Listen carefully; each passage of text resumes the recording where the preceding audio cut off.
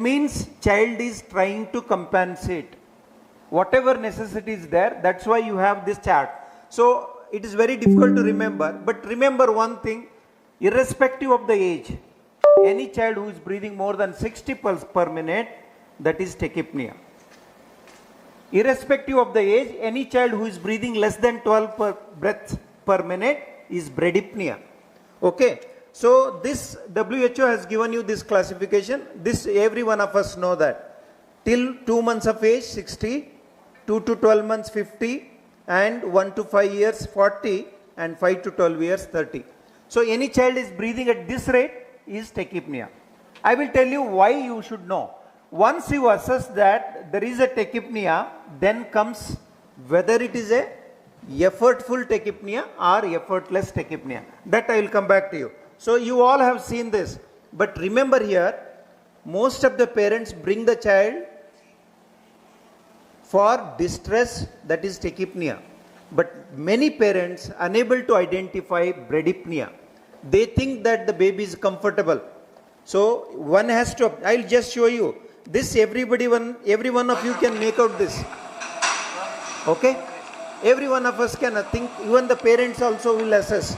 But I will tell you simultaneously, if the child comes in this fashion, it is so quiet and breathing at a very slow rate. If you don't have a pulmonary function assessment, if you don't have a pulse oximeter, then every one of us will miss the distress here. Okay? So you should be aware about bradypnea. Bradypnea is most dangerous than tachypnea.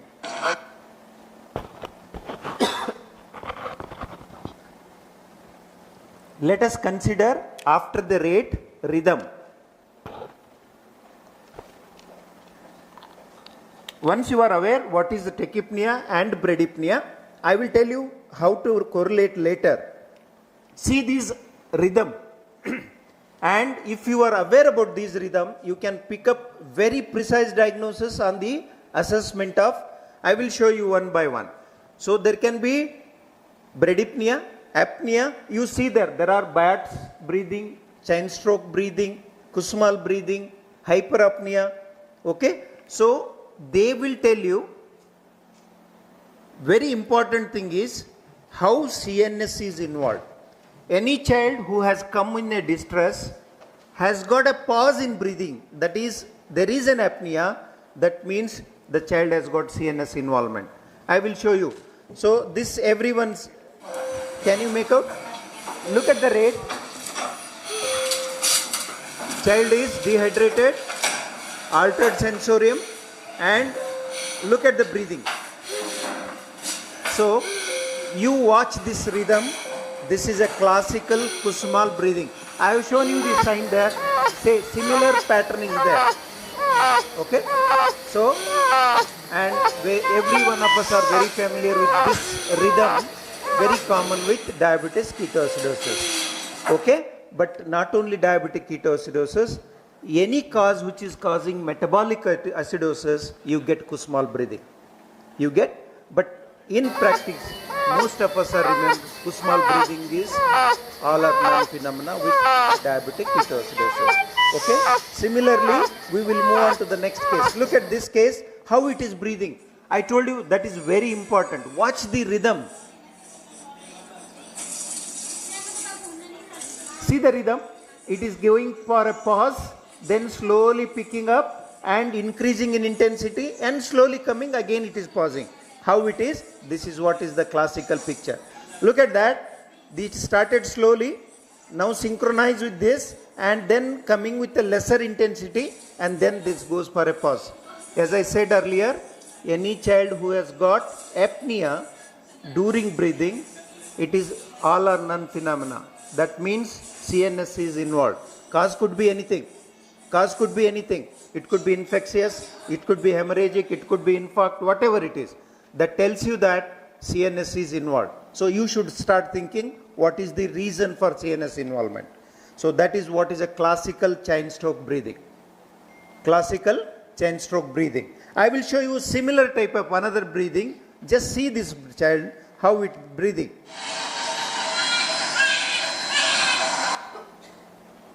See that, look at the, and earlier picture you had seen the child used to start breathing slowly, then used to go for a very deep breath, and then used to come a very shallow breathing, then pause. But here it is not so. Just watch, it is breathing rapidly, suddenly goes for a pause. Look at that. Look at that. Okay? So this is another important breathing wherein you get Bayard's breathing. So brainstem involvement.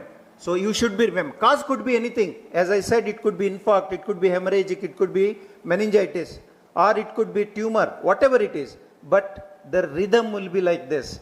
So it will tell you where is the reason, where is the cause. So you can easily search that particular cause with some relevant investigation. So the next, you have seen the rhythms. So those are very important rhythms. Now let us see the volume. So the God has given bilateral symmetrical equal expansion for every tidal breathing. But what happens if the disease is unilateral? Then there will be a volume variation. So airway limitations, or there is a volume loss. So that's why the child will have a difference in the expansion of the chest. So one has to watch what is happening. Either there can be difference in the expansion of each side, or there can be complete absence of expansion, or there can be very rapid expansion on both the sides. So that is very important. Next, if you know this, this is a very important tool. So there can be adequate expansion, there can be shallow expansion, there can be impaired either side, okay, or asymmetrical expansion. So this is why it is important is, you all know that the body needs to maintain the minute ventilation. And for that, either there has to be change in the tidal volume or change in the respiratory rate. So this note you should keep. Let me take you through. Once we know the tachypnea, you assess the breathing. Is it with the effort or without the effort? What it means, if you say effort means the accessory muscles are involved. Accessory muscles are involved. Very important note, remember here, the moment accessory muscles are involved, that is chest retraction is there, that tells you cause is in the respiratory, cause is in the pulmonary tree. It could be anything, airway, parenchyma, pleura, chest wall. Anywhere it could be, but the moment work of breathing is there, it is a respiratory disease. If there is no work of breathing, only tachypnea is there, it is extrapulmonary. Cause could be anything. I will take you through that. So, once there is a retraction, it is called effortful. If there is no retraction, it is called effortless tachypnea. Where all you can get effortless tachypnea? See, look at this. There is no accessory muscle involved, no noise, and no impaired air entry. These three will be there in effortless. There is no impaired air entry, there is no respiratory noise, and third thing is there is no accessory muscle involvement. Then where are those conditions? Very simple. I will show you this picture. Watch this child. This child is breathing fast. Look at that. Child is breathing fast, but there is no accessory muscle involvement. Okay? So perhaps it has been auscultated, the bilateral air entry is equal. And you are not hearing any noise, isn't it? Absolutely there is no noise. So these are the conditions you should remember. The effortless tachypnea could be either high fever, very excruciating pain, isn't it? Many of you develop now before the exams. Why you develop hurried breathing? Isn't it? Somebody suddenly see a snake, you will start breathing very fast. So those are effortless tachypnea. So next is systemic inflammatory response syndrome, pain, metabolic acidosis, encephalite. So they all are extrapulmonary. Remember that. They are not the pulmonary causes. All are extrapulmonary. That's why that is effortless tachypnea. So that is very, very important. Let me take you through with effort. So what is this effort means? There will be either nasal flaring, chest retractions, or there will be either of the phase of the respiration prolonged. Either inspiratory phase is prolonged or expiratory phase is prolonged. A child may have a mouth breathing. Finally, child can have head bobbing. Okay. So all these symptoms are considered as workful or effortful tachypnea. Where we will get? So I'll just quickly take you through simple. Look at this. This is a effortful respiratory distress wherein retraction is there. Okay. Less. You can see here. You can see subcostal indrawing, intercostal, even some amount of suprasternal. I will take you a very interesting case. Look at this. This child has got very severe. Can you hear? Look at the indrawing in suprasternal region. Okay. So this is also chest retraction. What it tells you? If a child has got only subcostal indrawing, it is a mild distress. It will also tell you the severity of the disease. If only subcostal is there, it is a mild disease.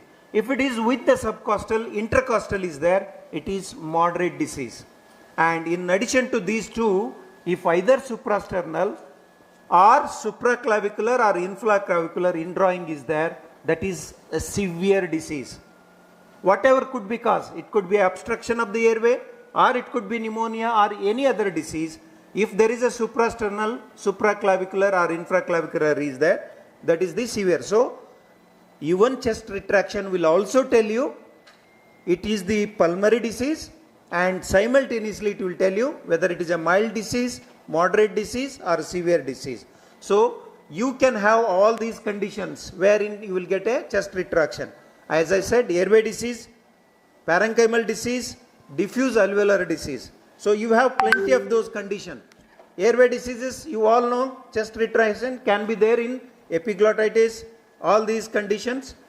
Peripheral airway, you know, classically in case of bronchiolitis, and diffuse alveolar like pulmonary edema, sepsis. So any child who comes with a respiratory distress with chest indrawing, all these conditions should come to your mind. And I will tell you how to differentiate these conditions subsequent slides. So let me take you through mild, moderate and severe chest retraction. Okay. If you just listen to this. Okay. Just look at this child. So it is a classical subcostal retraction. Then you can see here, this is in addition, I will show you, in addition there is a subcostal and intercostal indrawing. It is a moderate retraction. And this is already shown you. This is a very severe indrawing, isn't it? We have not come to the respiratory noises yet. Now, you all have seen these are the respiratory noises. So we know now rate, we know rhythm, we know work of breathing. Now let us go on to respiratory noises. So a respiratory system is a hollow system. It produces lot of noises, starting with a nasal snuffle, snoring, stridor, wheeze, grunting. So I will tell you, anything which is coming from the large airway is the stridor. It could be extrathoracic or intrathoracic. If it is coming from a small airway, it is a wheeze. If it is coming from the parenchyma, it is the grunt. So now we will know where is the disease. Okay. So that is very important. I will show you this case. Look at this child.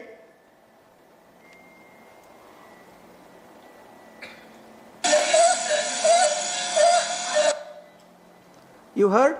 There is a respiratory noise. But how is this respiratory noise? In addition, there is a chest indrawing. So we know that chest indrawing is there, it is a respiratory condition. And what type of noise it is? Is it an inspiratory or expiratory noise? If it is an inspiratory noise, think of extrathoracic. If it is a expiratory stridor, then intrathoracic airways. So that you should identify. I will show you in the subsequent slides. If, for example, both upper airway, that is extrathoracic and intrathoracic is involved. For example, in case of retropharyngeal abscess, a child has got retropharyngeal abscess. Just listen to this sound.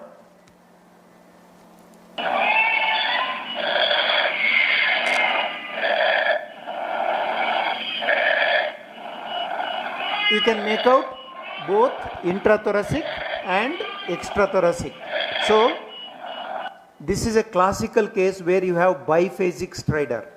So if there is a biphasic stridor, that means both extrathoracic and intrathoracic airways are involved. Okay? This is a very important, and why I am saying postgraduates, you should remember, one who identify the respiratory noise in the history and one who make out during clinical, he will not miss the diagnosis. This is the take home message. This is another important sound.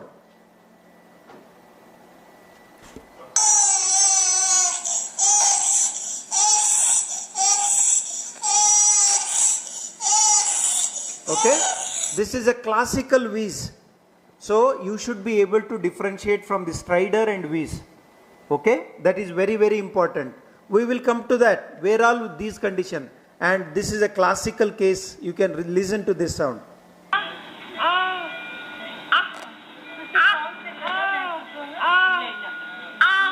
So movement sound comes like this. That tells you that it is coming from the parenchyma. Any child who is grunting,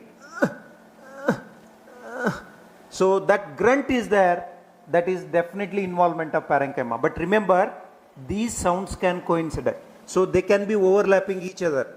There can be stridor with grunt, there can be wheeze with stridor. So you should know what condition wherein you get such type of noises. So that is very, very important. And the last is pulse oximetry. So now we know the moment child comes, we have to take care of the airway and start looking at the breathing. In the breathing, rate, rhythm, volume, chest retraction and respiratory noises. If you are aware, then you can easily hook on.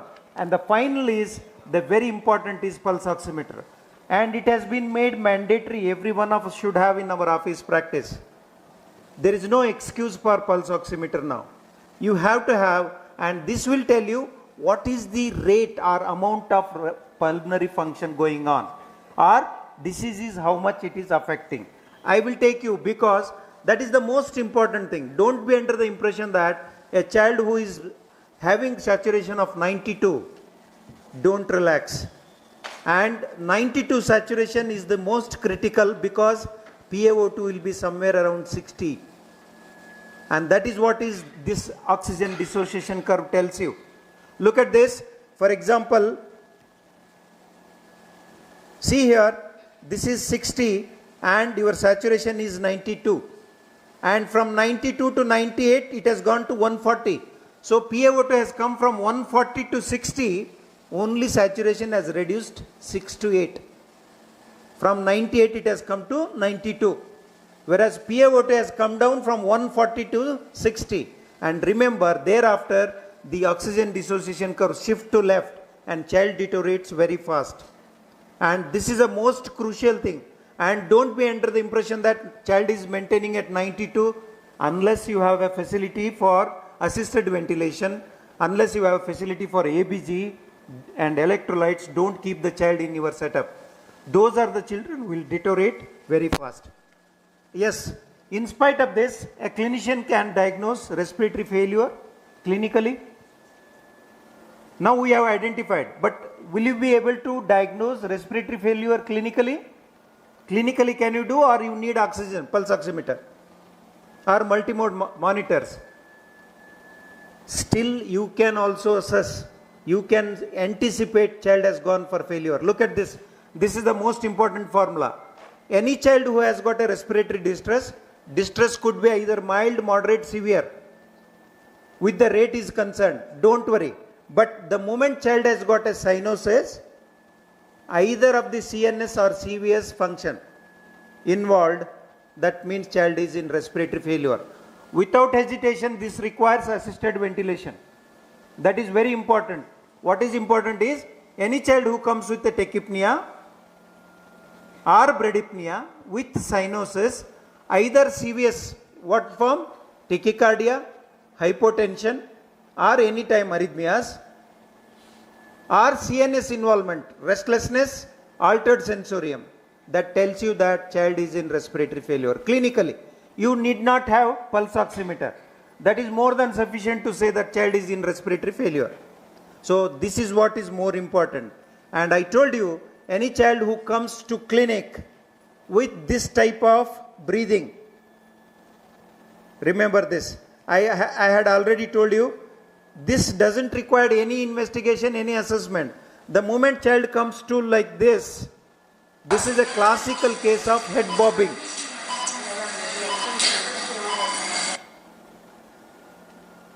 This is 25-year-old video with me.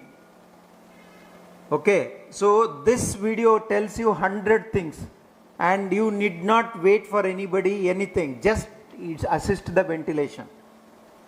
Okay, this is a classical head bobbing. A child can come like this. It is equal to respiratory distress. Okay, so that is what one has to see. What we should remember finally, respiratory distress is a very common condition. As I told you, every alternative child who comes to PICU is respiratory distress. Good history is very important, and meticulous examination and oxygen saturation is the key factor. And respiratory failure should be anticipated. A good clinician anticipates, and one who diagnoses respiratory failure, and all the more it happens in your setup, that means you have not identified the early signs. That is what is more important. So I will just take you to very quickly how history will be there. Look at this. I will take another 3 minutes. I will show you because this is very important.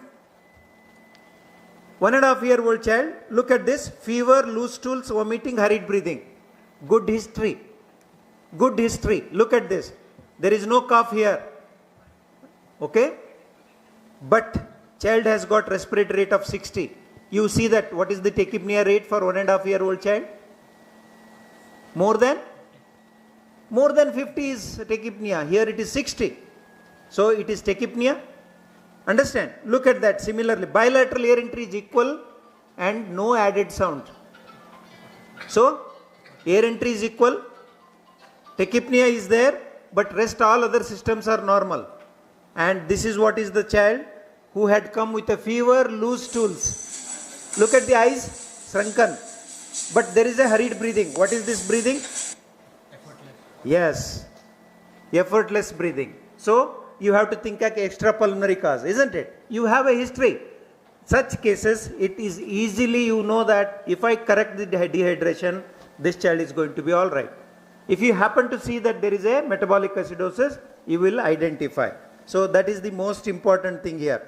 So point is very, very important is workup breathing is not there, no noisy breathing, bilateral air entry equal. So those are the points for identification. Look at this child, 1.5-year-old child, barking cough. Child revealed that history of previous 2 days fever. 2 days fever, third day child has got barking cough. Okay? So I will show you this clap. Look at this.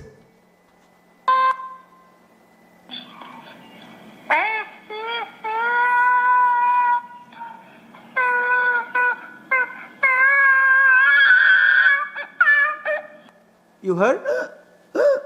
That is the inspiratory stridor on exertion. So it is mild croup. Okay?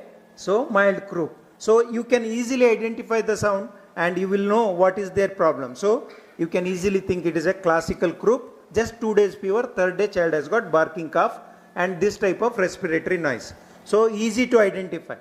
Okay? And we know how to treat, simple. Look at this child, 1.5-year-old child, brought with history of 3 days fever, pain in the throat, hurried and noisy breathing. And child is looking very toxic. And look at the respiratory rate. There is a tachypnea, altered sensorium. Isn't it? But just see that child has got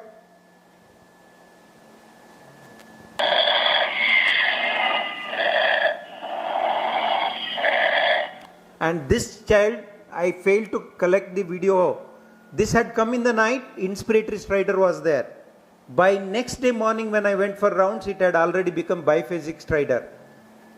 Okay? By inspiratory stridor gone into biphasic stridor. And look at that very toxic child, tachypnea, high grade fever, altered sensorium. And this was the child, classically retropharyngeal abscess. and because it is compressing extrathoracic airway, intrathoracic airway, that's why it has become biphasic stridor. And once it is operated, child became all right. This child I have shown you, already it is a classical case of wheeze, and we all know how to identify that. And very important, this child also, look at here, hurried breathing, cough for 1 day, refusal of feeds. LNSI are flaring, subcostal flaring is there, that means it is a pulmonary cause. Child is in tachypnea, but simultaneously child has got altered sensorium and right side ear entry is diminished. So you see that rate, rhythm, volume, chest retraction, all are there in this child. So you can easily hook the diagnosis, and respiratory noise is classical. Where is the noise? Grunt is there. Isn't it? So grunt is there. That will tell you classically it is a case of parenchymal disease. So depending upon the history, relevant investigation can be hooked and you can easily identify the case. And this I have already showed you. This child has come with a respiratory failure because head bobbing is there. So finally, I will tell you respiratory failure should be anticipated. A good clinician always anticipates and treat so that child will not, because once it goes for a failure, within 30 minutes, it can have a chain of events. So that is very, very important, and it is very, very practical. You should have a pulse oximetry and go in order. You will not miss anything and you will do the only relevant investigation. And you can easily approach the child, and depending upon whatever the child has presented, so that will help. So make sure breathing is properly looked at and airway patency has to be maintained. So thank you very much for your patient hearing. Thank you, sir. Thank you, sir, for that insightful and clinically relevant presentation. Thank you, chairpersons, and I request you to conclude the session. Thank you, sir. Thank you for enlightening with an excellent knowledge. Sir, you have explained in detail what is the importance of clinical history and importance of examination, mainly the minute things you have identified very well, sir. Sir, I have one doubt, sir. The main thing is how to differentiate whether it is a distress is because of cardiac failure or whether it is because of respiratory failure, sir. Yes, see, I just actually, because lack of time, I just morning only I have deleted these slides. See, I told you cardiac and respiratory. First is history. History is very important. Second thing is on examination. So both the way you will have, because I told you, the moment child fails to cardiac failure, cardiac distress, how it is presenting, you all know that, depending upon what type of cardiac condition you have. So that history will tell you where you are. And in addition to that, there is no, usually the moment you think that cardiac usually will not have these type of striders, understand? They will not have, usually you can get wheezing and parenchymal grunting will be there, especially in pulmonary edema, understand? In case of congestive cardiac failure, you get those things. But history is very important. Examination finding will tell you what are the CVS examination. Every case I have shown you how is the CVS examination. So other systems also you have to examine. Okay, so that time you will come to know that what are the findings with the CVS examination. History, CVS examination, definitely it will add whether it is distress due to respiratory or cardiac. So the relation is there, no, sir, 1:4. 1:4 relation, whether it will be... Yes, definitely it will be maintained. It will be maintained. Like, in temperature, what happens to the respiratory rate and cardiac rate. Similarly, the heart rate also goes with the respiration because it has to maintain the minute ventilation. Cardia is very important part of it. Thank you. Very nice videos. We'll go ahead with the next. Thank you. We now move on to a condition that remains one of the most important causes of morbidity in children, that is pneumonia. But today's session asked us to look beyond the conventional approach, because sometimes treating pneumonia is not simply about choosing the right antibiotic. It is about recognizing complications, understanding the pathology, and knowing when the clinical picture demands a different strategy. This session will be chaired by Dr. Nasiba Manubam, HOD, Department of Pediatrics at RIMS, Raichur, and Dr. Shobha Siddesh ma'am, Senior Resident at RIMS, Raichur. We kindly request the chairpersons to take the front row.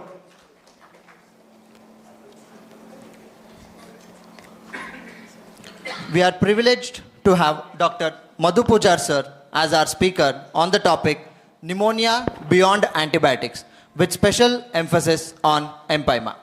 Sir is a professor and in charge of PICU at JJM Hospital, Davangere. Sir has been president of Karnataka State Intensive Chapter 2026, president of IAP Davangere District Branch in 2025 and 2026. Sir is also a national pediatric advanced life support trainer and central IAP. Sir has various publications including 2 international, 12 national and 4 chapters in textbooks. Over to you, sir. Yes, good morning to all of you. It's a pleasure to come to Raichur. I think this is the third time I'm coming to Raichur for a CME. So at the outset, I would like to thank all the office bearers of the IAP Raichur District Branch for inviting me to give this lecture on a topic which is very common to all of us, for all the pediatricians, isn't it? So pneumonia is a bread and butter for all the pediatricians, and we do see patients with pneumonia day in and day out and manage these children. The topic that was given to me was pneumonia beyond antibiotics, because we all know that all pneumonia patients would require antibiotics for the management. And what is that which is beyond antibiotics that we can do in a child with pneumonia? So that is a real challenging aspect of this topic, I would say.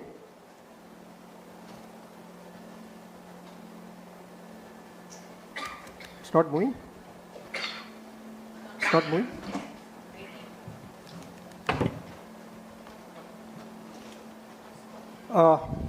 It's not moving.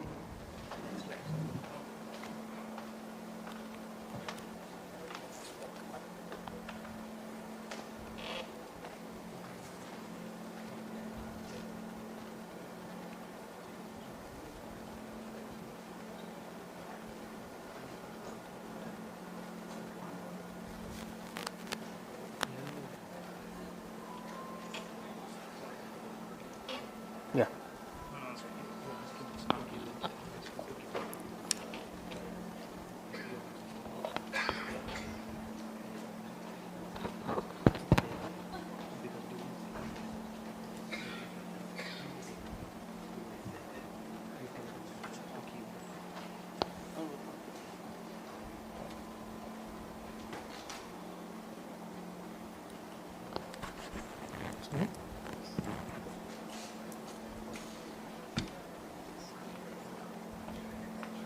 Yeah, sorry for the technical glitch. So I would start my presentation with a case. I think few of my slides will overlap with what Dr. Kalapnavar has just spoken about. So please see this child. This is an 11-month-old child who has fever and cough for 4 days. And this child has reduced oral intake and the saturation is 89% on the room air. And on examination, this child had a bronchial breathing in the right infrascapular area and bilateral bronchi. And the chest radiograph of this child showed right lower zone opacity. And this child already has received 3 days of IV ceftriaxone. And this was the video that was sent by a referring doctor to me. So I'll just please play the video. Sound, please.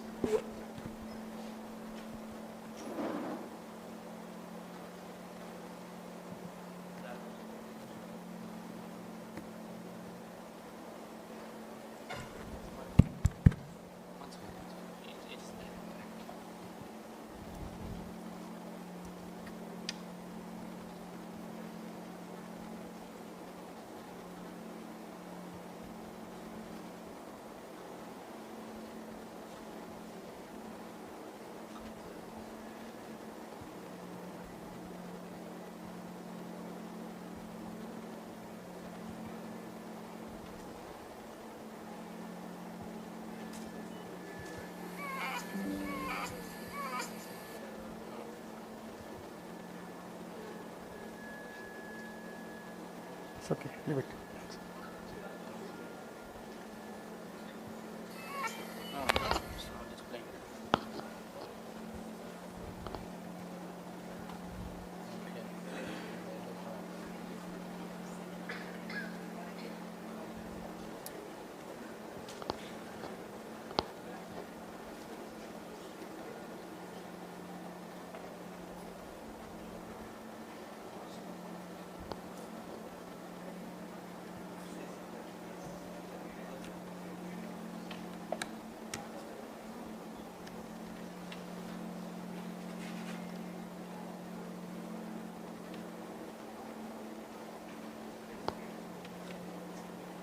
Can I connect my laptop?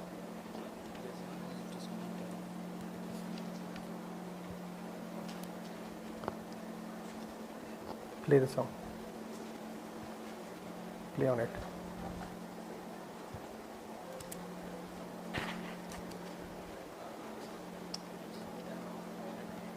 Or just leave it. It's okay.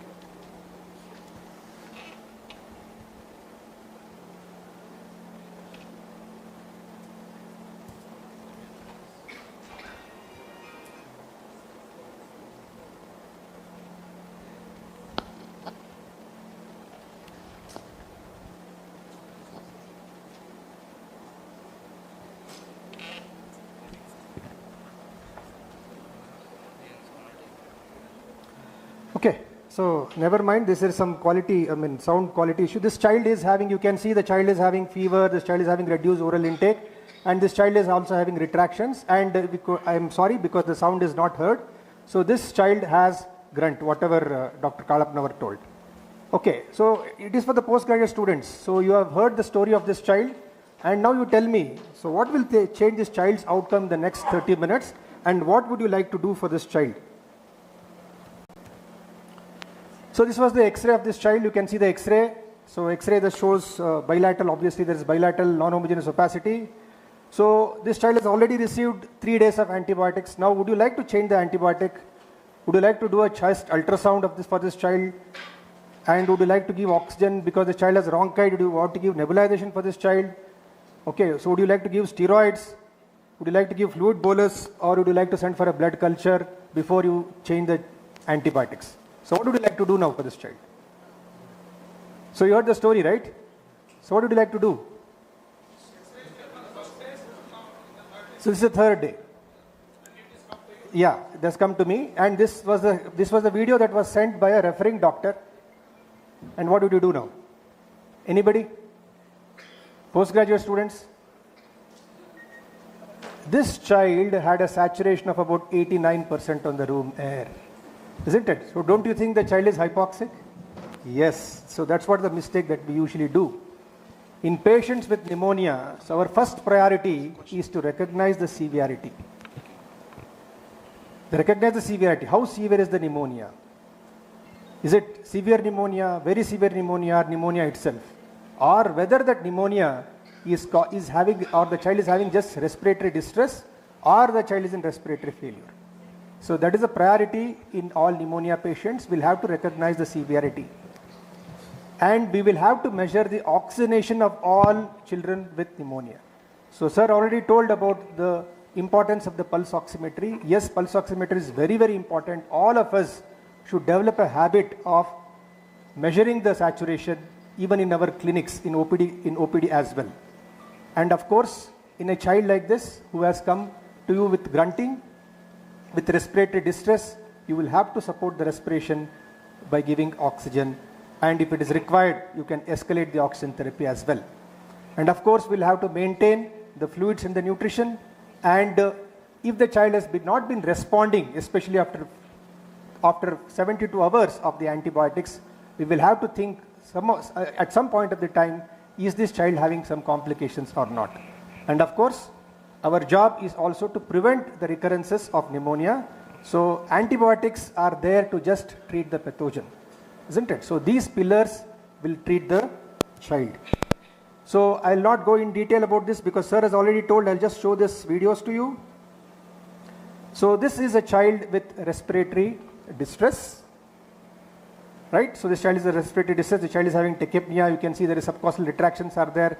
intercostal retractions are also there. See this child.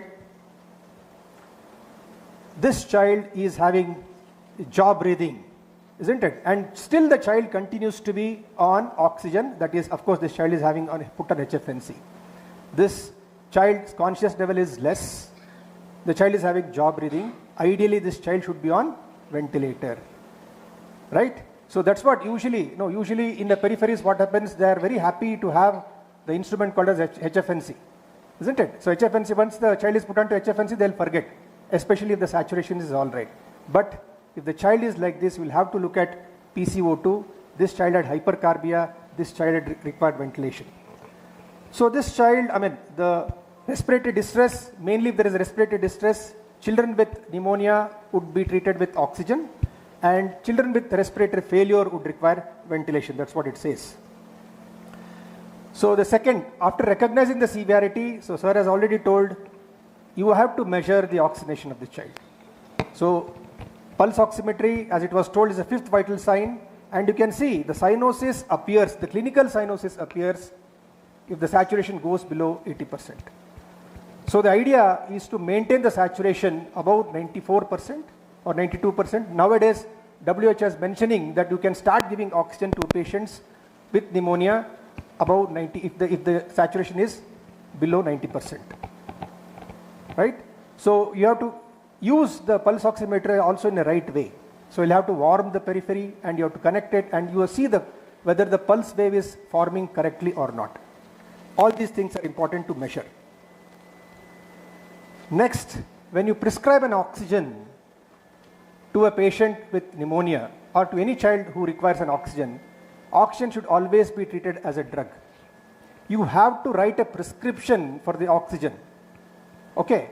So in order to write a prescription, you'll have to look at these 6 points. That is the indication. Why are you giving oxygen for this patient? Is it because you want to maintain the airway of this child, or is the child hypoxic, or is the child hypercapnic, whatever it is, the child is in shock. So why are you giving oxygen for this child? That has to be mentioned. And what delivery device you would like to use for this child.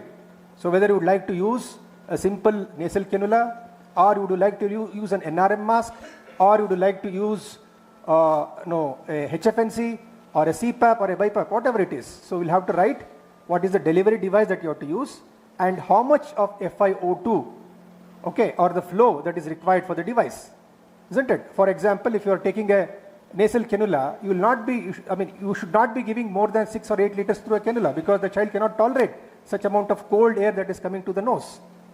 So you'll have to know what is the FiO2 or the flow that is required for that particular device. And this is very important. What target saturation I am aiming at for this child? Very important. I want the target saturation of this child to be around 94 to 96%. So if it is consistently going 96%, you will have to de-escalate the oxygen therapy. If it is going less than that, you have to escalate. And you have to have a monitoring plan for all these children. And for monitoring plan means when I have to de-escalate and when I have to escalate and when I have to remove the oxygen support, right? So an oxygen order without a target and a monitoring plan without a rule is an unfinished prescription of oxygen. And this is what usually we follow in our ICU. So we have this oxygen prescription chart, and we'll have a target saturation that has been written there. So we want the target saturation to be 94 to 98%. So the child has to be started with the minimal or a low flow oxygen device to start with. Of course, it depends on the severity of the child, how severe is the respiratory distress. Start with the minimum support and gradually escalate. Okay, so that's what we have to do. And this is about the respiratory escalation support. So room air, if the child is having a room air saturation of more than 94%, there is no need to do anything. And sorry, this is not going. Okay, fine. Okay. And then if the child's saturation is about 90% or 92%, so probably you would like to start the child on nasal cannula oxygen or a simple airway mask like that. And if the child is having too much of grunting, if the saturation is less than 90%, probably you would like to go with a HFNC. And before going for a ventilation, you see that all the oxygen devices that is in your pursual is used for, and then you can go for ventilation. Okay, so these are the pictures that I have taken in my PICU. So you can see how the oxygen has been given and how the oxygen has been abused It happens in all the PICU, I believe. So you can see here, so this child is a well child, happy child, grandmother is also happy, and the child is also happy, and this child has put on NRM with full flow, and you can see that there is a bag that is filled with oxygen. This child would not require oxygen, this child has been giving oxygen. And I don't know which is this method to give oxygen. They have put a, what is that, nasal tube or an oxygen tube right in front of the patient's nose and hope that the child is getting some oxygen. And this is a very important and a very interesting. So we don't know which is the oxygen device that the child is getting oxygen in, because the child is having both an oxygen hood and the oxygen, NRM mask. And see this child. So this is the way that we give oxygen for these children, okay? Fine. And at the last you can see even the child sneezes also because of the irritation. Okay, so the fluid management when children with severe pneumonia, of course, when the child is severe pneumonia, the child is dehydrated, we'll have to start the child on IV fluids. But if the child is having a moderate or a mild pneumonia, so oral nutrition is the best part of the nutrition. So we'll have to start the child on oral nutrition, breast milk if the child is about less than 2 years. And the fluid that has to be used is always isotonic fluids. In children with pneumonia, please don't use half DNS, isolate P, such type of fluids in the management, because most of these patients with pneumonia will have SIADH, and you will have a lot of problems if the child develops pulmonary edema or fluid overload. Managing this child is already a challenge, a very severe pneumonia patients, and will become more challenge, and these children will become more serious if they get fluid overloaded. Now, going on to my second case, case number 2, a 3-year-old child was being treated for pneumonia with injection Pipzo for 3 days. Community acquired pneumonia, don't ask me why if they have started the child on Pipzo. However, the child has fever, toxicity which increased, and they have escalated the child to injection vancomycin and injection meropenem, which was given for another 2 days. And on the 6th day, the child was not responding. The child was started on azithromycin intravenously. During the time when the azithromycin infusion was going on, the child became unresponsive. And suddenly, this is the time the child was rushed over PICU. And this child has received 4 antibiotics in 6 days. And there is still no critical thinking. No response is a signal to reassess the child what is happening. Why the child is not responding? It's a community acquired pneumonia. And you know what are the organisms causing community acquired pneumonia commonly? Your streptococcus pneumoniae, staphylococcus, mycoplasma pneumonia, right? So H influenza we are not seeing nowadays too much because of the vaccination. So these are the organisms, okay? So a child who is not responding to antibiotics, so this is how we have to think. Most of the times in our practice, it is because of the complications. Either the child is having a parapneumonic effusion, or the child is having an empyema, parapneumonic effusion which is going for an empyema. The child could be going for a necrotizing pneumonia, or the child could have been having lung abscess. It could be a different pathogen because viral pneumonias are more common nowadays rather than bacterial pneumonias, and we are seeing even chest X-ray picture also mimicking bacterial pneumonias in viral pneumonias. So is this a viral pneumonia that we are dealing with? This child has not been responding to antibiotics. It could be a Mycobacterium tuberculosis or a mycoplasma pneumonia where we haven't thought of mycoplasma pneumonia and not added the macrolide group of antibiotics or the antibiotics which are sensitive for mycoplasma. Very rarely we do come across patients who are having drug resistance, beta-lactamase producing pneumococcus, MRSA. If you are not used MRSA antibiotics, if the child is having features of staphylococcal pneumonia, is that the cause for non-response?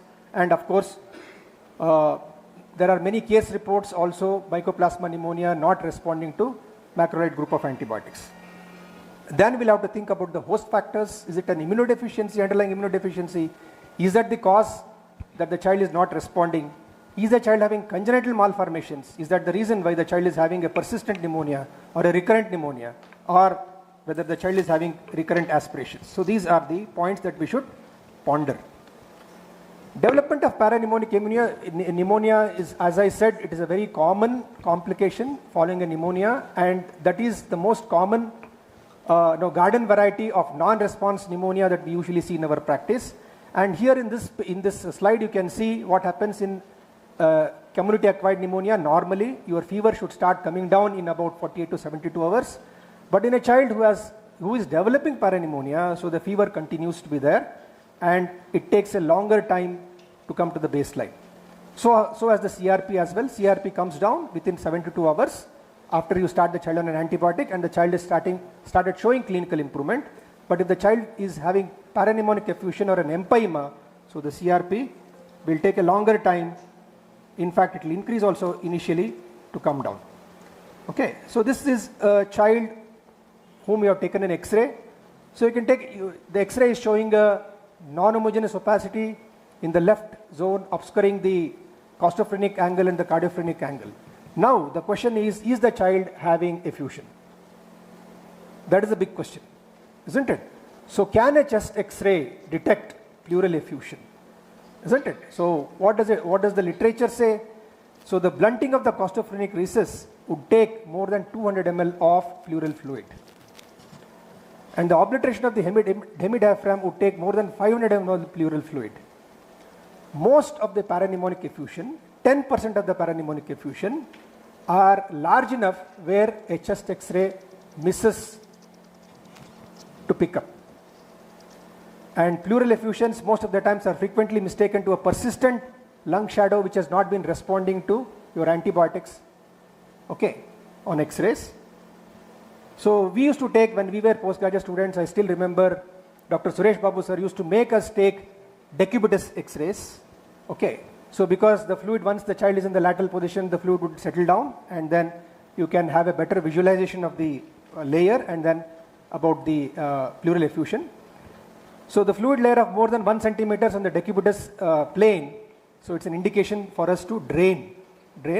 And loculated effusions, of course, it doesn't get layered. So if your decubitus lateral excess, X-ray will miss that. Friends, I would like to tell you that ultrasound is the best tool to diagnose whether there is fluid there in the chest or not. It is a gold standard to pick up the pleural effusion.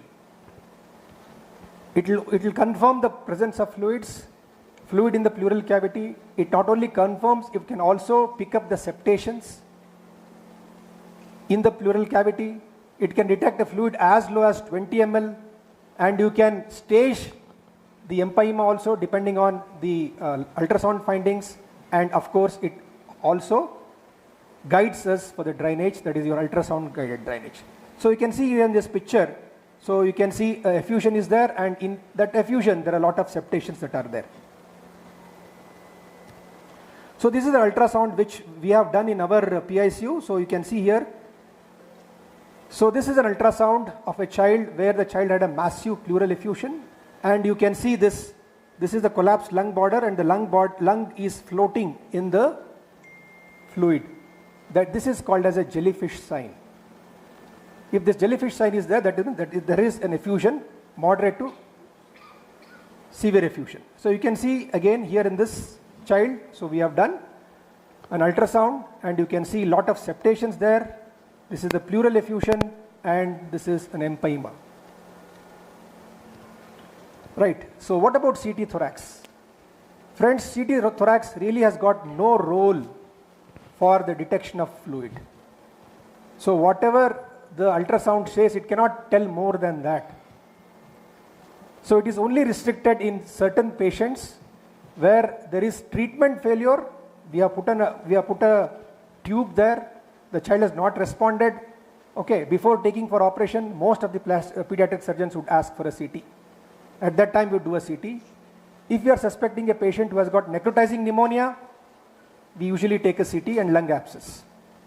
And obviously, we all know how much radiation exposure there can be in a child where the child has undergone with the CT. So in all patients with empyema, we'll have to do a thoracocentesis. We'll have to put a ICD depending on how much of fluid is there. And if the child is in stage 1, that means if there is no loculation, if there is only fluid, if the fluid is clear, if the pH of the fluid is more than 7.2, so only it requires is antibiotics and chest drainage. If the child is in stage 2, complicated parapneumonic effusion, that means if it is turbid, if the pH is less than 7.2, LDH is more than 1000, glucose is less than 35, and presence of septase in the ultrasound will tell us that this child is having empyema at stage 2. And what does that need? It needs antibiotic plus chest drainage. Either you can give fibrinolytics or you can do a VATS if there is a facility to do a VATS.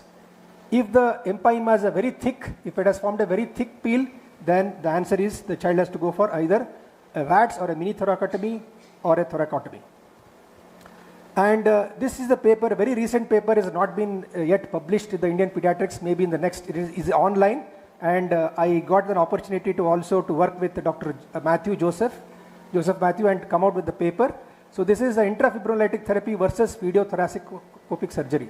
Which is better? Whether fibrinolytics is better or VATS is better.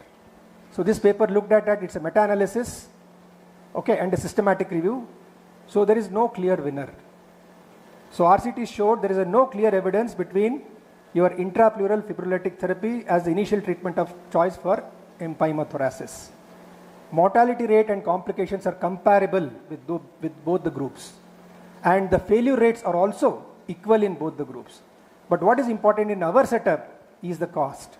Cost is significantly less if the patient is put on intrapleural fibrinolytic therapy, but only thing is the duration of the hospital stay is little more in patients with intrapleural fibrinolytic therapy.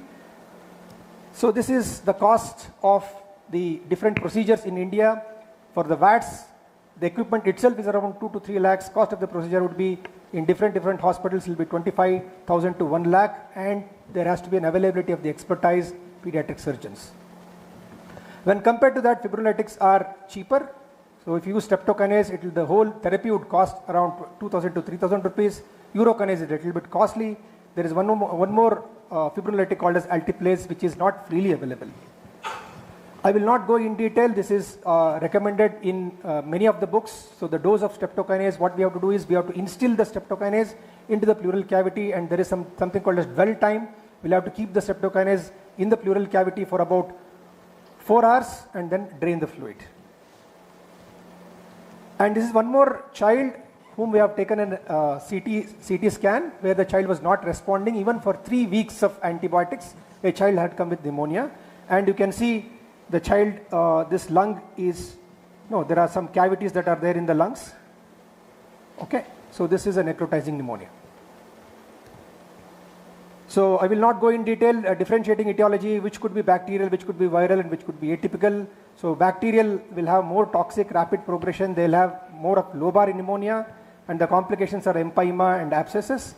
Viral is less toxic. It follows usually an upper respiratory tract infection. They can have V's, and the X-ray shows diffuse ground glass appearance. Atypical pneumonia can have any picture. So it can be a normal X-ray. The X-ray could be looking like this. We have to look for extrapulmonary manifestations, atypical pneumonia. We'll go to the third case. I'll be very fast. A 5-month-old exclusively breastfed baby with fever, cough, and rapid breathing for 7 days. Treated with antibiotics for 10 days, clinically better and discharged, but the cough persisted. Right? So 1 month later, the child returned with fever and rapid breathing. So this was the first X-ray at presentation. So this was the pneumonia that the child had, and this was the second X-ray when the child came 1 month later. So the child had persistent pneumonia in the right upper lobe. At that time, we did not had in-house ultrasound, so we sent this child to an ultrasound, to a radiologist. So he told the child has upper lobe collapse with consolidation with possible right paratracheal solid mass. So in this particular case, what would you like to do? Next. So we have this picture. So child will come with recurrent pneumonia, and every time the pneumonia needs admission, this is the second admission, and this is the picture. What would you like to do? Okay, so, yeah, sorry. Just 2 minutes.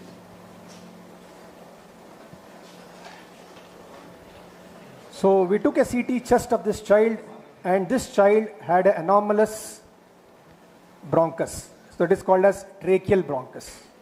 Okay, so it's an extra bronchus which is arising from the trachea, and that was supplying the right upper lobe. Of course, it has got a blind end, so it will not have all the bronchopulmonary segments to feed with. So this child would be, this child we got with recurrent pneumonia. Okay, this is the third case. A 4-month-old baby referred to our PICU with hurried respiration and refusal to feed for 7 days. Received oxygen, inotropic support and IV antibiotics for 5 days. Platelet transfusion was given for a low platelet count. So the treating physician or a pediatrician thought it to be a sepsis, or because the dengue season was going on, he thought to be a dengue fever, and for that reason he gave platelet transfusion and this patient was referred to us because of the patient's request. This baby was an exclusively breastfed baby, is immunized per the records. On history, this child had a recurrent discharge from the ears since 1 month of age. Since 1 month of age, this child is having recurrent ear discharge. Admitted for pneumonia 2 months ago, and this is a child born to a primary mother. They are consanguineously married couple and the birth weight was 2.7 kgs. And on physical examination, you can see the baby's weight was 3.5 kgs, exclusively birth weight baby. All the growth parameters were less than third centile. The child had bilateral suppurative otitis media, subcostal retractions, bilateral crepitations and hepatosplenomegaly. On careful examination, you could see the child was having a dry, scaly skin on the face and the forehead, and this child had oral candidiasis as well.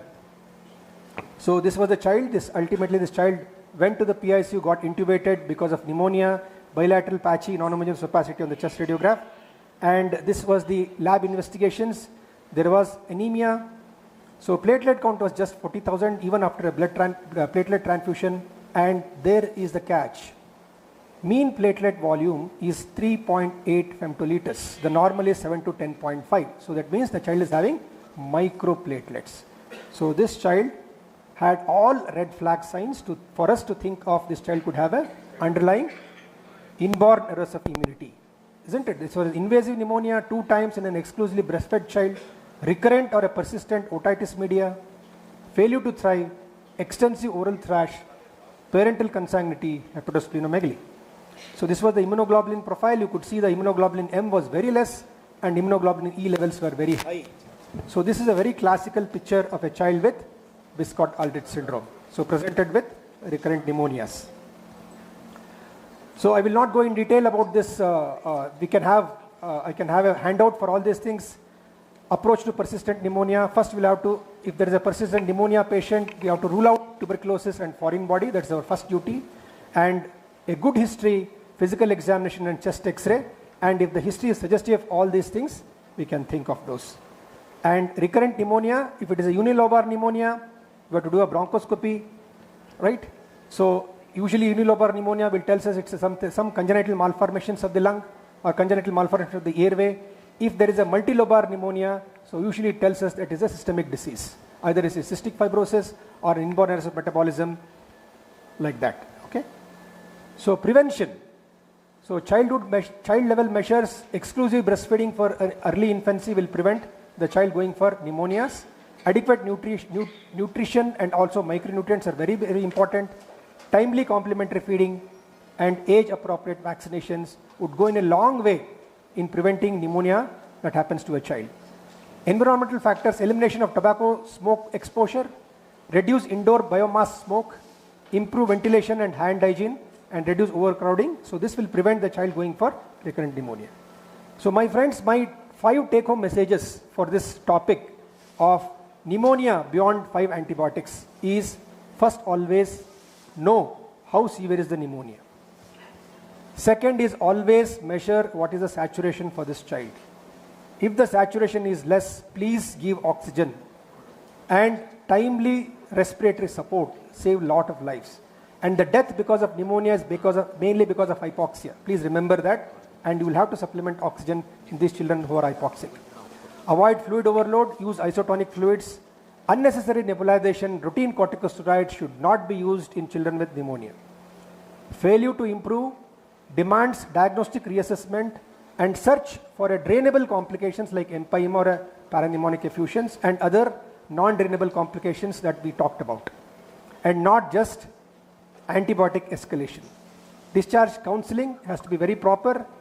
You have to talk to the parents about the nutrition, vaccination and environmental control are the part of the treatment of pneumonia. So thank you for your patience listening, and any questions and discussion. Thank you, sir, for that excellent and an eye-opening discussion. Thank you, chairpersons, and I request the chairpersons to conclude the session. Thank you so much, sir, for the beautiful presentation. Yes, sir, actually, I want to discuss regarding parapneumonic effusion, sir. So, regularly in our setup, what we are doing, once we diagnose pneumonia and the child is not responding to it after 3 or 4 days, usually we go for ultrasound to know whether there is effusion. After, if we come to that, there is septations or loculations. Always there is a dilemma whether to give streptokinase or refer the child for early VATS. So what is your say on this, sir? So as our recent meta-analysis have showed, so there is no difference between either of the two. So the outcome is the same, right? But I would always prefer an intrapleural fibrinolytic therapy to start with because it is low cost and doesn't require any expertise, right? And it is, we don't feel there is much of complications by using this. Okay, so we are also giving intrapleural fibrinolytic therapy in our practice. So we are not come across any complications, but failure rates are there. Failure rates are there both for VATS as well as IPFT, but according to the studies, they are comparable. So it is always better to start with the fibrinolytics rather than for VATS. Yes. Have they analyzed restrictive lung disease also later on in the meta-analysis? Restrictive lung disease are usually seen in those patients who have stage 3 empyema, where there is a formation of a peel and where there is a lot of attachment of the lung parenchyma. So to the pleura, and sometimes some of the lungs function would have gone. Usually we don't see the restricted lungs in a child with stage 1 or a stage 2 empyema. Like, we got many cases like adenovirus with the complication just like a staphylococcus. In some cases of mycoplasma and adenovirus positive on the RT-PCR. In that respect, when to suspect and what is the role of RT-PCR or the multiplex PCR test? Yes, sir.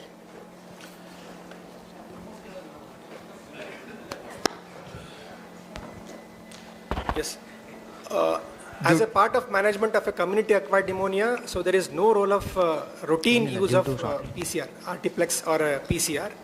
So especially we do send for the PCR in those patients who have been admitted in the PICU and who have not been responding to a routine treatment. Or if there is an epidemic going on, so probably as a part of government thing, so that usually we restrict sending for RT-PCR, especially in our PICUs, those patients who are not responding to a routine treatment. And as Dr. Malesh Goda has pointed out, it's very reasonable if we know that the child is, maybe have grown from the RT-PCR as the virus is grown, so probably it helps us in the antibiotic stewardship. That is the reason. Simple parapneumonic effusion will cause the fever to extend. That's what you put in the X-ray. Simple parapneumonic effusion. No, sir. Pleural. Yeah, what I showed in the X-ray is even if there is an effusion, so sometimes you can miss it in the X-ray. Yeah, simple X-ray we can miss it. So that is why ultrasound is the best way to pick up the fluids in the pleural cavity. I think due to time constraint, we'll just go ahead with the next program, and I would please kindly request you all to discuss it during the break that we have. So we'll go on with the inauguration program. Thank you so much, Dr. Madhu Pooja. Thank you, sir. The inaugural segment has set the tone, and scientific session has already given us much to reflect upon. We now arrive at the ceremonial interval of the program. Before we proceed, it is my honor to acknowledge the distinguished personalities whose presence has added immense significance to today's program. Navodaya Medical College is a prestigious institution with a vibrant campus that hosts around 5,000 national and international students. The college features state-of-the-art infrastructure, including smart classrooms, a modern digital library, audio-visual halls, and an advanced skill and simulation center, providing an excellent environment for quality medical education. Under the visionary leadership of Honorable Shri S.R. Reddy Sir, Navodaya Education Trust has grown into a distinguished educational institution over the past 25 years. Shri S.R. Reddy Sir, Chairman, Navodaya Educational Trust, Raichur, who is the backbone of Navodaya Educational Trust, has given the society innumerable doctors who are rendering their services worldwide. By creating Navodaya Medical College as one of the best institutions in Kalyana Karnataka region, he has transformed the city into a spectacular, inspiring educational hub for all the inspiring medical graduates. Due to his busy schedule, Sir could not attend today's CME program, but has conveyed his best wishes for the success of this event. We also warmly welcome our esteemed guest of honor. I kindly request Dr. T. Srinivas sir, Registrar, Navodaya Education Trust, Raichur, to come on to the dais. I request Dr. Ravi to escort sir to the dais.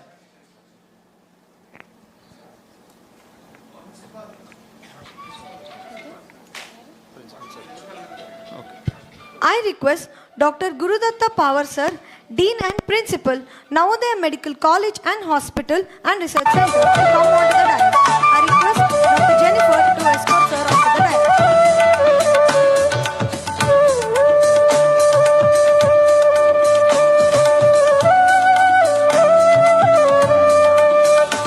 Dr. T. Srinivas sir, Registrar, Navodaya Educational Trust, Raichur, to come on to the dais. I request Dr. Ravi to escort sir to the dais.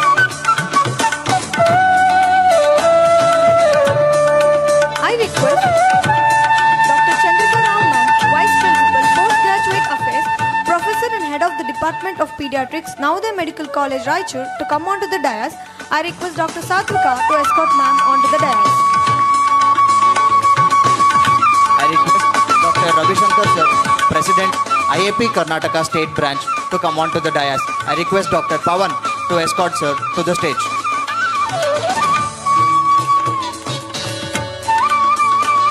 I kindly request Dr. Babana Hukkeri sir, Secretary, National Respiratory Chapter, Karnataka Respiratory Chapter, to come onto the stage. I request Dr. Anjali to escort sir to the stage.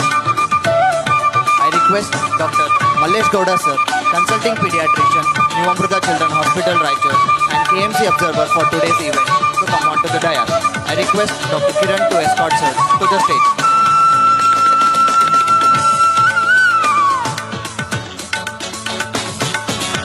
Every meaningful gathering begins with a sense of reverence and gratitude. We shall now begin with Vande Mataram, followed by Nada Gite. May I request everyone to kindly rise and join us for the same. We request once again to keep mobile phones on silent mode.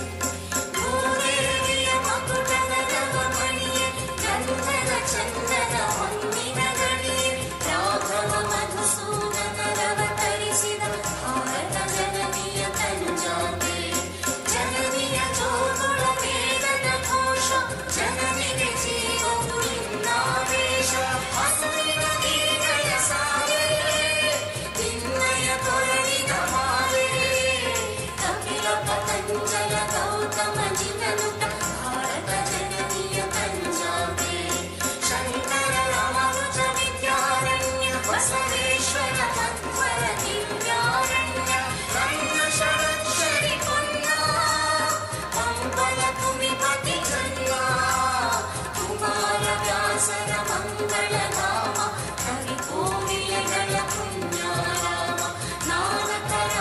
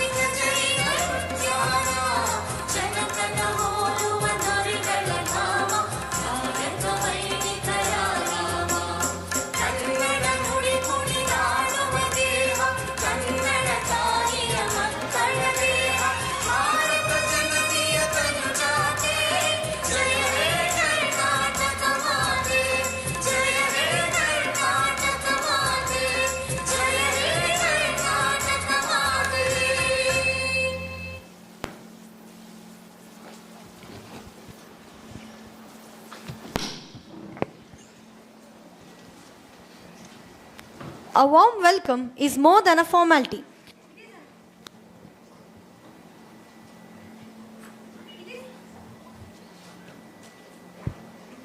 It is an expression of gratitude for the presence of every individual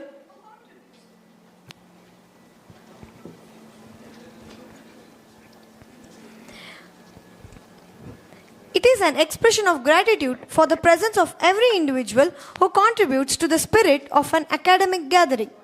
To formally welcome this distinguished assembly, we invite Dr. Chandrika Rao ma'am, Vice Principal, Postgraduate Affairs, Professor and Head of the Department Pediatrics, Navodaya Medical College, Raichur, to deliver the welcome address. Over to you, ma'am. A hearty good morning to everybody here. We welcome everybody with a lot of pride and pleasure to our KRUPA 2026, the Karnataka Respiratory Update for Pediatricians and Academicians.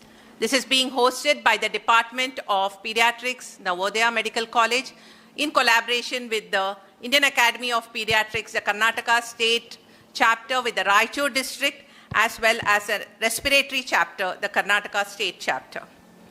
I extend my warm welcome to our Chief Patron, Shri S.R. Reddy Sir, our Honorable Chairman, Navodaya Educational Trust, Raichur. Under his aegis, we are proud to host this event and privileged to have Sir's constant support and motivation for this academic endeavor. Due to his prior commitments and busy schedule, Sir could not be with us today, but has conveyed his warm wishes and blessings for the successful conduct of this program. I welcome Dr. T. Srinivas, our Registrar, Navodaya Educational Trust, Raichur, whose guidance and vision, and at the foremost, his extreme inspiration and motivation for this program has been instrumental in bringing this program together. I welcome our guest of honor, Dr. Amrut Reddy, Director of Operations, Navodaya Educational Trust. In his absentia, we acknowledge his unwavering support, his youthful energy, vision, and commitment to inspire us.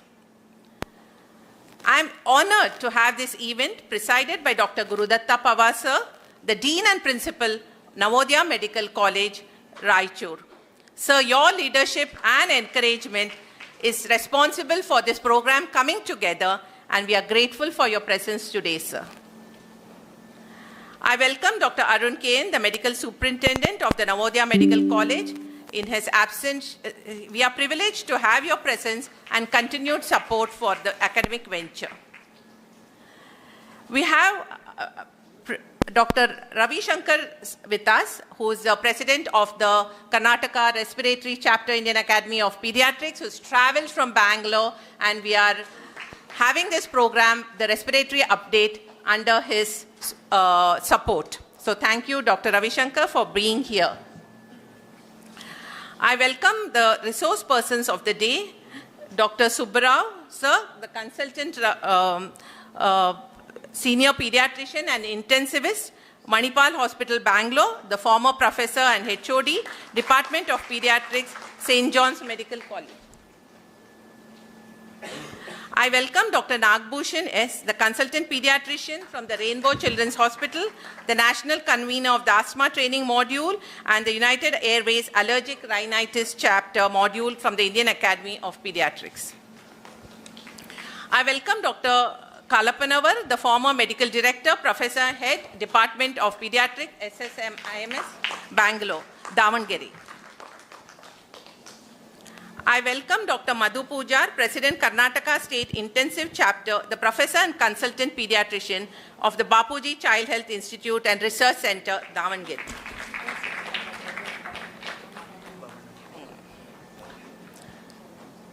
I welcome Dr. Mallesh Gowda, sir, the Consultant Pediatrician Intensivist, Amruta Children's Hospital, Raichur, who is the KMC observer here for today's events.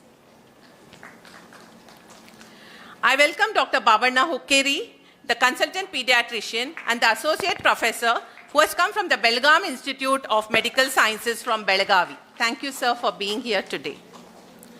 I welcome Dr. Sanjeev Chetty, sir, the Organizing Secretary of today's event, President, Secretary of the IAP Raichur, Professor, Department of Pediatrics, Navodaya Medical College, Bangalore. Raichur. Hope you become Bangalore also someday. I welcome Dr. Nasima Banu, the Consultant Pediatrician, Professor and Head, Department of Pediatrics, Raichur Institute of Medical Sciences. I welcome Dr. Vijay Sukhani, the Pediatric Intensivist and Associate Professor from RIMS, Department of Pediatrics. I also welcome Dr. Manjunath M., the Professor and Head Department of Respiratory Medicine, who is one of our resource persons today, and Dr. Ajay J., the Professor from the Department of Pediatrics, Navodaya Medical College, Raichur. Also, there are many distinguished guests, eminent pediatricians, and respected delegates. I welcome you all wholeheartedly. You are the backbone of this event for making this event successful. I extend my warmest welcome to all the eminent speakers, respected chairpersons, panelists, faculty members, postgraduate students, and dear colleagues who have all taken time to be a part of this academic gathering. I hope today's sessions will not only add to our knowledge, but also give us practical insights that we can take back to our wards, clinics, emergency rooms, and ICUs. We are honored by the presence of our esteemed speakers and experts in pediatric respiratory medicine who have traveled here today, sir. Thank you very much. We have a diverse scientific program which has been put forward from pediatric respiratory emergencies to basics to hands-on today. And as pediatricians, we often say that children are our future. But respiratory illnesses remind us sometimes that the simplest thing, a breath, is the most precious thing that we can give a child. And that brings us to the theme of today's program, Together, Let Us Breathe Better for Our Children. And I thank our own scientific committee, Dr. Usha, Dr. Pranam, and the Department of Pediatrics for putting forward this wonderful program with us, which will strengthen our clinical approach and encourage academic collaborations. So once again, on behalf of Navodaya Medical College and the Department of Pediatrics, I extend a warm and heartfelt welcome to each and every one of you. Welcome to KRUPA 2026 and welcome to Raichur also. And welcome to a day of learning, sharing, and breathing better.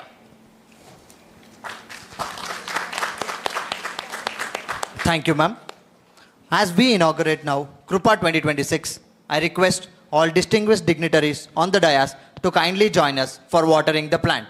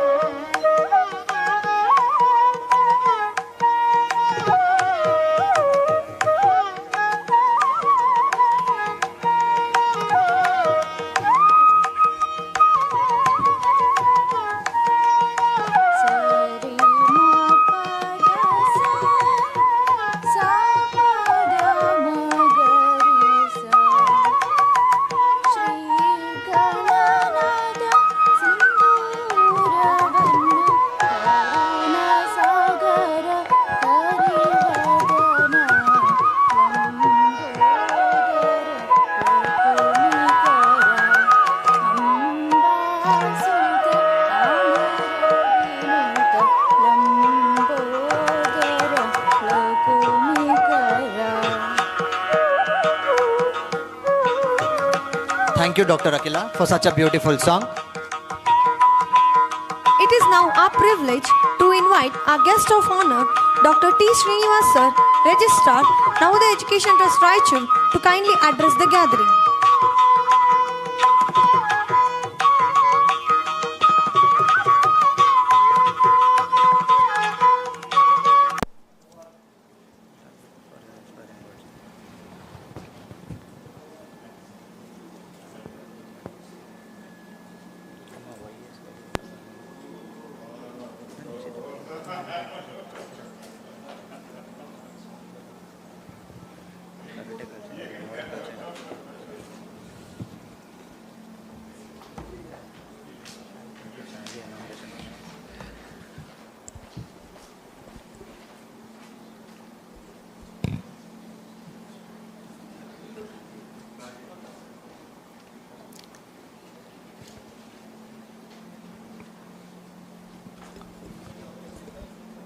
ಎಲ್ಲರಿಗೂ ಶುಭ ಮುಂಜಾನೆ. KRUPA ನಮಃ. Welcome to Navodaya, the campus of possibilities. Well, certainly it gives me pleasure to be here on this occasion of KRUPA arranged along with the Navodaya, the same workshop on Karnataka respiratory updates for pediatrician academicians. Well, dignitaries sitting on the dais, Dr. Gurudat Pawar, Dean cum Principal, Navodaya Medical College, Dr. Mallesh Gowda, KMC Observer, Dr. Ravishankar ji and Dr. Hukeri ji, and Dr. Chandika Rao, Professor HOD. I do recognize the presence of Dr. Nasima Banuji, Dr. Shobha Siddesh ji, Dr. Sukhani ji, I think Dr. Shiva Pamali Patil, and I'm sorry, all resource persons who are all here to enlighten our postgraduate students and undergraduate students. Ladies and gentlemen, well, in all occasions, I am supposed to be chief guest or guest of honor by default because of I am the man representative, because my chairman does not attend most of the time. At the same time, it is a pleasure for me to attend such updating seminars and workshops in each specialty, and our organization or our management has made mandatory for all the specialties to conduct minimum 2 workshop, 2 CME program along with the guest lecturer regularly, monthly. In this aspect, I wholeheartedly congratulate the Department of Pediatric and headed by Chandrika Rao and the team, entire team, Usha, Pranav, all the people for conducting today's program. Well, only I know that a little awareness is there when I come to this program, that around 70 million people, they do suffer with one or other type of the respiratory infections. And sadly, 1.27 million people, they succumb to these diseases globally. And of course, the next is asthma. For 1 lakh people, almost 4,300 children, they suffer to the asthma. When it comes to the India, it is 30 to 60% to 70% people, they suffer with the respiratory infections, the symptoms when they come for the outpatient, and out of which 20 to 40% get admitted for the treatment, and sadly 13 to 16% people, the children succumb to death. This is the statistic what I understand, and certainly it needs the attention of all the pediatricians to avoid the mortality. And of course, the need of our is only that what I feel strongly, because I'm in this field since for the past 40 years and almost 30 years in a medical college. I think there should be a multidisciplinary approach is required very badly in at least in coming days, if not, if it exists. It may happen in a corporate hospital in Hyderabad, cities like Hyderabad and Bangalore, but not certainly in places like Raichur. I think Madam, it has to be all the dignitaries, all the pediatricians. I appeal honestly, sincerely that you have to come out with a team which should compromise of not only pediatrician, not only specialist in pediatric, neurologist or other thing, but also you should include the pediatric pulmonologist and so-called physiotherapist, occupational therapist, neuropediatrician, endocrinology pediatrician, what not all. All the people who are concerned and dealing with the children in general, especially infants, in particularly neonatals, I think there is a need to come to you together to save the life, a precious life of the child. I think this is what this is my appeal to all the doctors, and I believe that in coming days, at least it should start in Navodaya, and it has been already practiced in RIMS, whatever I have noticed, and also in private hospitals like in Amrita and SSP also. They are working together in this concept only. So ultimately, I always believe teamwork. I always believe in teamwork, and I'm very sure that always teamwork works. That is what my strong faith, and that is how I'm leading my people in all branches and all the institution, organization, institution where we run all the courses. So with this forward, I thank the organizer for make it come on Sunday, forgetting my holiday. Usually we do not conduct on Sundays and holidays. I avoid because one day we get a free time to relax. So, however, obliging the department people, pediatric people, I made it today, and I wish you all the best and good luck for this today's program. And I'm sure, and all the dignified the professionals, the pediatric professionals certainly will enlighten our student and also our faculty in general. And it should not stop here only, madam. The whatever is said and learned, it should be practiced in toto in your practice. That is what I believe strongly. Thank you once again for the organizer for giving me an opportunity to say before your speech few words. Thank you. Thank you, sir, for your inspiring words. It is now time to acknowledge and felicitate those distinguished resource persons who have graciously joined us today. We request the dignitaries on the dais to kindly facilitate Dr. Subbarao sir.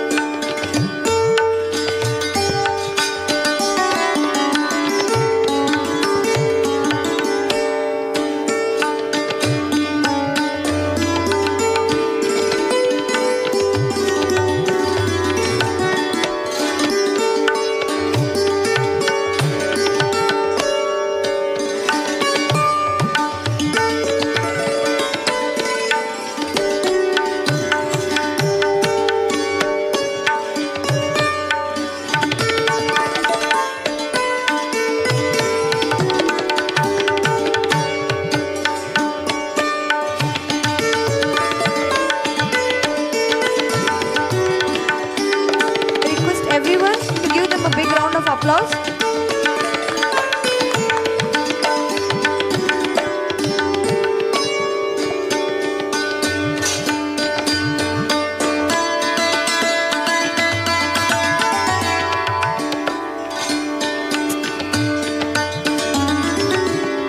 I request the dignitaries to kindly felicitate Dr. Nagabhushan sir.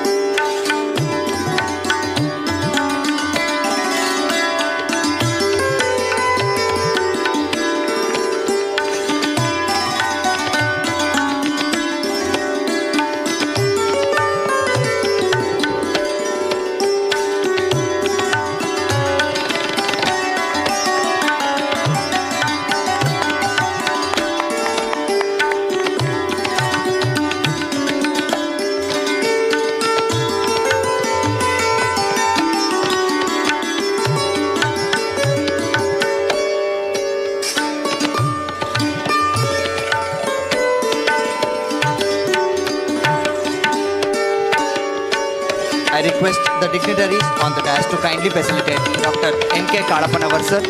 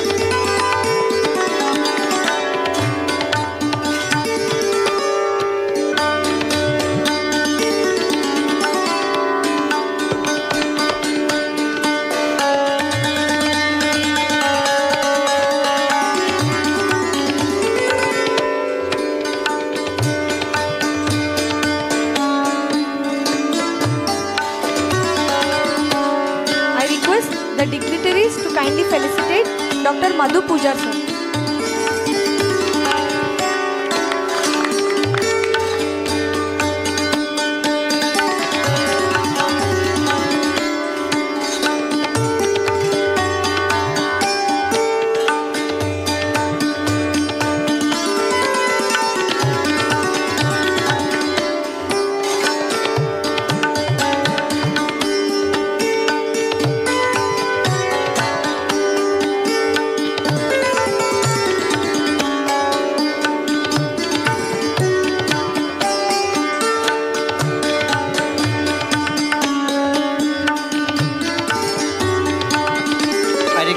The dignitaries to kindly felicitate Dr.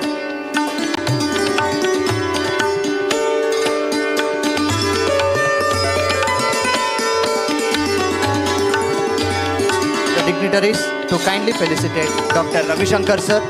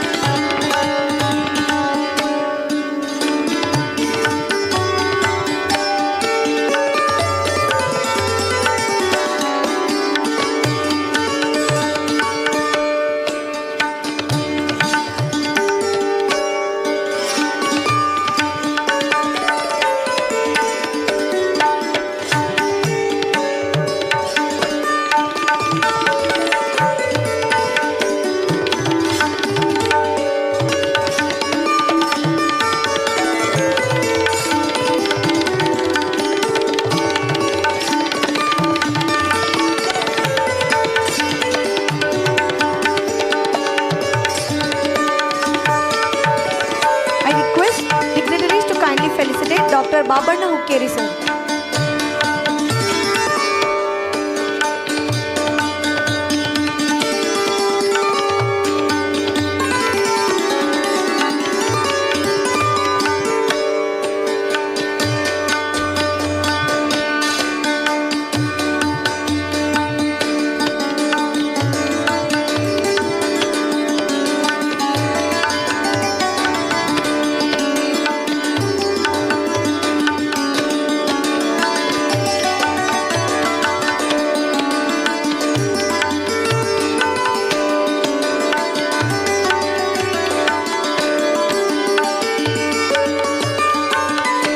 Now, I request the dignitaries to kindly felicitate Dr. Manjunath M. Sir, Professor, Head of Department of Respiratory Medicine, Navodaya Medical College, Raichur.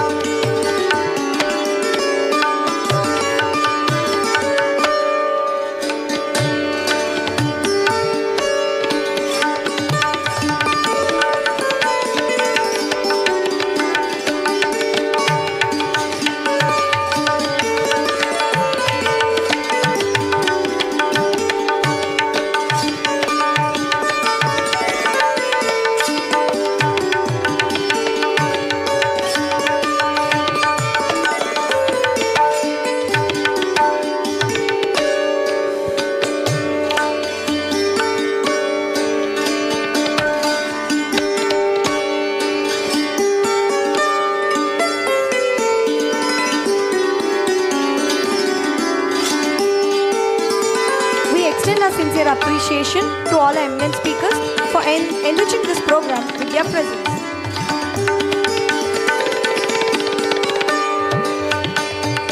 We now invite Dr. Gurudatta S. Pawar Sir, Dean and Principal, Navodaya Medical College Hospital and Research Center, Raichur, to kindly address the gathering.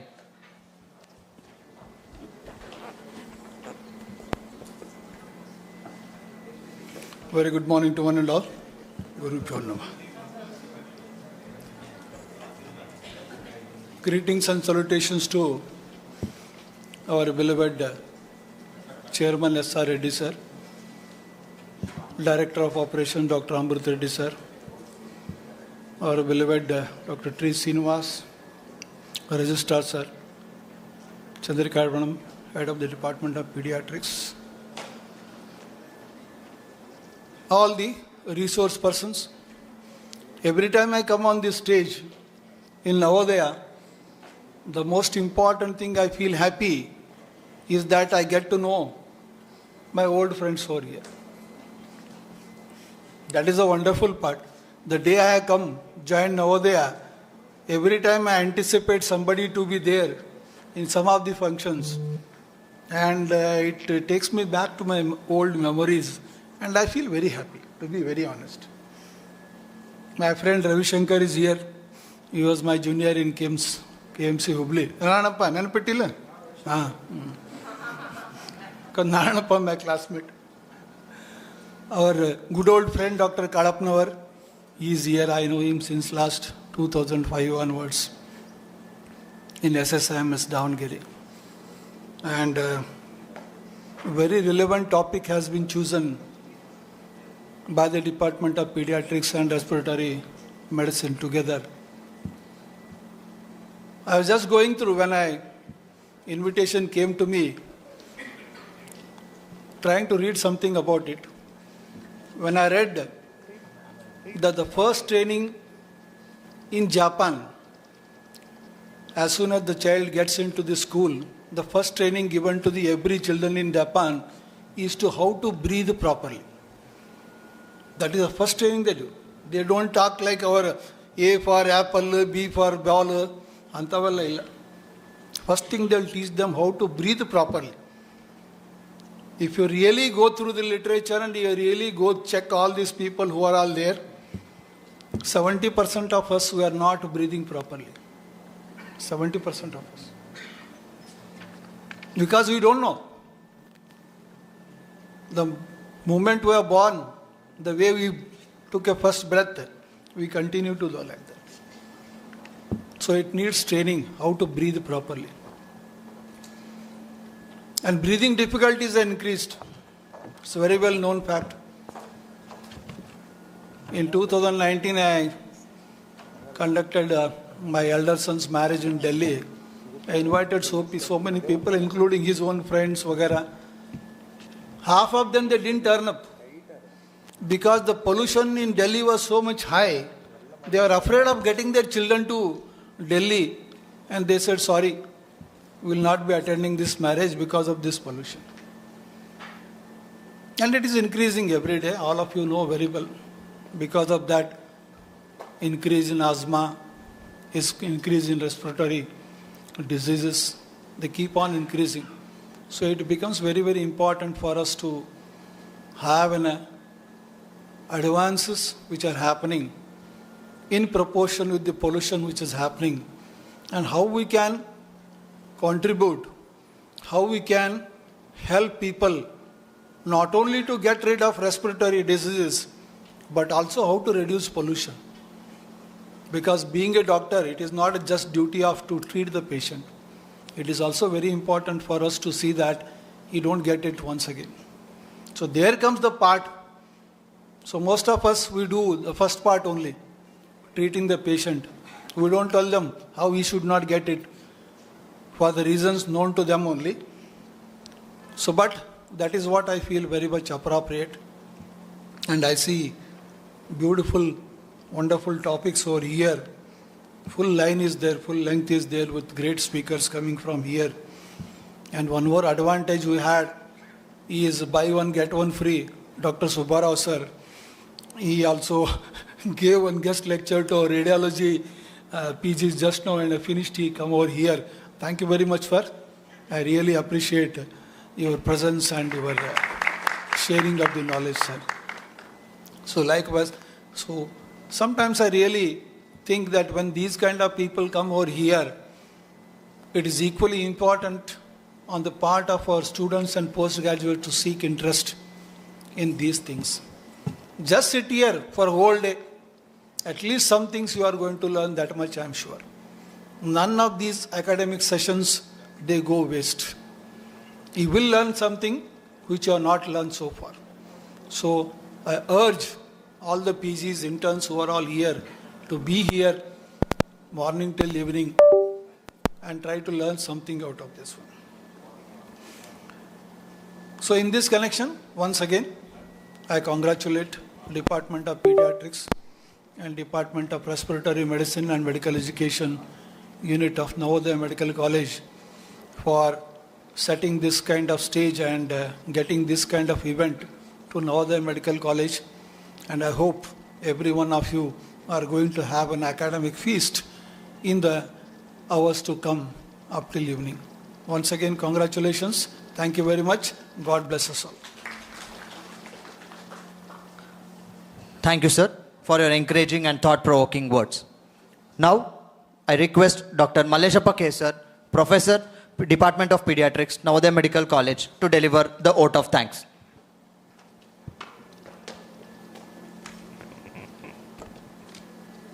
Good morning, everyone. Respected Chairperson, distinguished faculty, dear colleagues and friends. On behalf of Organizing Committee, it's my privilege to propose the vote of thanks on this occasion. I, Dr. Maleshappa K., would like to take this opportunity to express my deep gratitude to Honorable Chairman, Navodaya Education Trust, Sri S.R. Reddy sir, a visionary leader, for always encouraging us and providing opportunity to organize such events. I also wish to express my sincere thanks to the respected Registrar, Navodaya Education Trust, Dr. T. Srinivas sir, without whose guidance and meticulous planning, this event wouldn't have been possible. I would like to thank Dr. Amrut Reddy sir, a Director of Operation, Navodaya Education Trust, for gracing the occasion. I would like to thank respected Dean and Principal, Navodaya Medical College, Hospital and Research Center, Dr. Gurudat Pawar sir, a man with great principles and values. Thank you for support and guidance, sir. I also extend my thanks to respected Medical Superintendent, Navodaya Medical College, Hospital and Research Center, Dr. Arun Nayak sir, for gracing the occasion. I thank Dr. Narayana Pendlikal sir, RMO, and Dr. Narayanappa sir, Deputy RMO, Navodaya Medical College, Hospital and Research Center, for gracing the occasion. My special thanks to our eminent speakers, Dr. Subbarao sir, Dr. Nagbhushan sir, Dr. Kalapanavar sir, Dr. Madhu Pujar sir, Dr. Ravi Shankar sir, Dr. Babanna Hukkeri sir, Dr. Manjunath sir, Dr. Vijay Sukhani sir, Dr. Chandrika ma'am, Dr. Sanjeev Chetty sir, Dr. Ajay sir, and young speakers Dr. Pratibha and Dr. Moise for enlightening us with their precious knowledge. My special thanks to all delegates for making this event more vibrant and interactive. I thank Dr. Chandrika Rao Madam, Professor and HOD, Department of Pediatrics, Navodaya Medical College for the vital appearance and support. I thank Dr. Sanjeev Chetty sir, Professor, Department of Pediatrics, Navodaya Medical College for his encouragement and support. My heartfelt thanks to all HODs, faculty members of Navodaya Medical College for their involvement in this event. My heartfelt thanks to Dr. Mallesh Gowda sir, who is a KMC observer for today's CME. I am happy to express my vote of thanks to all our staff members, PGs, interns, and all technical staffs for their enormous cooperation and for organizing this event. I thank the maintenance department, digital library section, and the participating pharmaceutical companies, all those who have extended help, support, directly or indirectly. I thank Dr. Pranam, IAP President Raichur, Dr. Usha, and Dr. Rajshekhar, the IAP Secretary Raichur, for being the backbone of this event.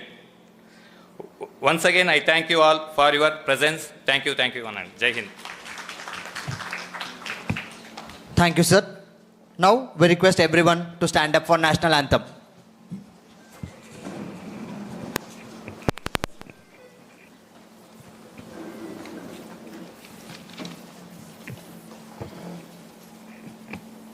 जनगण मन अधिनायक जय हे भारत भाग्य विधाता पंजाब सिंध गुजरात मराठा द्राविड उत्कल बंगा विंध्य हिमाचल यमुना गंगा उच्चल जलधि तरंगा तव शुभ नामे जागे तव शुभ आशीष मांगे गाहे तव जय गाथा जन गण मंगलदायक जय हे भारत भाग्य विधाता जय हे जय हे जय हे जय जय जय जय हे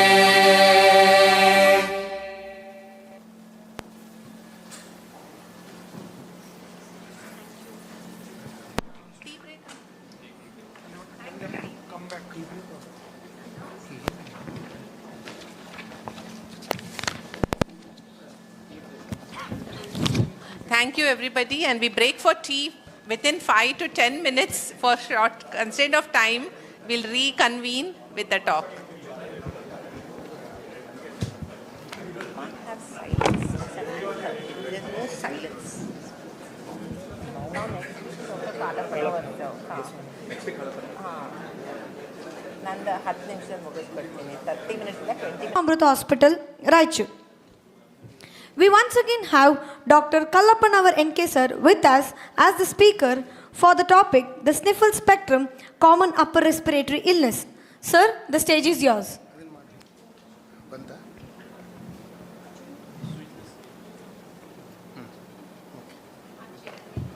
Thank you.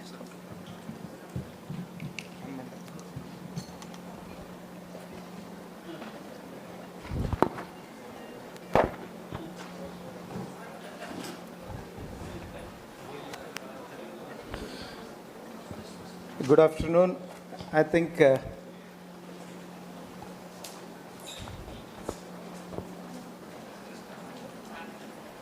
we are lagging behind. So I know the organizers' tension. So I'll assure you I will not speak for 30 minutes. I'll speak for 20 minutes. So what is more important here is the intention of asking me to talk on this common upper respiratory illness. Probably two reasons. One is probably thinking of antibiotic stewardship. And the second thing is most of us are not following a proper guidelines. With these two intentions, the organizers might have asked me to talk on upper respiratory infections. Let me take you through the respiratory tract. It is a pan airway. It is similar, both upper and lower airway, and you have a same organisms most commonly affect both the upper and lower airways. The manifestations are different, but remember that the bugs are same. So let me take you through. You know, for all practical purpose, what is upper respiratory tract and what is lower respiratory tract. This is the demarcation wherein you can look at it. Above the glottis, you are thinking of upper respiratory tract. So what all the structure comes, let me take you through those infections. And all respiratory tract infections, 80% are upper respiratory. If you take overall respiratory tract infection, 80% are upper respiratory, and majority of them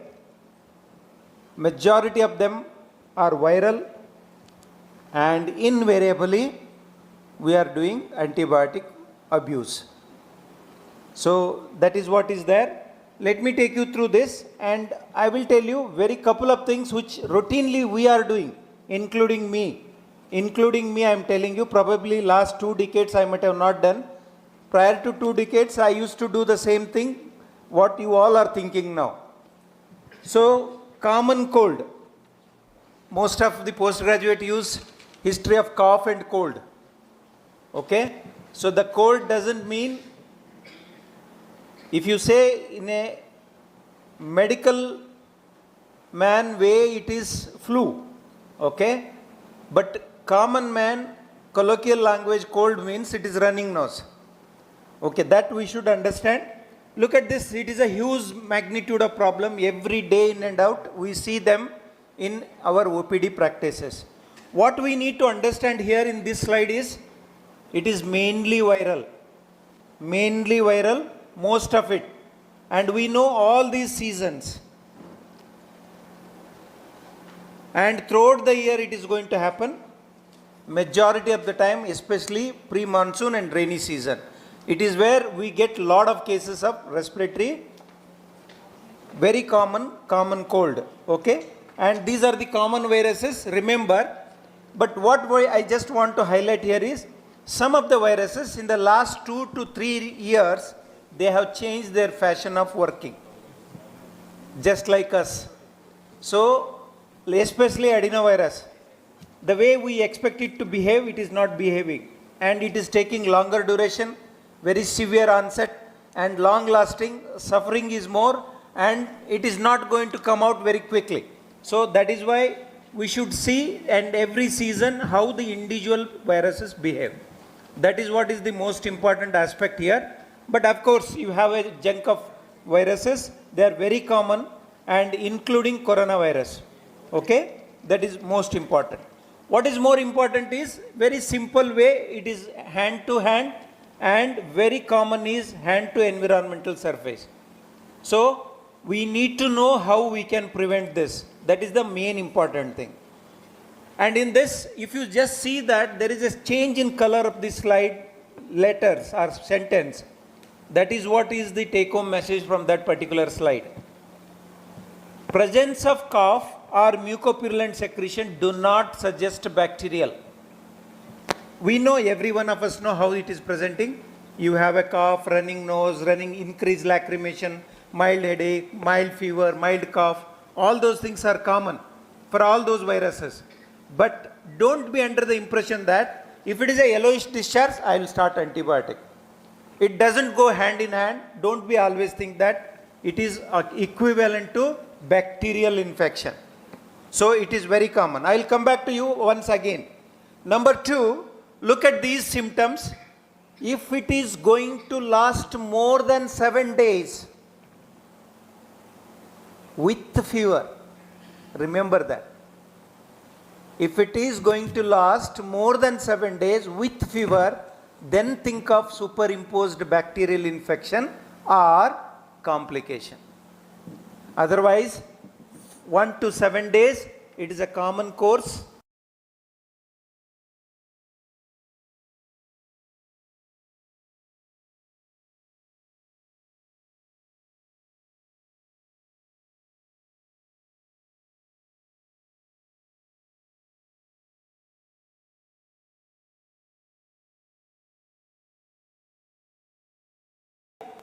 you can get sinusitis.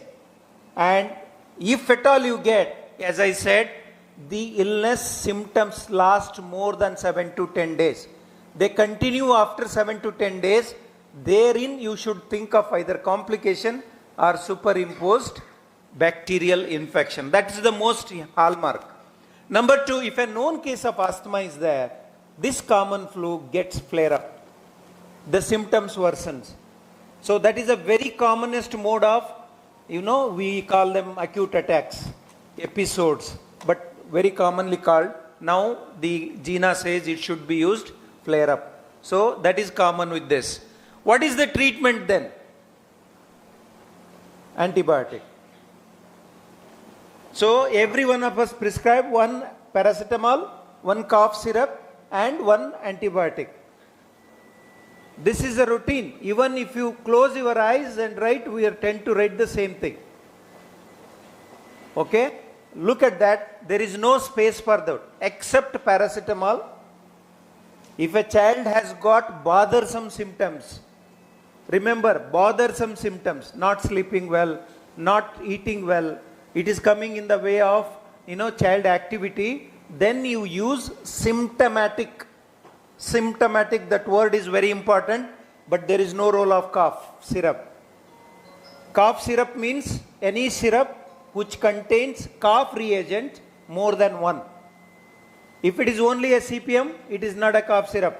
If it is only cetirizine, it is not a cough syrup. If it contains only phenylephrine, it is not a cough syrup. But if it is in combination, it is called cough syrup. There is no role of cough syrup anywhere here. So only paracetamol. If at all child is very bothersome symptoms, then think of using, as I said, you can use to relieve the nasal block, nasal normal saline. Okay, that's all. So paracetamol, normal saline. Ultimately, what is the most important thing here? Time. So only known treatment for common flu is time. Okay. So look at this. This is what I was telling you. What we all need to remember is, any symptoms persist more than 10 days with fever, think of that. Otherwise, the treatment for common flu is only time. Symptomatic fever is there, give paracetamol. Hydration is very important. If it is a young infant, you see to it that child is breastfed well. Okay? Otherwise, no other. So you can debate on this cough syrup several times. But remember now, all the cough syrups which are available, and every one of us tend to write, they are banned less than 3 years. Especially CPM, phenylephrine and phenylpropylamine. All these three combinations are banned less than 3 years. Please don't prescribe. Drops, no way. Okay? That is what I want to convey here. So that is about common cold. So you all are aware now. Let me move on to the next illness, is pharyngotonsillitis.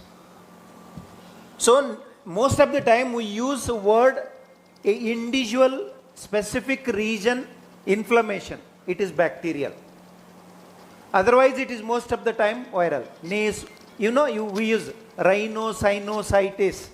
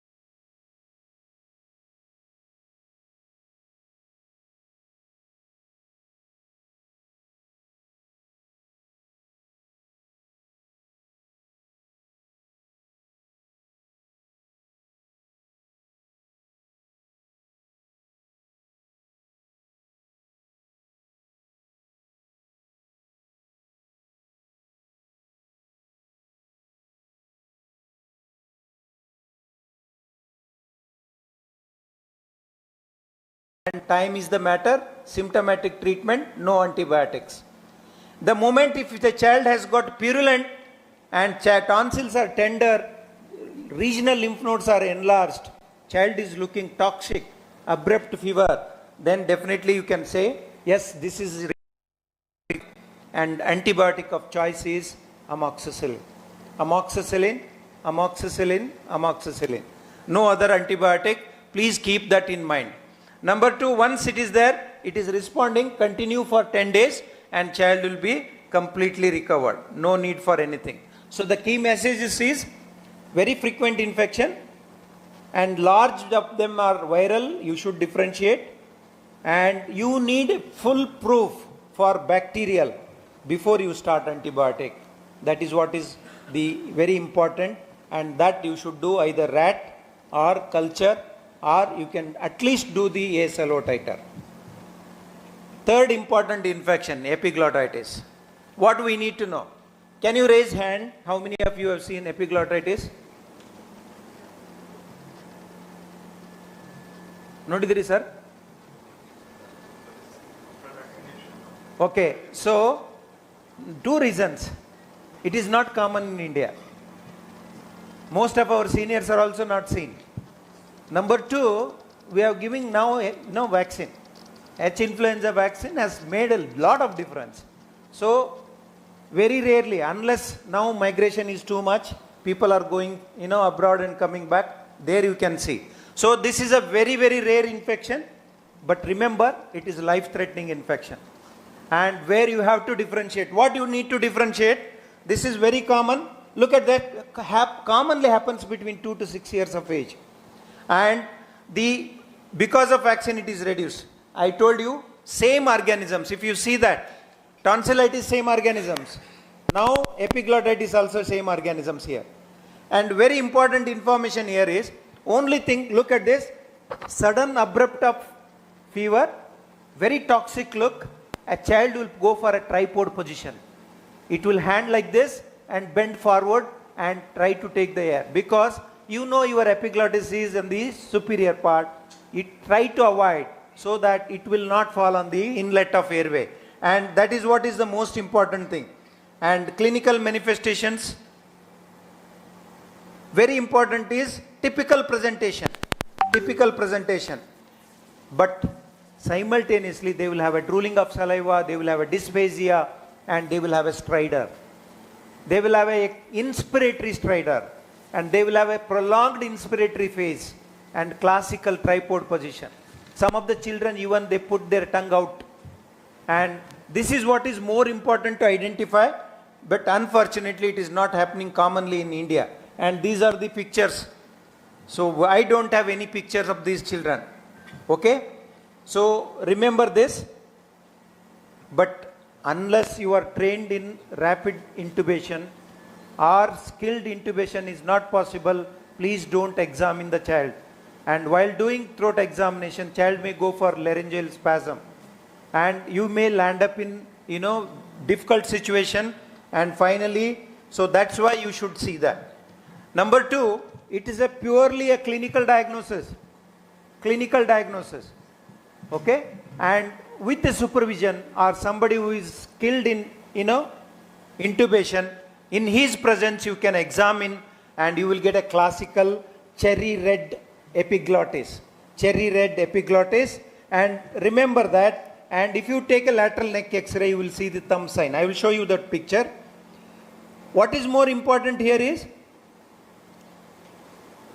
but stridor, don't be mistaken, because that happens with your usual KRUP. A KRUP child will also have a stridor and have a barking cough. Remember, in epiglottitis, there is no cough, because epiglottis doesn't contain, cough receptors. So they will not have a cough. But in KRUP, if there is a stridor, even there also the child may have a difficulty in swallowing. But you have to differentiate. But there will be a classical barking cough. So these are the organisms which are very common. And therapy is very important. Again, I told you, the course is 7 to 10 days. If you know that H influenza, and if you think that what organisms are there, then nothing like that. You can treat accordingly whatever isolation is there and culture sensitivity is there. Otherwise, again you use this penicillin, okay, but still they are saying that ampicillin resistance is there, but you can use, otherwise second generation cephalosporin will do the job. Okay, that is about epiglottitis. I will take you through the sinusitis. What is important for the sinusitis? For sinusitis, you remember here, any child, 6 to 13% of children with common cold can develop sinusitis. But I told you, it is above 7 to 10 days of course of illness you should anticipate. Hardly there is a 0.2%, means less than 1% will be bacterial. So that is what is more important. What we need to understand is, remember the sinuses, all sinuses are not developed at birth. They have a stipulated period. Don't anticipate frontal sinusitis, before the age of 7 years. They not even pneumatized also. Okay? Only sinuses are maxillary and ethmoid sinuses at birth, and sphenoidal will develop after 3 years. That is most important. This picture depicts you how sinuses are placed and where the child complains of localized pain. Most of the time it is a facial pain. When child bends forward, the pain starts, and the child will get daytime cough. That's a very important thing. Very, very important thing. Some of them, those who are having long duration sinusitis, they may develop puffiness of the face. And you can see this. This is a very, very classical. You can see the pictures how your sinuses are placed. Most important thing here we need to remember is, some of the sinuses are very close to CNS, and especially sphenoidal sinus and ethmoidal sinuses, they are separated by a very thin membrane from the CNS. And if they get infected, they usually transmit to the CNS infection. That's why you have to be very careful about these sinuses. And what is this? You all know that this is the definition. These are the organisms. As I said, viruses do happen, but wherein we use the word rhinosinusitis. We don't use the word sinusitis. Sinusitis, if you use, you are referring for bacterial. And look at this, all these things are the predisposing factor. GRD, dental infection, nasogastric tube, cystic fibrosis, immunodeficiency. So there are some terminologies used, like, within 30 days it is acute, 30 to 90 days it is subacute, more than 90 days is chronic sinusitis. Okay? So all organisms, virus, bacteria, fungi can also infect. As I said, these are the commonest 4 organisms. Out of that, 2 are here. H. influenza is there, Streptococcus pneumonia is there. So they are very common, almost accounting for 50 to 60%. Rest other can have, if a child goes for more than 90 days of sinusitis, invariably it is polymicrobial, more than one organism. So the management changes, we have to remember that. So it is a polymicrobial, and most of them will have a predisposing factor. That we should remember. And clinical manifestations, very common, as I said, daytime cough, they will have irritability, headache, and some of them associated otitis media, and facial pain is the commonest feature. So our senior always used to, do the sinus tenderness. Of course, it will not come in the early stage, but definitely it is a very good sign. Very good sign. And remember, even clinical diagnosis of sinusitis equivalent to 85% of radiological diagnosis of sinusitis. 85% you are right if you clinically diagnose properly sinusitis. No need for X-ray. That is what is ultimately I want to say here. So findings on examination, these can be there depending upon what stage of sinusitis you are seeing. They can have a periorbital edema, tenderness, transillumination may be positive, and some of them may have even ear effusion. And investigation, as I already said, look at that. History predicted abnormal sinus in 88%. So less than 6 years of children, if you diagnose clinically, it is 88% right. So no need for X-ray. And another issue is you cannot take proper sinus X-ray. So X-ray is not at all indicated unless you think there is a complication of sinusitis. Don't ask for X-ray. Okay? And look at this history is very important. Where you can take the CT, MRI, if you are thinking already sinusitis is complicated or it has gone for a chronic sinusitis, wherein you have to have either CT or MRI depending upon what for you are using. You do get pictures, but most of the practice you will not get chronic sinusitis. Most of them we treat early. These are the pictures which will show you. You can see there is a hyperlucency, and you can get air fluid level, you can get thick membrane. All those are the findings. You can see there. You can see air fluid level there. So these are already complicated sinusitis. So you can get maxillary sinusitis like this. Okay? Complications, think of two conditions: intracranial complications, extracranial complications. So those are very important. Remember, these are meningitis, epidural abscess, subdural abscess, and systemic you can develop shock syndrome, and even you can develop trigger asthma also. So those are, it is one of the comorbid condition along with the rhinitis. What is the management? Again, first line is amoxicillin. So I have been telling amoxicillin for all upper respiratory tract infection. Okay? Second line, yes, if a child has been treated with amoxicillin, not responding, then you can use the coamoxiclav, or you can go for second generation cephalosporin. And only when you are thinking of polymicrobial or atypical organisms, or child is sensitive to penicillin, use microlides. Otherwise, not indicated. So finally, this is what is the flow chart. This is how you should treat the sinusitis. And remember, duration is not less than 7 to 10 days. And some of the book says that 14 days is commonest duration. 14 days. Okay? But now the IAP has given these guidelines. They are giving for 7 to 10 days. Right? Surgical treatment might required in these situations where there is a, polypectomy is required or antrostomy is required. You have to subject them for surgery.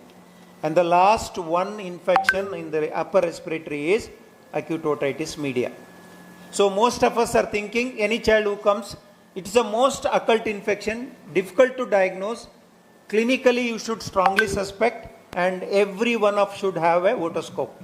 Like pulse oximetry, as I said in my first talk, in my second talk recommendation is all of us should have otoscope. That is very, very important.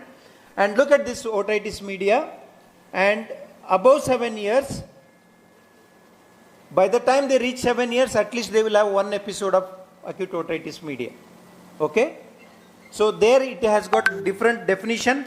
Recurrent you call if a child has got more than 3 episodes in 6 months period, then it is called recurrent otitis media. Resistance if it is not responding within 72 hours. And it is chronic suppurative when there is a chronically drained middle ear. So these are 4 definitions available. You can make use of them. Again, organisms are same. Same 4 organisms. And how does a child with acute otitis media present? We all are very pediatricians, we are very aware. Otitis media can present with only diarrhea. Otitis media can present with only excessive cry, unconsolable cry. Okay? Otitis media can present with vomiting. So we should be knowing how we have to evaluate. So remember, strongly suspect, or it is a diagnosis for exclusion. And all those, the usually trigus tenderness used to follow, but it is not there in the current textbooks. It is not there in the current textbooks. What is they say? You have to do otoscopic examination. That is the standard way of diagnosing otitis media. We all know bulging membrane, otorrhea, air fluid level, and static membrane, that is immobility of the your tympanic membrane. It is bulged, very erythematous, no movements, that is what is classical. This is the picture. You see that, and if you go in detail, then you will know that loss of cone of light, membrane is stiff, and you should use a pneumatic, otoscope to see the movement. All those things are possible, but most of the time, the moment you throw the torch, you see the wax there. There ends the matter, and nobody looks into it. Even I will tell you, I have both the otoscopes, and most of the time I have failed to diagnose. But you continue to do. It has helped me in especially diagnosing otitis media, children those who are less than 1 year. And they are the one who will suffer a lot, and it is very, very important for us. Now you have directly, just like a barrel is there. Just inside the barrel, it comes in your mobile or in the monitor. So such type of otoscope you purchase. It is very, very important. And you all know that what is more important for otitis media as a clinician, don't treat and forget. Your job is not to give just 7 days antibiotic and forget. What is more important in otitis media is call them for follow-up. Most of the children, they lag behind school. They will have a hard of hearing, and they becomes, something parents will tell that all these years he was very fine. Now he is not picked up in the school. His score is very less and he is lagging behind. It is because of mid-layer effusion. And our job is to call them again, make sure that again examine if there is a mid-layer effusion, what best can be done you see, and sometimes you may need to insert a tube. And that is why here in your ENT colleagues' help is important. And finally, another important information about otitis media is, all otitis media doesn't require antibiotic. See the age of the child. Less than 2 years, you diagnose clinically, start antibiotic. More than 2 years, wait, tell the parents when to come back and ask her when to monitor. If they are aware, then definitely you can see these are the drugs which are available. What is the best drug? Be loud. Thank you. Purpose is served. Okay. So this is what is the flow chart. As I said, it is always meant only that much. Less than 2 years, more than 2 years. More than 2 years, ask them to wait next 24 to 48 hours. Symptoms persist, ask them to come back, re-examine, and if you feel clinically by otoscopically, yes, it is a bacterial, then start antibiotic. These are the drugs which are available, and this is the dosage. Please, for God's sake, don't use azithromycin, azithromycin, azithromycin.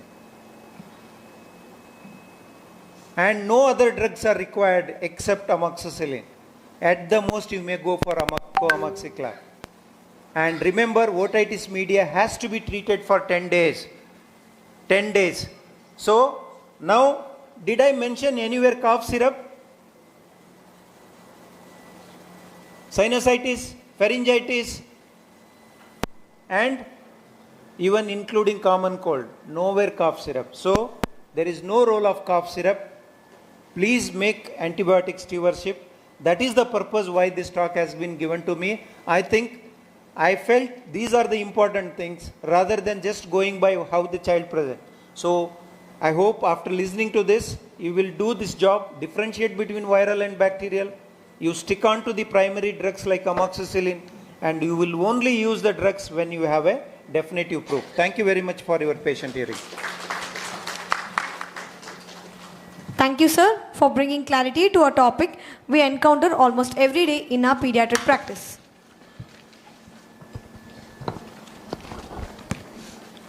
As doctors, we spend years learning from books, lectures, and clinical experience. But there are some lessons that no textbooks can completely teach us. How do we speak to a frightened parent? How do we comfort a child who is scared? How do we handle uncertainty? For this session, may I request Dr. Balasubramaniam sir, ART Medical Officer, RIMS Raichur, and Dr. Anil Kumar sir to kindly chair the session. I request them to take the front row. It is my privilege to invite Dr. Chandrika Rao ma'am, Vice Principal, Postgraduate Affairs, Professor and Head, Department of Pediatrics, with us to take this through the thought-provoking session. Ma'am, we look forward to hearing from you, ma'am. The stage is yours. Thank you very much. I think we have been hearing so much of the cold and cough that I'm beginning to think, when did it become so complicated? Okay, so, but I think it's really an opportunity to think about all the finer points and make our OPD examinations and clinical bedside examinations really strong. And I think it's also a warning to all of us about usage of antibiotics. So we just thought, I think the scientific committee members thought we'll just put in some part of something called as the invisible curriculum, as to what really shapes us to the day that we are today as a doctor. What is this hidden curriculum that all of us have perhaps undergo even today, even after I have left the medical school, and during medical school, definitely what happens.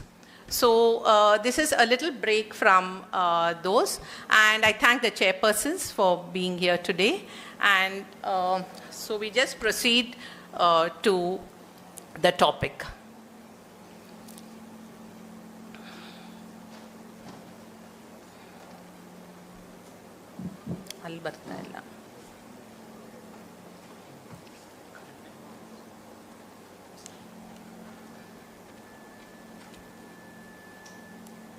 ಬೇಡ ಅಲ್ಲಿಂದಾನೆ ಹಾಕಿ uncle.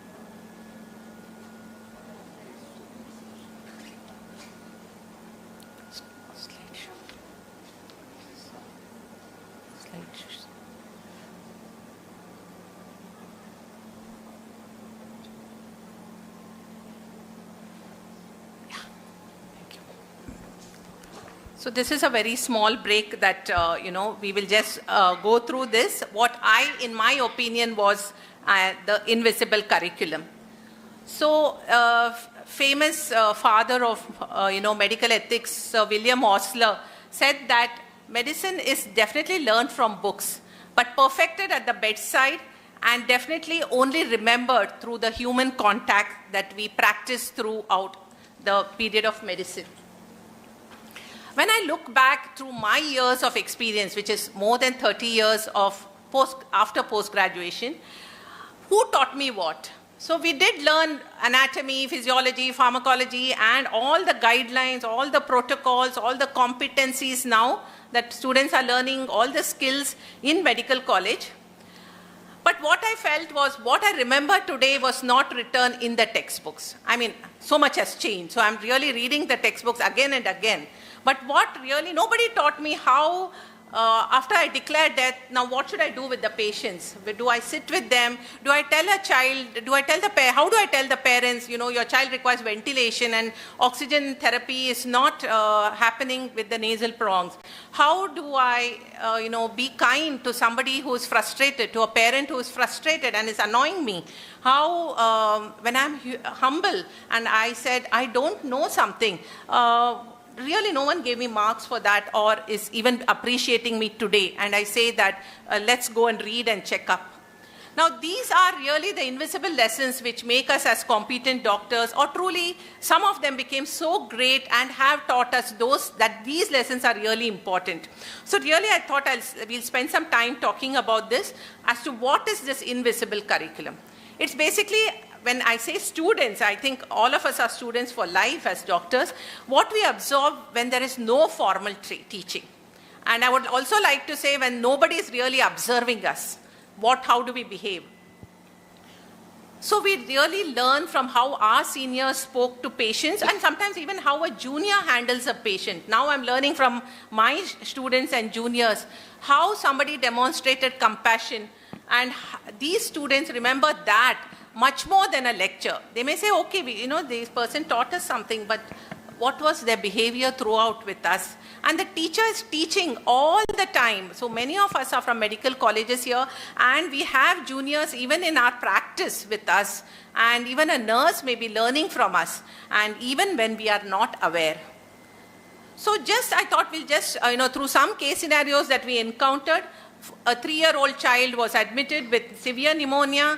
The mother was not giving a good history, very less eye contact. She remained outside most of the time. The team told the parents about oxygen, antibiotics, and x-rays. The child did improve, but the mother was very worried and remained withdrawn. And one day, the junior resident actually found her crying outside the ICU. So just asked what happened, what is happening, and the person was wearing slippers, paused to ask the mother what happened. And then she said that she had lost one child to pneumonia and they did not want to tell that in the history, and she was very worried that this child may not make it. And then who spoke to the mother? No one had spoken to ask why she was, we just said, oh, she's not cooperative, we'll ask the father the history. Nobody really asked.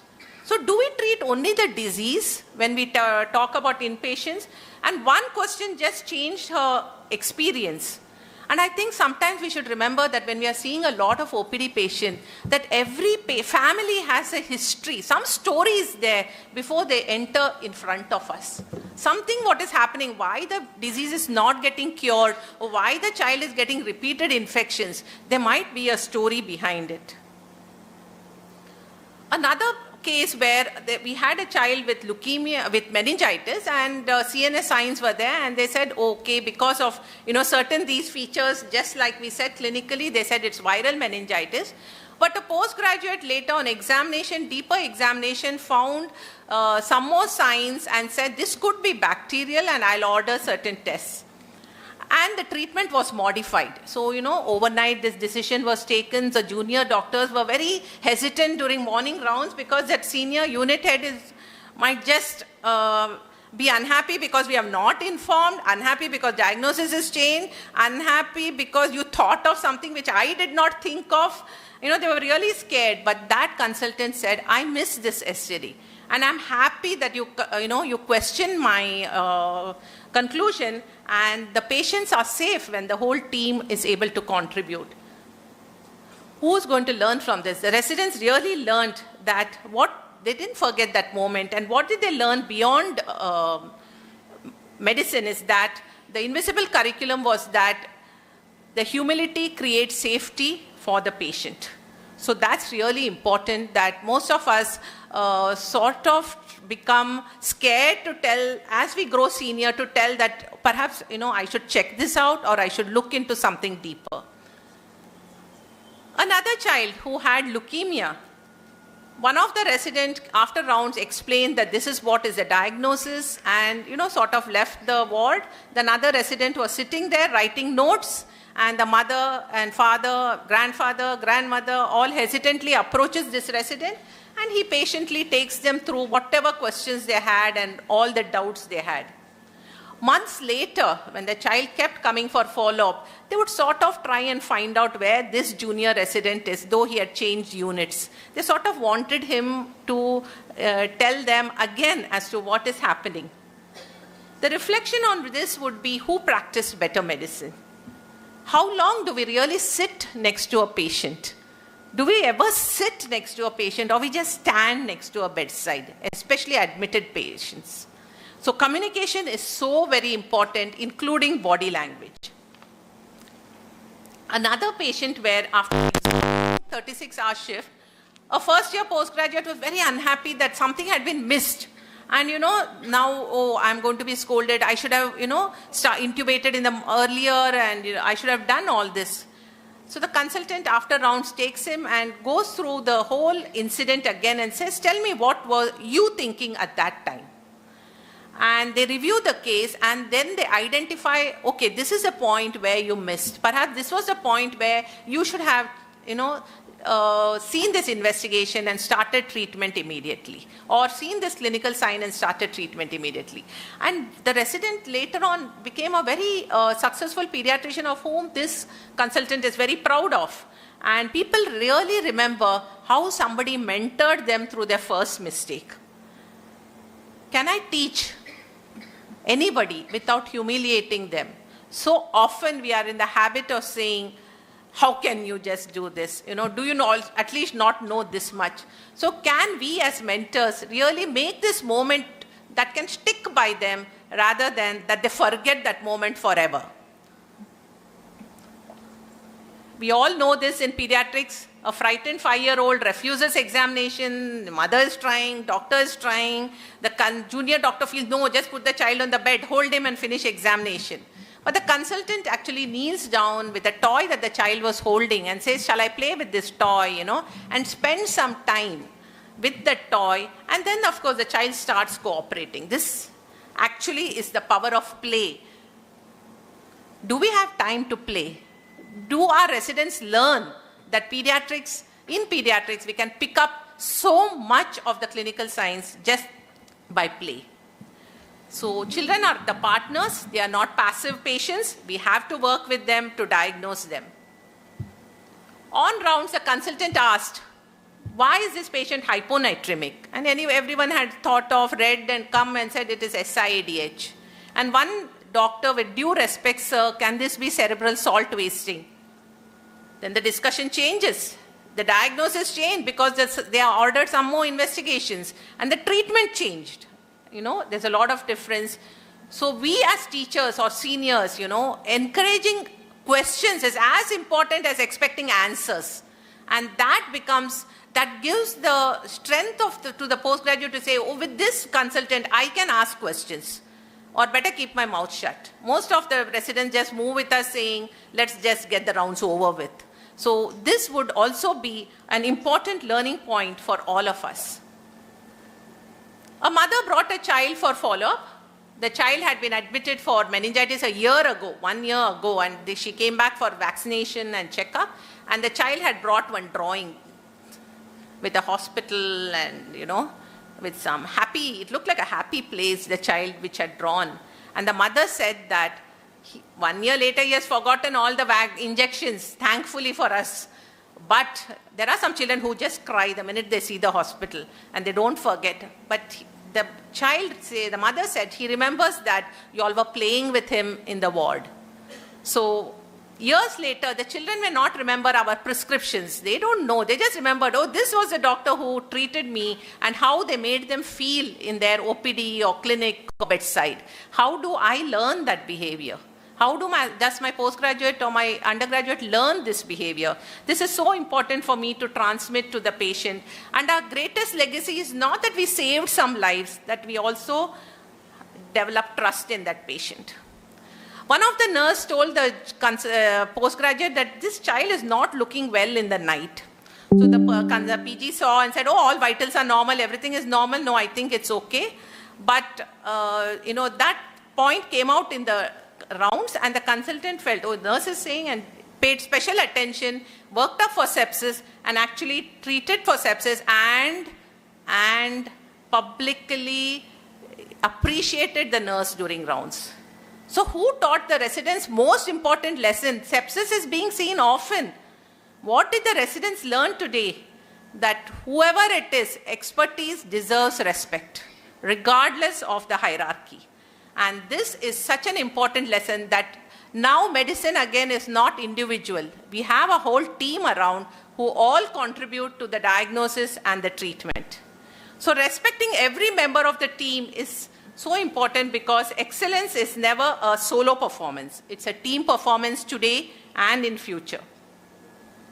One of the housekeeping staff notices a water leaking near the NICU ventilator and she alerts the team.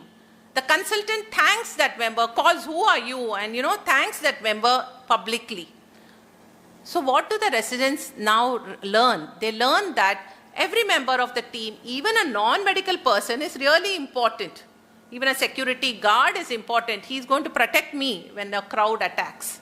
So they are all very important to our excellence. And hospitals are communities, It's not just hierarchy, who's senior, who's junior. And what will our patients remember after 20 years? I mean, now more than 30 years, some of the patients come to invite us for our children's wedding, that patient's wedding. And I say, oh, has it been so long?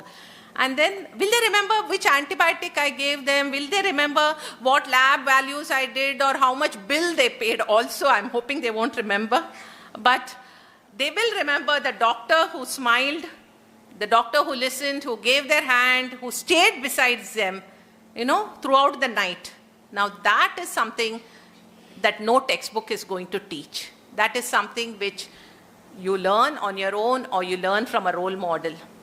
So in each story, what was postgraduate learned was not written in the curriculum. It was not a new drug, not a new guideline, not a new investigation, which is so important, and we spent so many conferences, CME and seminars discussing it. But they did learn how to be a doctor during that time. And this is a lesson transmitted not through lectures or textbooks, but through everyday actions, attitudes, and the relationships that we demonstrate in our practice. These are often the lessons that shape a physician for life. So as a pediatrician in a teaching hospital, the way I speak to a nurse, attender, I am a ward boy, student, undergraduate, postgraduate, all are going to be some lesson to somebody. So again, professionalism is something we do when nobody is watching. This is a famous painting of the person who discovered the smallpox vaccine, who stayed overnight, Edward Jenner, to see whether his vaccine, the child is going to, it was his own son, is going to get up from that fever that day. I think he gave the cowpox vaccine first. Now this is a famous painting we use in teaching pediatric ethics. Who will tell you to read before rounds or to be prepared before a seminar, or keeping promise, okay, I'm going to collect this report, or keeping confidentiality? All of these are lessons which are just going to happen, and these habits become a character, and that character is the reputation any one of us is going to carry across communities.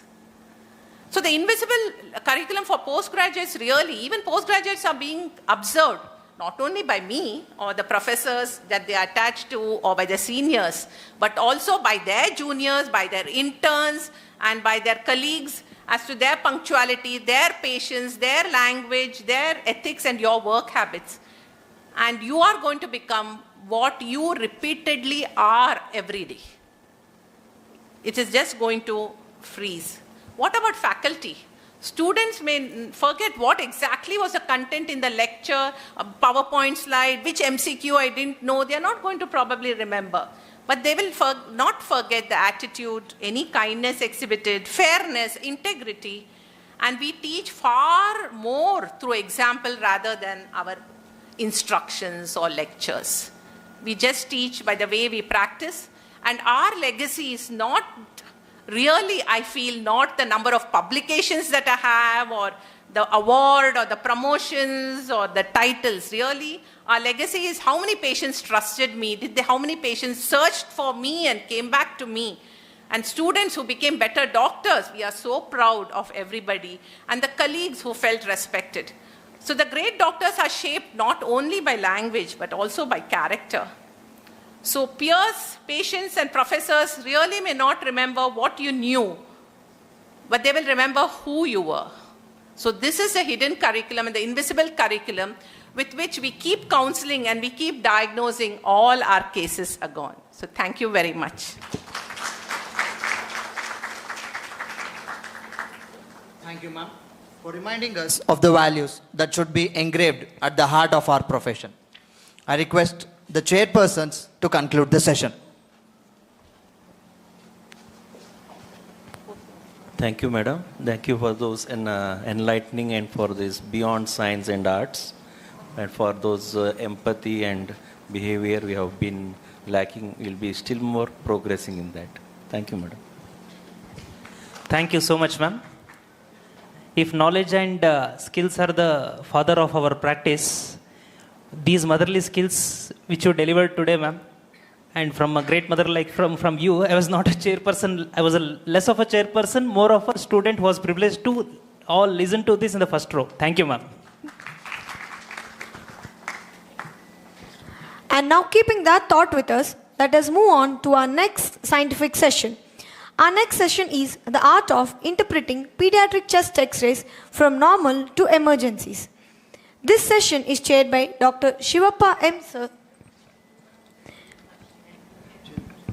Portable mic, I won't go to the dais. Okay, just I should congratulate Dr. Chandrika Rao for giving an excellent, as an extension, I just want to tell you a story I told Nagbhushan just now. A child, a complicated surgical problem, very stormy course, underwent surgery, recovered, and the hospital staff wanted to get a feedback. They asked, who is the best doctor? She said, the anesthetist, because he's the only one who asked, have you had your food? So that is what remembers. Anesthetist asked as part of his profession, but that remained in the child's mind. So that's I wanted to add on.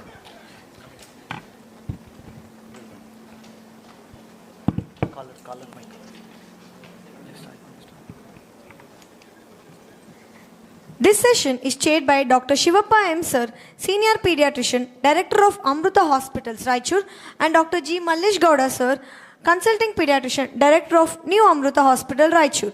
We request the chairpersons to take the front row. We are privileged to have Dr. Subba Rao Sir to guide us through this topic. Sir is currently Senior Consultant at Manipal Hospitals, Bengaluru, former professor and HOD at St. John's Medical College Hospital, Bengaluru, former President IAP, Respiratory Chapter, Karnataka Branch. Sir has 35 publications in national and international journals. Sir is a founder director of Bengaluru Pediatric Academy for postgraduate training. Over to you, sir.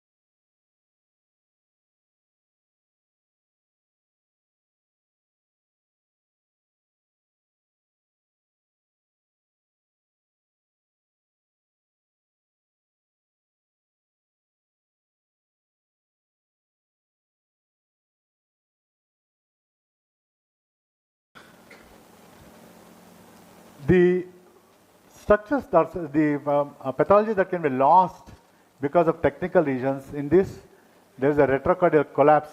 Because of poor penetration, you lose that. So you may not be able to diagnose a retrocardial collapse. So that is a need for looking at the penetration. Next. So due to improper exposure, difficult to interpret pleural effusions, small pneumothorax, pulmonary may get obscured, or a small bleb may be get so retrocard. So these are the problems. So hence, it is very important for us to pay attention to these technical issues. Next. Now, what is the difference between these two? Is there a difference?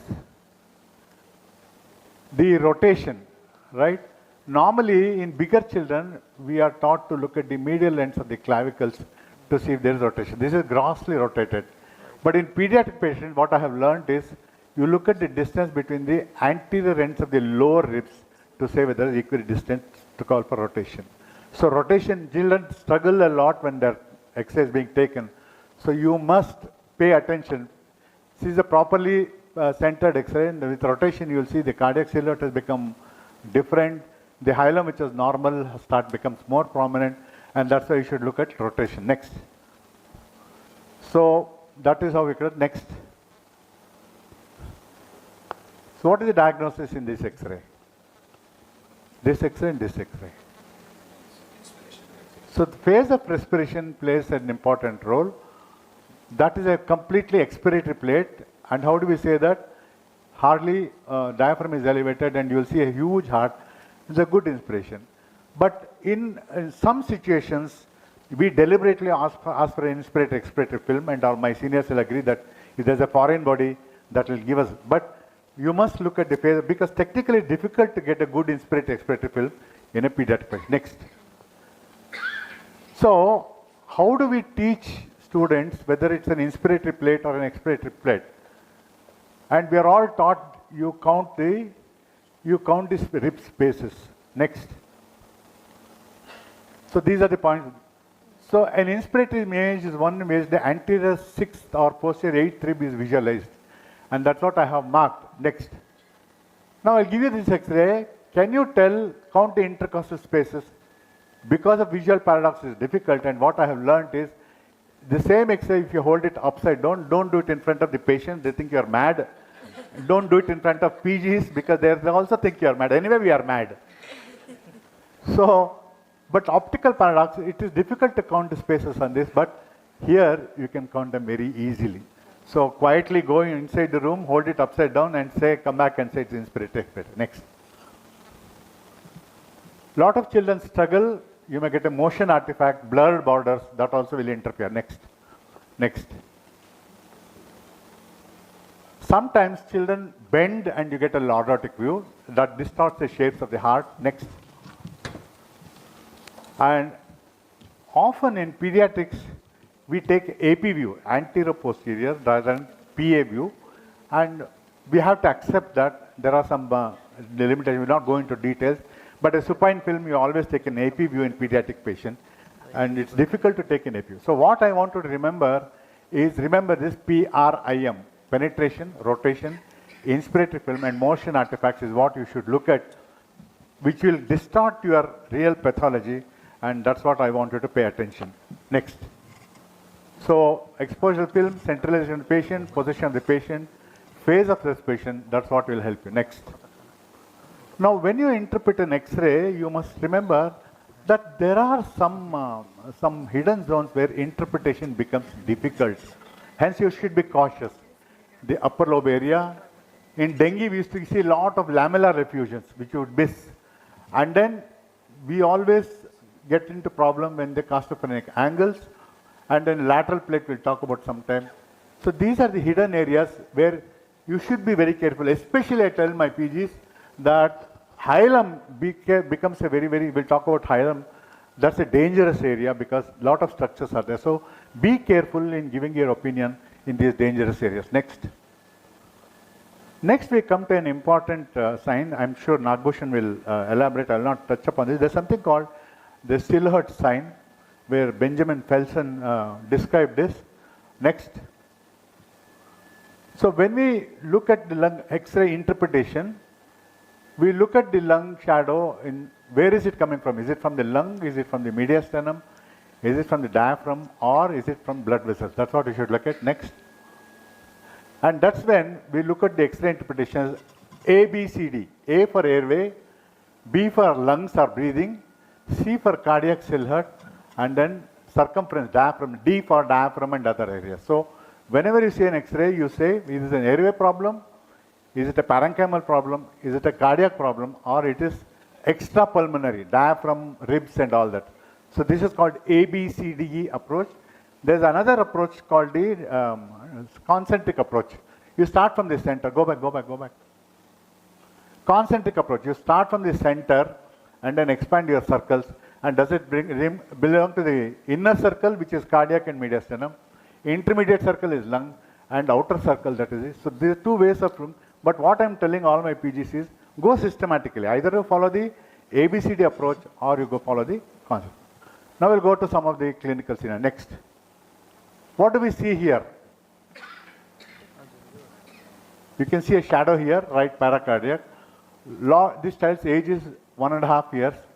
Lot of times we mistake this for a collapse or a pneumonia, but this is a thymic shadow. And next. And this is the classic sail sign. Sail. I was surprised that my PGs did not know what is a sail. I had to draw a diagram and tell them it is the sail of the boat. So that's why I put this diagram. But the thymus comes in different shapes. Next. Next. So these are the different shapes. You can get a huge shadow here. You can get a wavy form. You can get a right-sided lobe of the thymus. And you can, so there are, it comes in many shapes and sizes. So if you are interpreting a chest X-ray of a child less than 2 years, ask yourself, am I missing or am I over-diagnosing a abnormal thymic shadow? That's very, very important. Next. So that is the different patterns I've taken. And you'll see it in the textbook. I don't have to explain. Next. So thymus is the confounder in small children. Next. Now what happens is a normal thymus in a small child, less 1 year or so, it's very huge. But as the age progresses, next, it shrinks. So child beyond 2 years, thymus may not be a good confounder. But less than 2 years, you have to worry about thymus as a confounder. Next. We talk about Silhouette sign. I'll spend a few seconds on this. The Silhouette sign was discovered by or described by a famous pediatrician called Benjamin Felsen, radiologist. Now all of us remember, Nagbhushan has got a beautiful animation of that. I'll not go into that. Lung is a three-dimensional structure. And what he said was when two soft tissues are adjacent to each other, the margin between them gets blurred. So you're able to tell what plane it is. Of course, that is in the era when CT was not available. Now straight away you do a CT. For example, if it's a middle lobe pneumonia, the border between the middle lobe and the cardiac silhouette gets merged. Whereas a lower lobe apical pneumonia, you will see the cardiac border. Or it's a lower lobe, upper lobe, lower end of you can see it. So by looking at the merging, that's called a cardiac silhouette. Sometimes you have a shadow on the diaphragm. So if the diaphragmatic margin gets merged, then you know it's a subpleural effusion or a subdiaphragmatic. You get a mediastinal silhouette sign where the arch of the aorta or the mediastinal structure merge with that. So you may be able to make a diagnosis of a vascular ring or a mediastinal lymph node and things like that. Next. So I'm not going to the theory to discover Felsen. Only 4 different densities of detectable brain films: air, fat, soft tissue, and calcium. And if 2 soft tissue densities lie adjacent, they will not be visible separate. Next. Next. So I will not go into the theory. I'll just show you one picture. Next. Now you will see that these are the areas where you can Silhouette sign will be helpful. For example, there is a shadow here, right? But the margin of the diaphragm and the shadow is merged. So it is a lower lobe pneumonia, maybe in plane with the dome of the diaphragm. Here the lingular segment is consolidated and you will not see the right border, left border of the heart, it is merged. So it's a lingular segment. If you look at it, if you take a lateral, probably it will be either in the posterior part or anterior, but this will tell you it is a. And if you see a shadow here, it may be a lymph node, it may be a posterior mediastinal neuroblastoma, but because my aortic knuckle is merging with this, I will tell the plane is in the middle mediastinum, it may be lymph node. So that is the importance of looking at the Silhouette sign. Next. Next. Now we come to parenchyma. This is what I have most confusing. I'm on call, the PG calls me in the night and say I have taken the chest X-ray and he says these are perihilar infiltrates, the chest X are paracardiac haziness, chest X bilateral streaky opacities, X-rays fluffy shadows. So these are the various descriptions given by patient, by the intern. Most often these are excuses by the resident for justifying ceftriaxone. No EPG or resident worth his name will say that I have taken this child's X-ray and it is normal. Why did you start ceftriaxone? Sir, fluffy shadows. Sir, perihilar densities. Sir, this. So you have to understand what are these. So I'll show some examples. Next. So when you look at lung shadows, the lobar configuration, if it confines to your lobe, you call it lobar, it is homogeneous. If you get a bronchopneumonia, that is diffusely scattered, you got bronchopneumonia. Sometimes you get, so the lung shadows basically can be homogeneous or non-homogeneous. The homogeneous ones are lobar shadows, and the non-homogeneous are either interstitial bronchons. That's how you should classify. Next. So you will see examples of these, right? You will see streaky, this is fluffy shadow that confines to the middle lobe. Next. And these are the animated diagrams, I mean pencil diagrams. You get linear shadows. That's how you see in the linear shadow. You can get a reticular pattern, what you get in ARDS and in hyaline membrane disease. You can get nodular opacity, interstitial or boobs you can get, or you can get reticular nodular opacity like this. So this is how you should describe, and these are very classic patterns. For example, this and this tells you it's an interstitial lung disease and does not justify antibiotic use. So be wary when the PG calls you, sir, parahilar opacity, tomorrow you come and scold him. What is parahilar opacity? Next. So now we have a child with 10-year-old with dengue fever, and that's where you see fluffy shadow. He's in the recovery phase, lot of fluid exudation, and that is what you call a fluffy shadow. Next. A 13-year-old girl present with increasing pallor and gradually worsening dyspnea for last 15 days. She has a history of recurrent anemia since age of 2 years, requiring multiple blood transfusions. And what do you see? You will see a lot of interstitial pattern, right? And basically this was hemosidrosis, right? Iron deposition in the interstitial space is a classic example of an interstitial pneumonia. Next. Diffuse alveolar hemorrhage second. So diagrammatically, if you look at all the lung shadows, classically we are all used to consolidation. Rarely we can see an interstitial pattern. We can see nodular opacities, and then you can see atelectasis.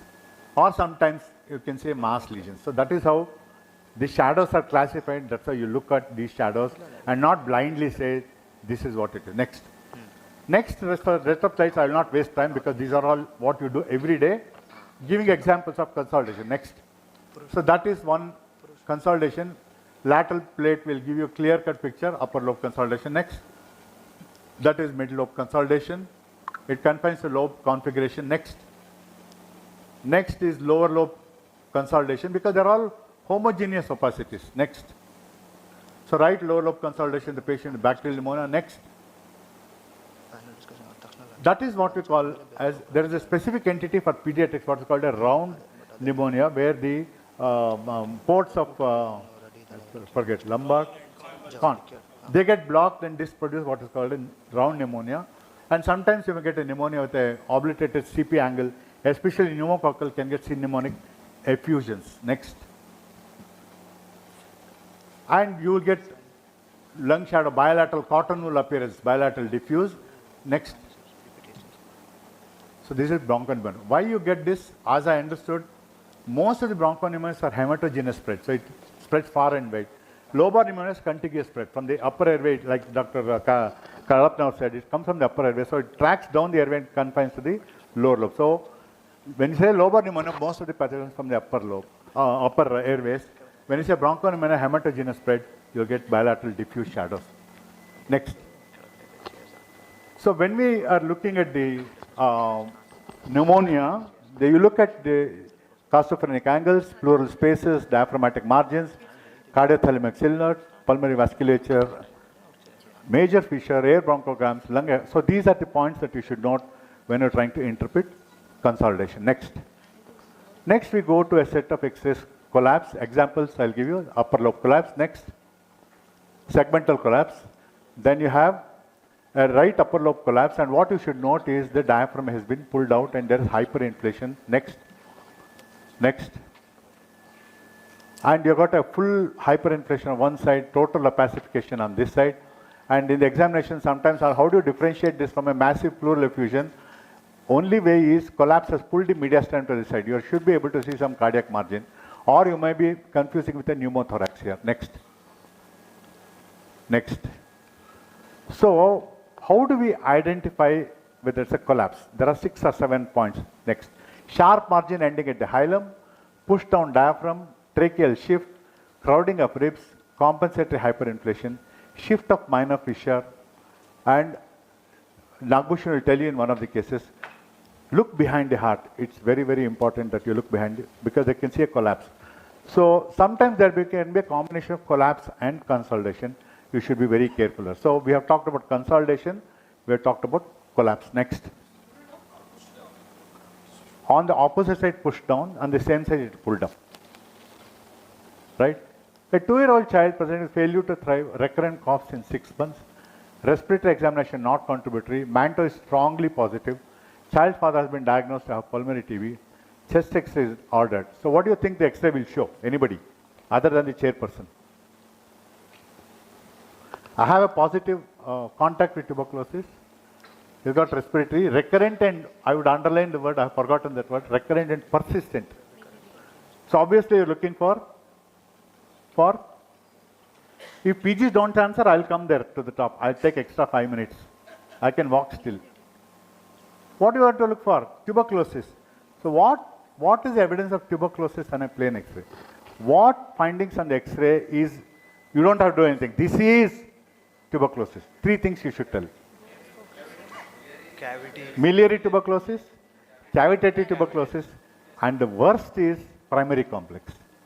In 20 years back, I used to get every patient, like what we're doing, parahilarrhopathy, every patient, child with a chest X-ray is primary complex.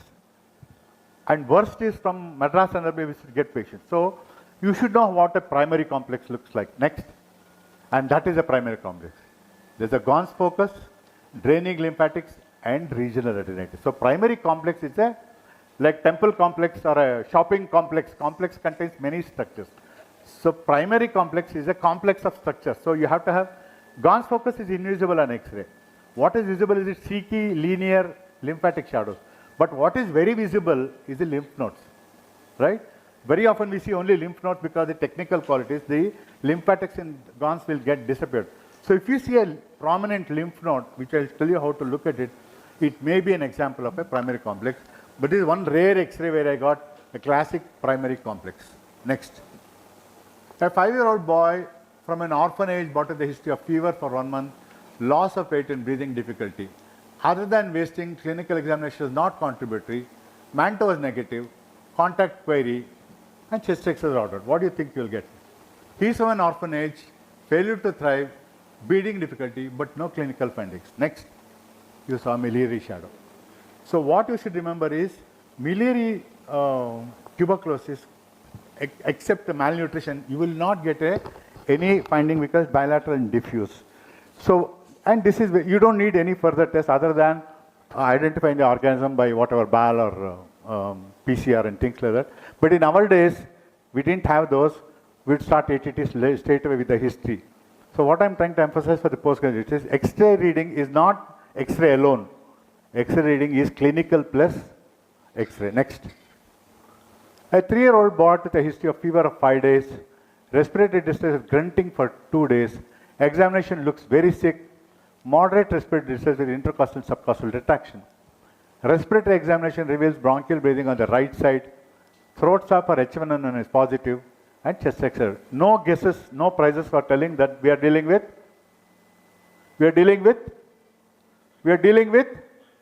no echo. PGs, pneumonia. What pneumonia? I've got H1N1 positive, so it is viral pneumonia. Right? Next. So that is dense consolidation. See, you see some air bronchograms. Next. The upper lobe consolidation. It doesn't go well with viral pneumonia, but however it is there. Next. So I order, this is because H1N1 positive, I give asaltamir, IV ceftriaxone for 4 days, continues to have high spiking fever, worsening of respiratory distress, and repeat chest X-ray is done. Next. And what do you see? That consolidation become worse. You see a lot of air pockets, and you see some additions and collapse. So what started off as lobar pneumonia has progressed into what we currently call as necrotizing pneumonia. That brings us to the point that when we have a child with a pneumonia, classical, what is the indication for ordering repeat X-ray? Normally, straightforward lobar pneumonia, there is no need for reading, we go by clinical. But we order when there is clinical deterioration, worsening of saturations, and child does not look well despite medications. And this is a very serious situation because this is in small pediatric surgeons to do some procedure. Next. And we did a CT in this patient that definitely showed a lot of necrotizing pneumonia. Antibiotics were changed to linezolid because that is the drug of choice for necrotizing pneumonia.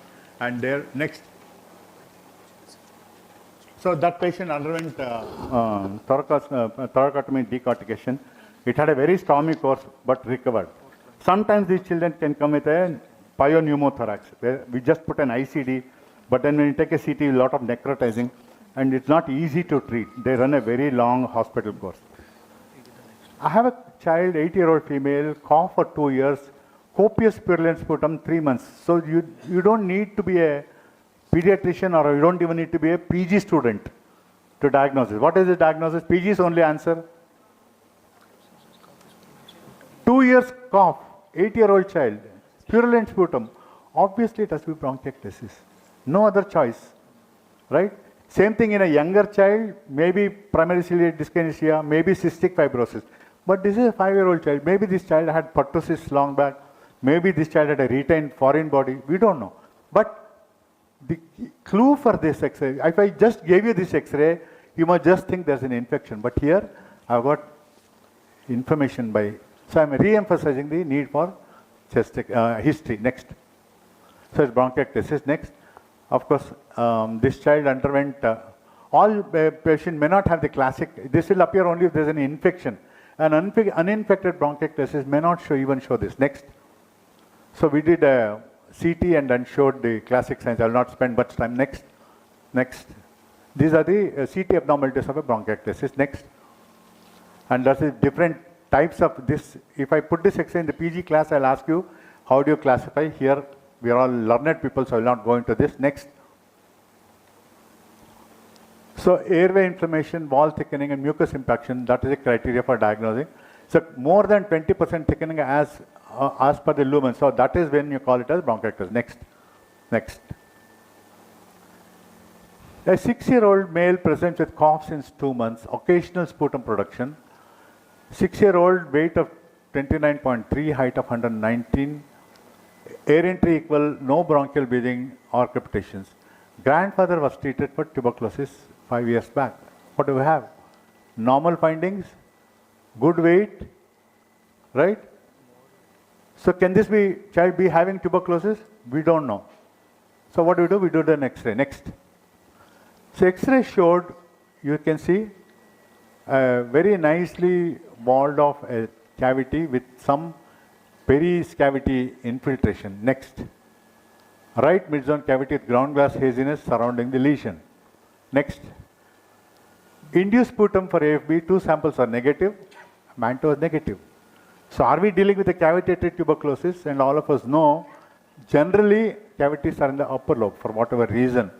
It's a very unusual position, right? And the non-identification of the tubercle bacilli puts a question mark. Of course, outside this patient has already received anti-tubercular treatment. This child warranted a CT. Next. Next. And that showed a very thin-walled cyst with an infection. Next. So, next patient, a 9-year-old child presents cough since 2 months, insidious onset, gradual progresses, not associated with sputum production, no history of allergy and asthma, associated chest pain while coughing, mostly on the left side of the chest, occasional fast breathing, breathing difficulty in the moderate exertion. Respiratory system, there was dull note to percuss on the left side, decreased air entry on the left side, and all the PGs and my senior colleagues will diagnose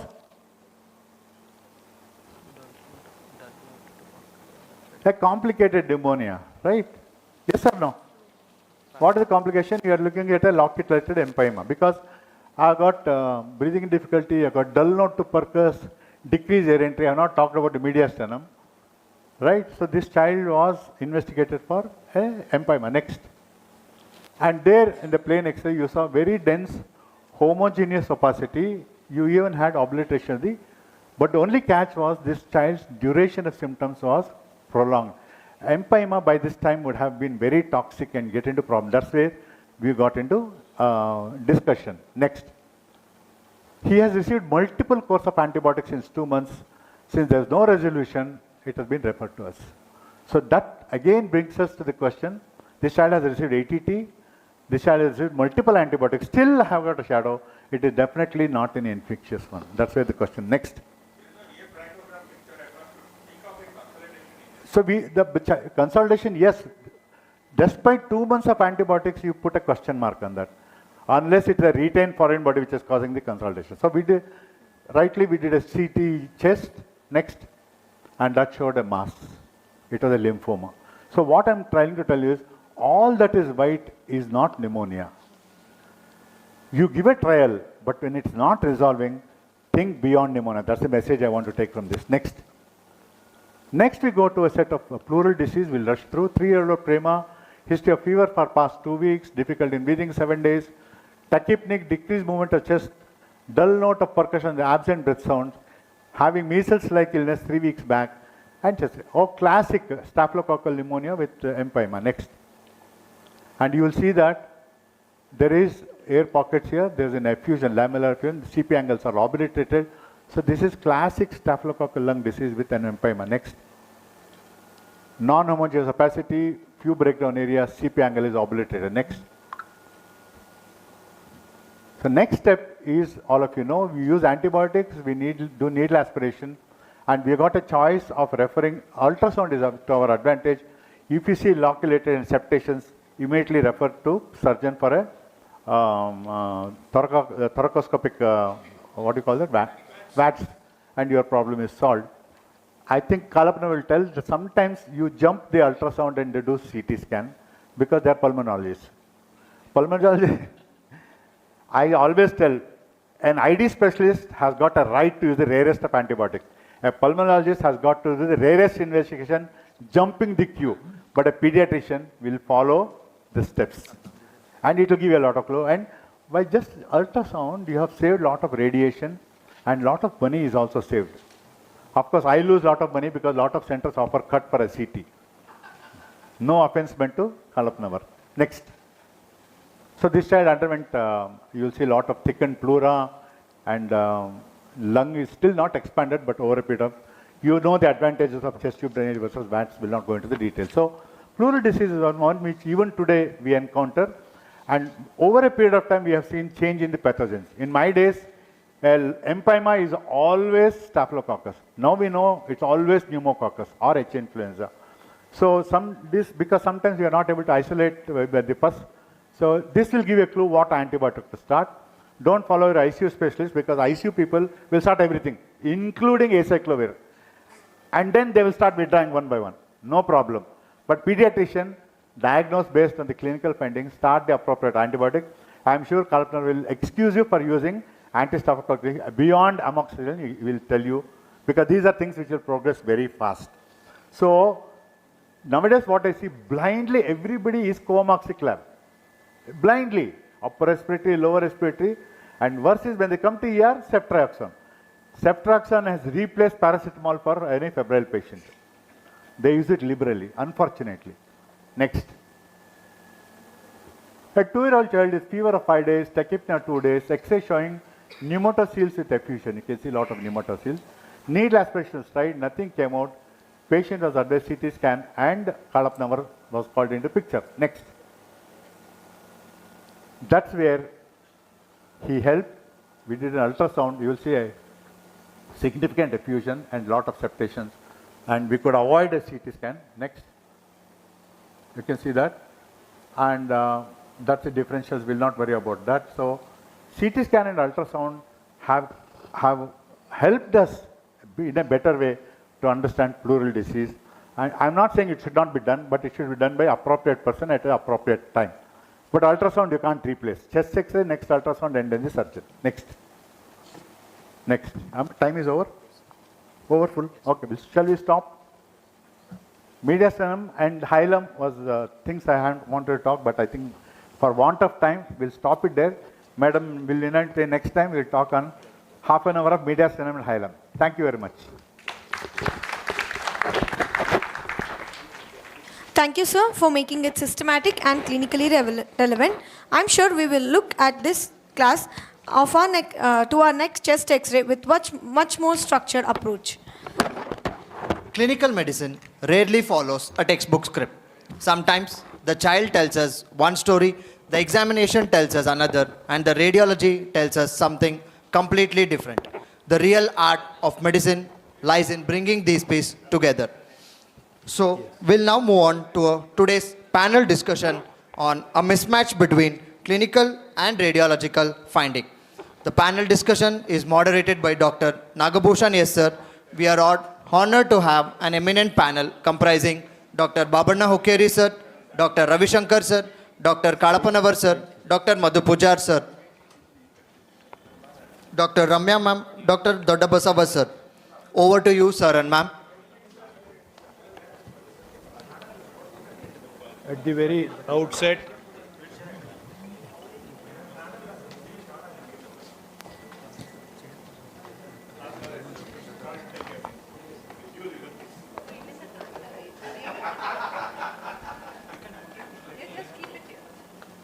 as they are arranging the seats for our panelists, I think Dr. Kalapanavar and Dr. Madhu Pujar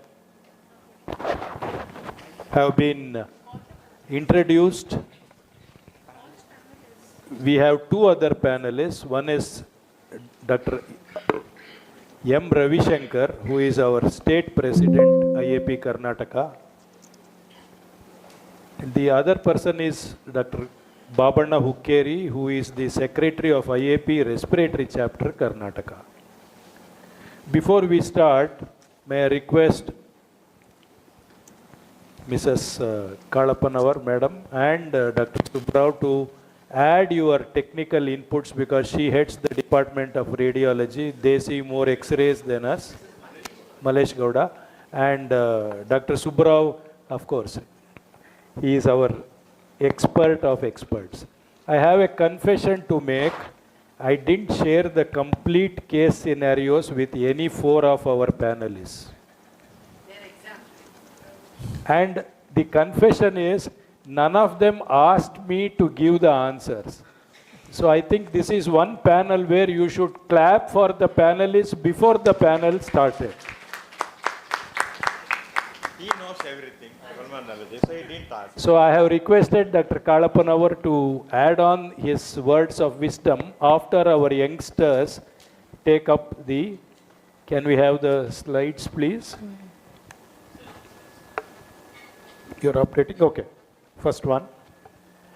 Now, there are four clinical case scenarios that all of us face in day-to-day clinical practice. The first case scenario is a well child, and this child also has a normal X-ray.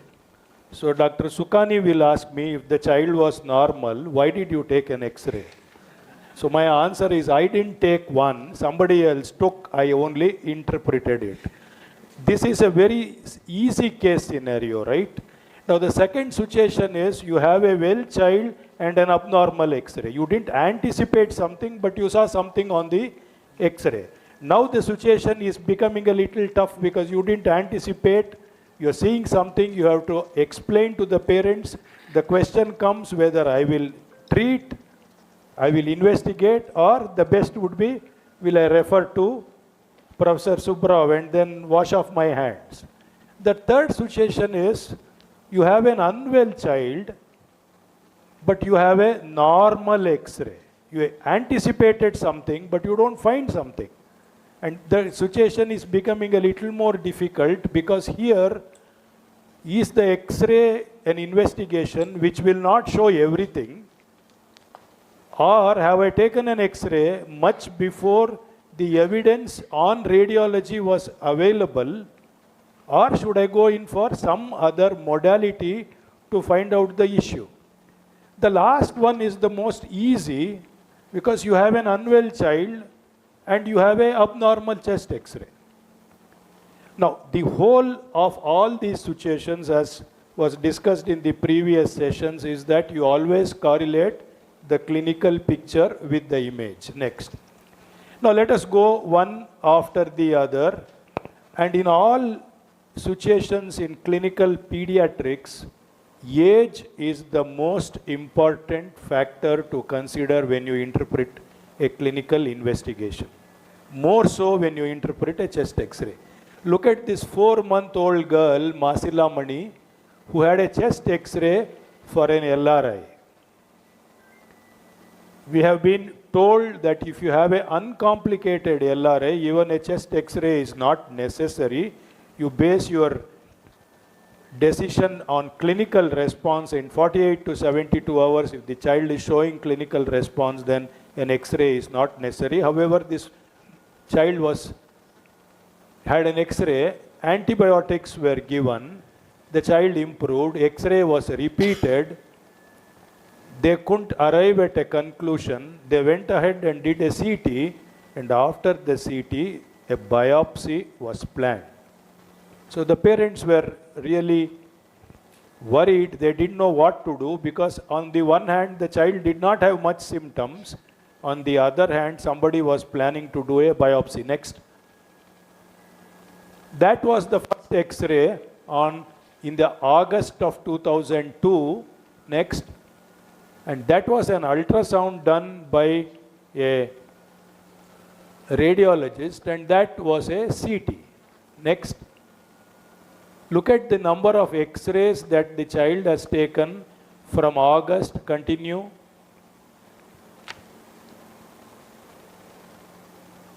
Till 16th of October 2003. So the story goes on from August 2002 to October 2003. Now I open up. Confident. I will answer. If I wrong, these two will answer. So the X-ray, there is an homogeneous opacity, but in the homogeneous opacity, there is no aerobronchogram is there. So first of all, immediately I rule out it is not a case of consolidation. So the age is 4 months, and this picture is there. So it is a shadow of a thymus. That's all my opinion.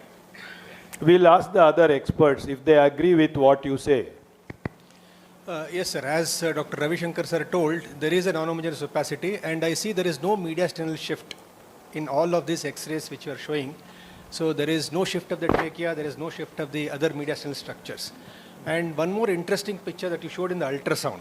Ultrasound showed there is a thymus. The previous X-ray, previous slides, please. Yes. Yeah, there is a thymic shadow you can see, and thymic shadow is quite anterior. So it is above the aorta and above the main pulmonary artery, which tells us that whatever the shadow that is been appeared on the X-ray has been picked up in the ultrasound as well, and it is looking like a thymus shadow. And thymus shadow in ultrasound has got a peculiar picture. It is called as a starry sky appearance. If that is there, then it's a soft tissue shadow, and thymus is picked up. And we, as Dr. Subbarao sir also told, the thymus has got a different structure, not only the sail, and it has got a different shape. And we can see, although the shape remained the same, and it remained, the opacity remained the same, and it got regressed after 1.5 years, and it was shown in the subsequent X-ray. Dr. Babana, would you have done a CT in this situation? Maybe not. Still, I would have kept the X-rays. Maybe not taken more X-rays also, and kept thymus in mind from the beginning. And the last X-ray, please. Next slide, please. In the last X-ray, you can see the cell sign. Yeah. The one that it has shrunk and it has cell sign. So the baby was 4 months. It is 1 year plus 18 months. 18 months. So this now. is the time when the thymus starts regressing. Okay. So, Dr.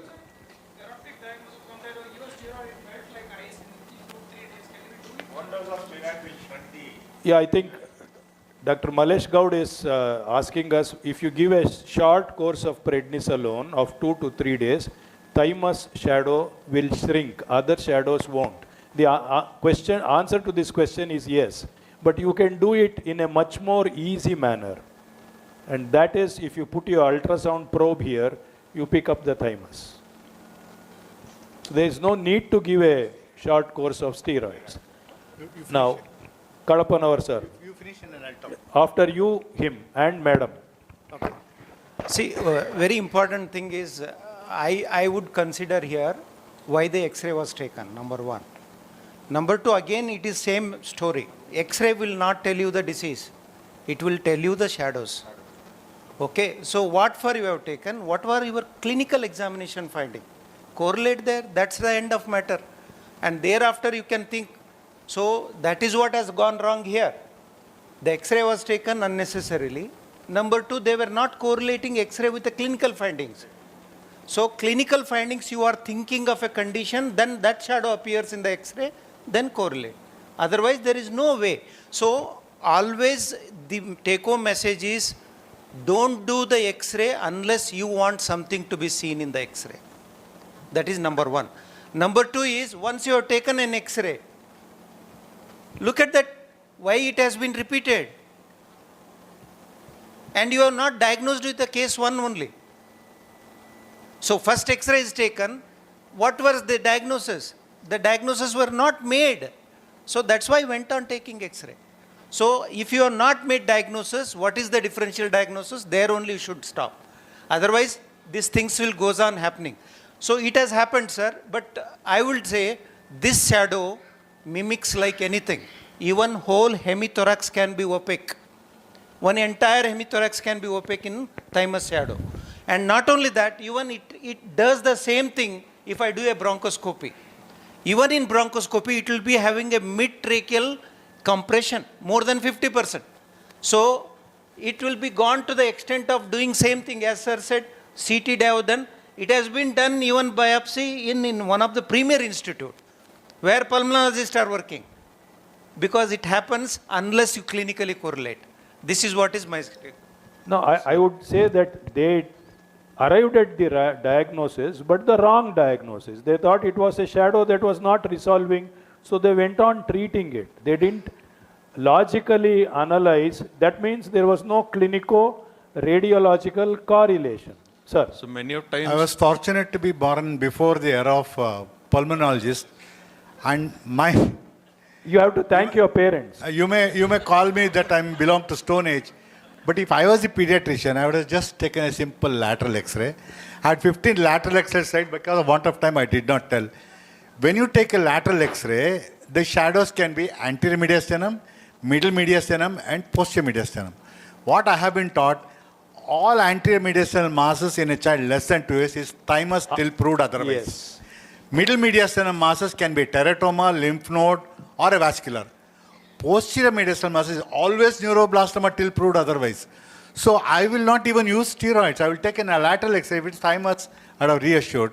And I will want to be born much later next time so that I can be a pulmonologist. So that I don't have any say on that. Madam, any other points? Many times such a scenario can be seen when the patient goes pediatrician shopping. Okay. Multiple pediatricians, multiple X-rays. Okay. So many times the thymus shadow will be so big, it will compress on the trachea, and there's something like laryngomalacia picture come like that one. So during that time, if you give one as Malesh got told, give steroid, the laryngomalacia, everything will disappear and the shadow also will disappear. Yes. I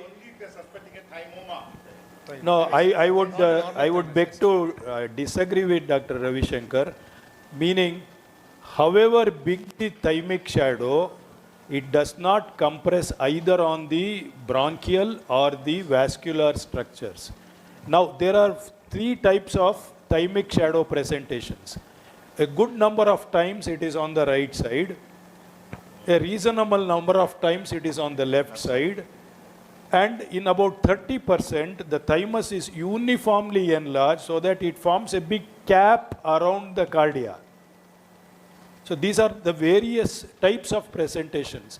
The other important point which we learned from a famous radiologist called Dr. Ramakantan from Mumbai, he makes a very, very candid statement. He says 1/3 of, next, 1/3 of the heart is always on the right side of the chest. And look at this. So this is something that we should always appreciate, to say that you are dealing with a normal structure. So remember the age, remember the presentation, look for simple investigations to confirm your clinical diagnosis. Lateral X-ray, Dr. Rao may take it. The youngsters may say, I don't even want to expose this child to a radiological investigation again. I will put a probe, and that was the end of the story. Next. Look at this. I said huge sort of mass, and this is the anterior mediastinum, which is empty. And here, go back. And this is the mediastinum that is full. Now here you have a child who is normal and who has an abnormal X-ray. The X-ray is really not abnormal, but the shadow is abnormal and you need to investigate. Next. Yeah, so somebody who is interpreting it, right? So these are the structures, the anterior mediastinum, the middle and the posterior mediastinum. Next. So the take-home message is delineate anatomy. Therefore, pathology will follow.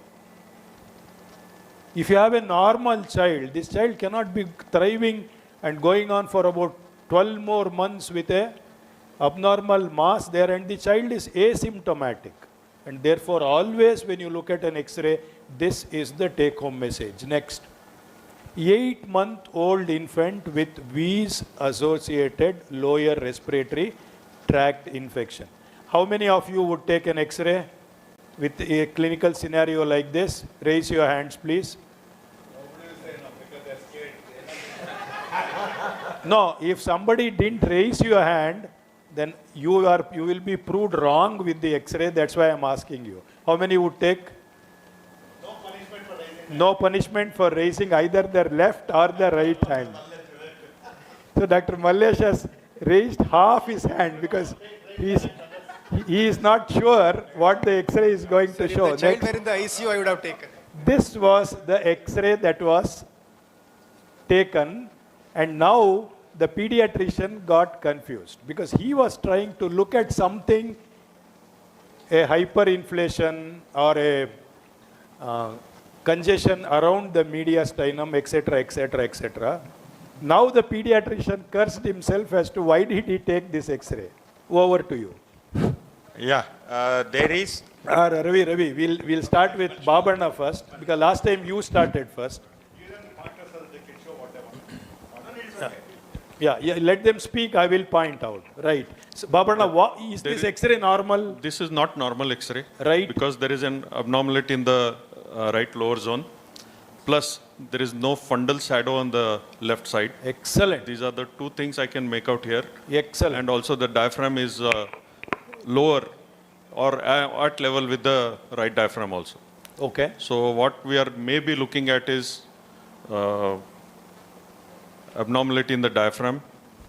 But your diaphragm looks perfectly okay. Perfect. See, the contour of the diaphragm is not altered. They say that the left dome of the diaphragm is slightly higher as compared to the right dome because of the cardia. That's fine. The diaphragm is okay. Dr. Madhu? Yes, it looks like a cystic mass, sir, in the right. lower limb. Right. Yeah, and as he said, there is no fundal gas shadow. Right. Though it is an AP film, there is no fundal gas shadow, sir. Excellent. And there is no mediastinal shift or... Perfect. Yeah. Same thing, if you look at the right side, that one bubble-like thing is there. So what do you call them? The bubble thing is there. If I just concentrate, you will suddenly get I won't get the bubble, but only you will see the radio opaque shadow. So, but once you concentrate, there is a bubble shadow is there. Otherwise, here there is no fundal shadow is here, and liver is okay, and diaphragm both side looks normal because we can see the margins there correctly. You have one more mic. You can give it to the specialist. One here, to madam. Right. Sir, I have in my back of my mind the clinical history. So the moment I see this, I am sure that I will not think of condition what I wanted to see. Okay. That is what. Number two is microphone to madam. Is this the reason for my child presentation? Once I am out of that, then I will start thinking differently. Okay. So as sir said, we will go like that methodically: airway, breathing, cardia, diaphragm. So I will see that. If you see that, even in this shadow, there is you see there is a cardiac border underneath. Okay. So the moment you see the cardiac underneath, the above it has to be. Okay. So if I permit, I wanted to see, I will take one lateral X-ray. Excellent. You are permitted. Sir. My only objection to absence of fundal shadow, most of these X-rays are taken lying down, so you cannot comment on a fundal gas in a lying down plate. You will never be able to take an erect picture unless you specifically ask for. So be wary of commenting on absence of fundal gas because it's a supine plate. Madam, any other points? Anybody from the audience have anything else to add on this X-ray? Darker on the left side, sir. Okay. Anything else? Little darker on the left side. The lungs are a little darker is what you say. Anybody else? Dr. Kalapanavar gave a clue, and if you follow that clue, you will get your answer. Anybody else? Okay, that's one. No, I'm saying on the X-ray, there is an important clinical clue. The clinical clue is that you trace this shadow, it is not stopping here. Look at this. This shadow cannot abruptly stop here. It's going down. That means this shadow is partly in the abdomen and partly in the chest. Now, which is one, sir, simple, easy investigation you would want to do to confirm your clinical diagnosis? One word answer. Ultrasound. You don't have an ultrasound, Madhu. What would you do? Lateral view as here, rightly. Lateral view, Madhu. Barium swallow. Barium swallow. Next slide. This is what Dr. Subbarao was telling us, that if you have two people who are standing exactly like this, and if somebody is seeing from this side, he will not see two people, he will see one. But if they are standing like this, there is a gap between the two, then he can see two people. This is the basis of the Sill-Hut sign. Go back. Look at this. No. Now, see what happens.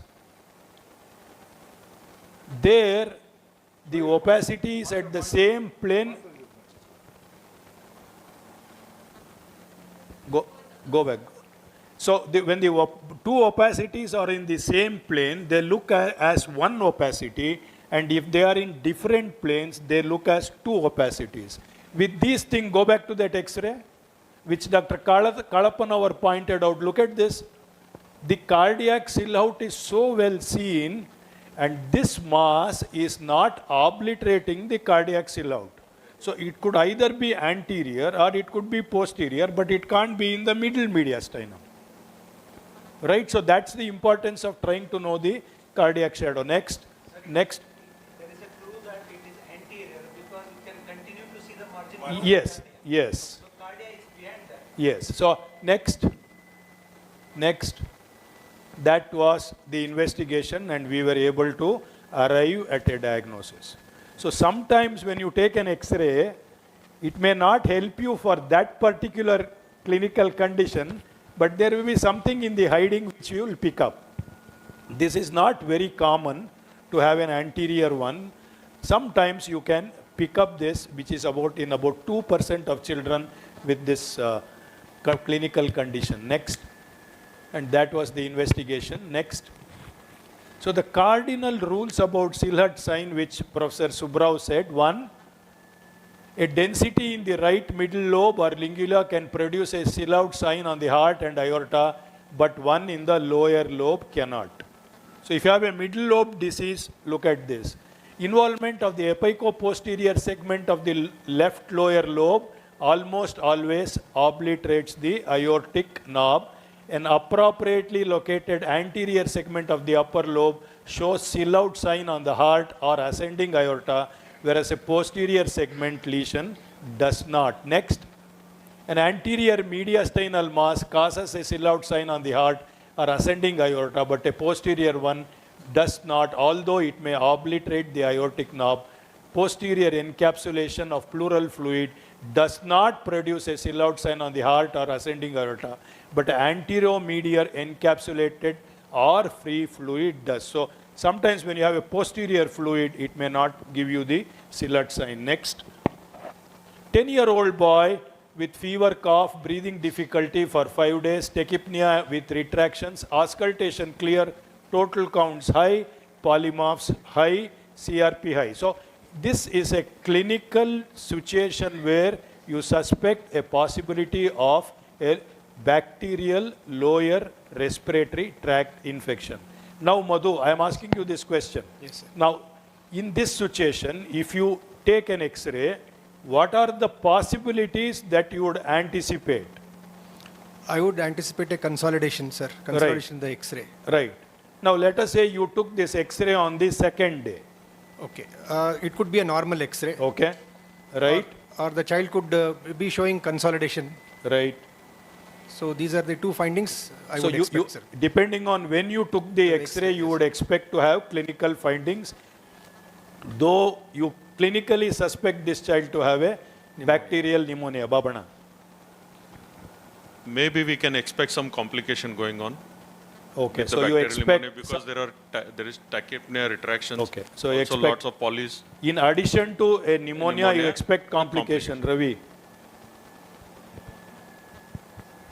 No, that's all. Whatever that they told, Okay. same thing I was expecting there. Sir, here auscultatory findings are clear.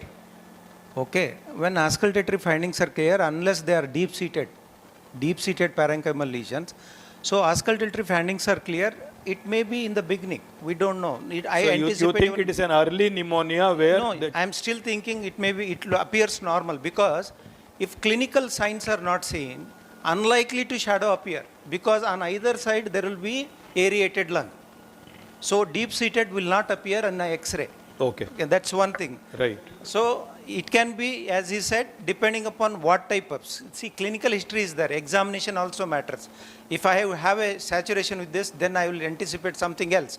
So we may have a parapneumonic effusion, we may have even pneumothorax, we may, whatnot, all the complications. But you expect clinical findings. Yes. When there is a total count 20,000 and beyond, the clinical dictum is that you have to suspect a respiratory infection in the patient. That is a dictum. So you have to do an X-ray. That's what they tell. Like No, my question is this. Yeah, one minute. If the if the lesion is very small, it may not be seen in the X-ray. Okay.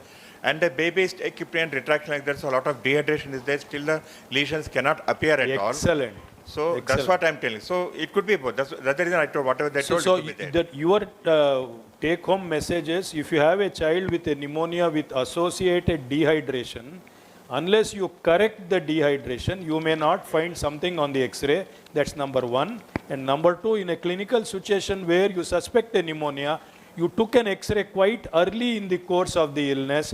Though there is a pneumonia, X-ray may not be there to show that pneumonia. You took it 3 days later. So there is a clinico-radiological discorrelation. Now I am going to ask Dr. Kalapanavar, let us say there is a clinico-radiological dissociation to begin with. Let us say a child clinically improves from pneumonia and then you took an X-ray. Do your clinical response and radiological findings coincide? No, sir, because it all depends upon, that's what I'm telling you. Your findings may be persisting. That is a common dictum. Always clinico-radiological. Always clinical improvement occurs early.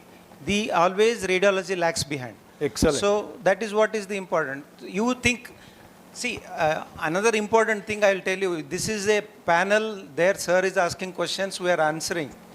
In a real scenario, you don't have to have an incomplete history, incomplete examination finding. This is what I always insist. There is no hurry in saying 1 minute on diagnosis. So whenever there is there, you can go and re-examine the case. That will give us more information, sir. So I think these important points that were brought forward was, one, with a pneumonia, the X-ray may still be normal. You are not ruling out a pneumonia because you took it very early. A pneumonia may not show a chest X-ray finding because the child was having associated dehydration. Number three, clinical response always precedes the radiological response, and therefore, if you have a child who is clinically responsive, don't take an X-ray at least for 2 to 3 weeks, and then if you want to take a chest X-ray, not before 3 weeks. Otherwise, you will see a shadow and you will add on one more antibiotic. Viral pneumonias may not show a clinical response, sir. I would like to, if I'm given the chance to ask the history again, 5 days discharge duration, I'm sure somebody would have used an antibiotic. Right. And on examination, I would have expected crepitations of resolution. If that has not happened, that means there is something wrong. In the beginning of your talk, you said pay attention to the age. 10-year-old child with respiratory symptoms, we look at mycoplasma-like disease, where the dictum is the patient doesn't look sick, but the X-ray does look very sick. So one of the conditions where X-ray is bad, but patient's findings may be less, is mycoplasmonemia. So this child still warrants an X-ray. Okay, we'll go ahead. No mass. Next X-ray, next please. So chest X-ray taken next. Dehydration, we discussed. Viral pneumonia, retrocardiac pneumonia, radiolucent foreign body aspiration with infection, an asthma flare-up mistaken for a. And remember, in an acute asthma flare-up, you can have leukocytosis and neutrophilia during the acute asthma phase. So sometimes we mistake it for a bacterial infection. The clinical clue is asthma flare-up responds well to bronchodilator therapy while pneumonia does not. Next. So this was an X-ray that was taken and the pediatrician could not interpret it. One of you? And we have seen normal X-ray shown by Professor Subbarao. So, of course, the pulmonary shadows looks normal. There is no evidence there, except that so-called reticular hilar shadow that Subbarao told there. But, and the diaphragms are okay, but behind the heart, if you look there, the left side looks more denser compared to the right side, and it may be okay, difficult to tell, on par with the spinal shadow, difficult to tell, but it is more shadow, so there could be a shadow there, retrocardiac. In this situation, I can do a lateral view, I can see something there. Excellent. Now, imagine that the heart contains blood, and the blood is of uniform density on the right and left. Though the right side may have less oxygen, that does not affect the density of blood. Look at the density of the heart here, and look at the density of the cardiac shadow here. This is non-uniform. You can see a lot of other patches here. Next slide. And that is the normal X-ray where the densities appear equal bilaterally, and this next is the abnormal X-ray. So what they said is to take a lateral X-ray next, and we took a lateral X-ray. There is a cardinal rule called the spine rule, and that is what is called that as you go down, next click, you will see that this thing becomes click, that the area of density best seen on the lateral view post just above the diaphragm on the inferior body. You can see this shadow as well as this. So this is what is called the spine sign. Next. Vertebral bodies should progressively become darker or blacker as you proceed inferiorly, but here you see that the vertebral bodies are brighter. And therefore we coined an aphorism. Next. The aphorism we coined is based on what we learnt in surgery. In surgery we were all taught, next, pus somewhere, pus nowhere, look for pus under the diaphragm. And what was our aphorism? Next, pneumonia somewhere, pneumonia nowhere, look for pneumonia behind the heart. So this is something that we said we should look for, because people don't look at the retrocardiac space because we are not used to look at it, and so occasionally you may pick up. Next. Sir, that X-ray, just one. Yeah, please. Go back. Previous X-ray. There, if you see even previous to this, if you see there, previous to this X-ray. Yeah. Go back. One X-ray. Yeah. See there, you can see there is a, if you meticulously see on either side, there is a compensatory overinflation on the left side. Yes. You can make out that, and that becomes more obvious on the lateral X-ray. If you see the next slide. Yeah, see here, where your circle is there, you can see there is a compensator. And this is what happens if you have a clinical, like, see, you are suspecting where, which side, which lobe, what is happening clinically, that will give us more clues, sir. So I know that my clinical findings are on the right side. I am infrascapular on the right side. Left side. I have a clinical findings, so there I will concentrate. So that will give a good clue. Okay. Madam, any inputs? Okay. Right. Next. So, next one. This I will request Babana to take. Always, not only the age, but also the clinical presentation matters. This is a 10-year-old child with steroid-dependent nephrotic syndrome. Look at the history. He presented with acute onset, sudden onset of respiratory distress. This was the X-ray taken. So background history of nephrotic syndrome and acute onset respiratory distress. Any input from the audience before I ask Dr. Babana? Pleural effusion. Look at the history. Look at the history. Pardon? No, he is given the usual drugs for nephrotic syndrome. There was some clinical response, but suddenly this thing happened. Anybody?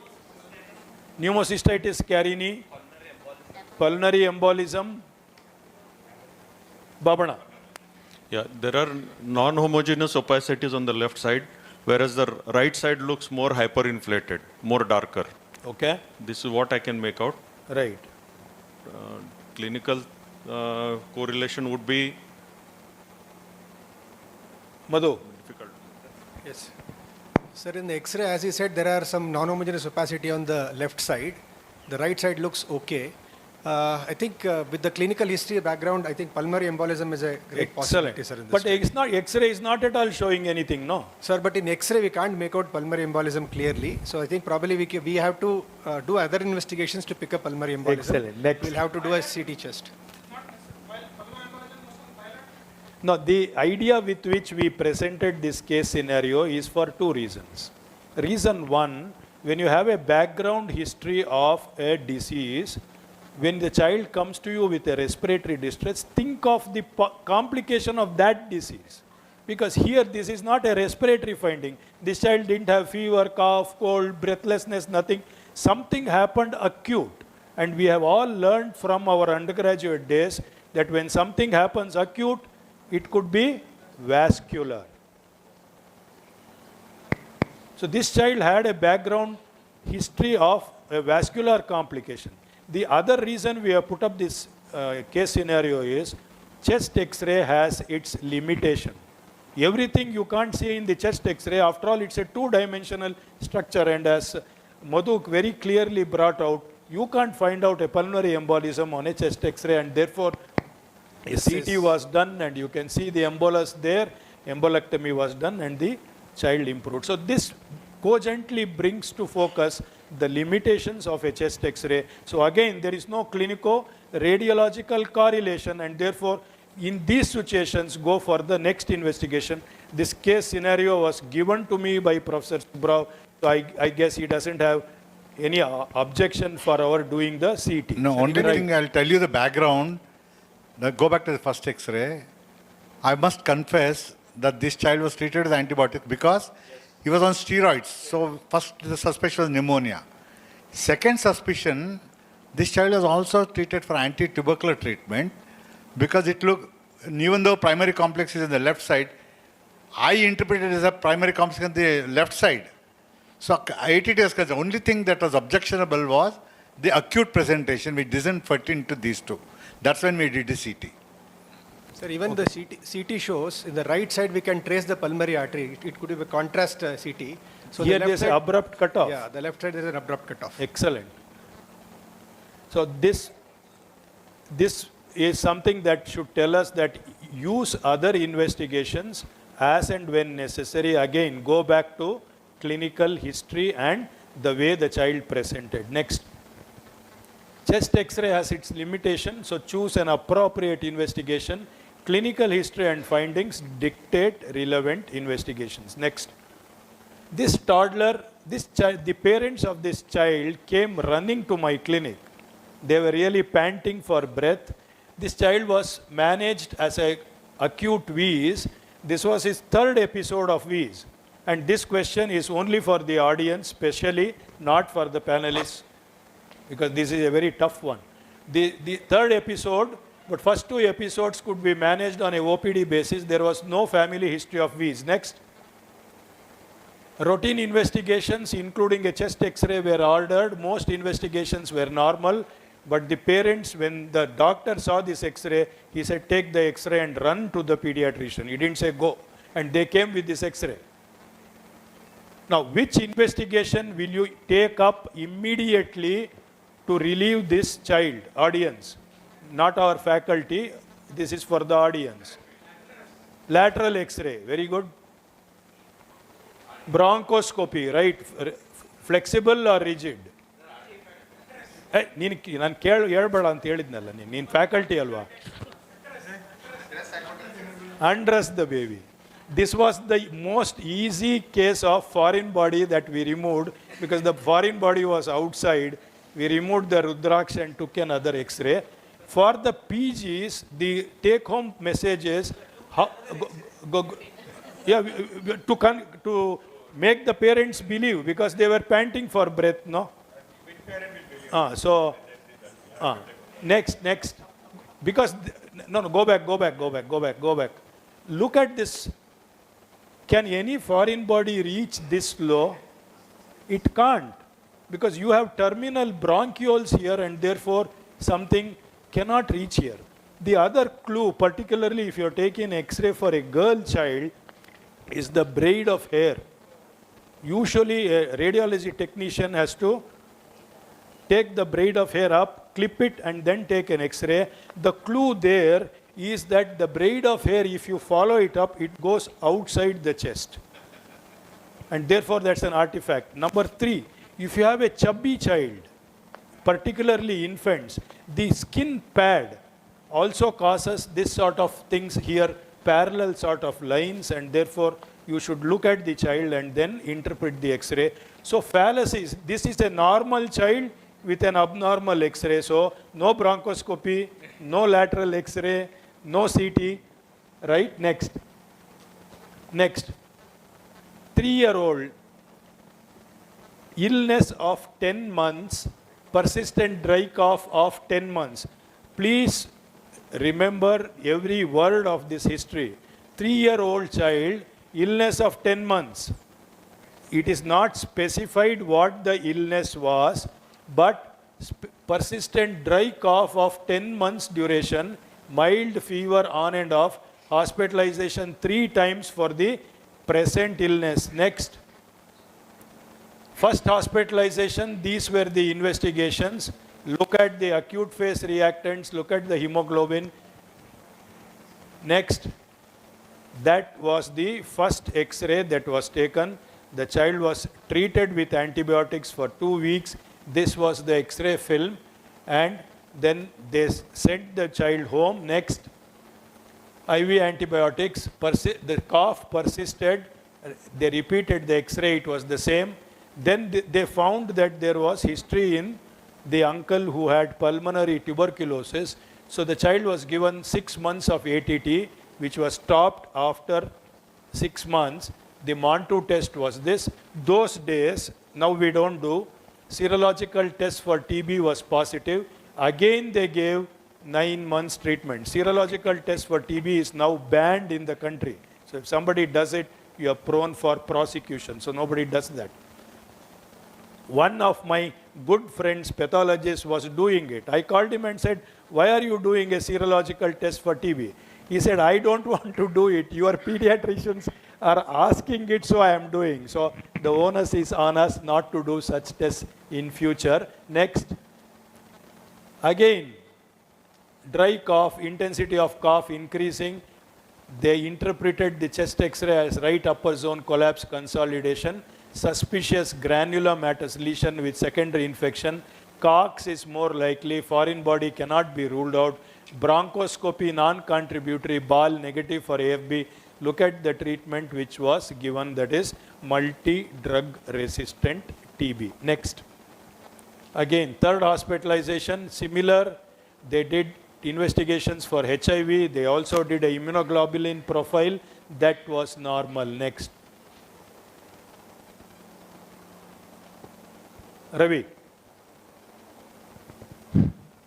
The child is on ATT. Child has completed 3 courses of antibiotics. What would be your course of treating this child? That is 2007, 0 to 2007, the date you mentioned. Yes, okay, during that time, expert was not, okay, gene expert was not there. Okay. So anyhow, starting... So you want to do a gene expert? if the case had come during that, probably I would have done to know what, because without knowing the molecular diagnosis, I would not started the ATT at all. Okay, now, so it is 3 times we no, started, my forget question about is, it, yeah. would you consider tuberculosis in this child? No, sir, if you clear cut look at that one, between the 1, 2, 3, second and 3, there is a nodular shadow is there. Yeah. There is a nodular shadow is there. Excellent. So that is so probably, of course, initially I would have given one course of antibiotic to know whether they disappear or not.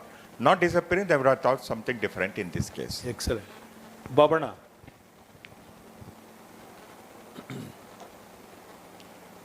A difficult one actually. Okay. But other than that, Hey, ನೀನ್ ಸುಮ್ನಿರಪ್ಪ. You have to give extra prize to Vijay to looks keep like him quiet. ಇನ್ನೊಂದ್ಸತಿ ಕೂಡ್ಸ್ಬಿಡೋಣ ಚೇರಕ್ಕೆ. ಅಲ್ಲ ಇಲ್ಲಿ ಕೂಡ್ಸ್ಬಿಟ್ಟು ಶಾಲೆ ಓದಿಸ್ಬೇಕು ಅವ್ನಿಗೆ ಇನ್ನೊಂದ್ಸತಿ. Antibiotic not responding, pick up something No, we are not worried about the diagnosis at this moment. The same X-ray is being taken again and again. Is there something we can learn from this X-ray? That's about it. Forget the diagnosis.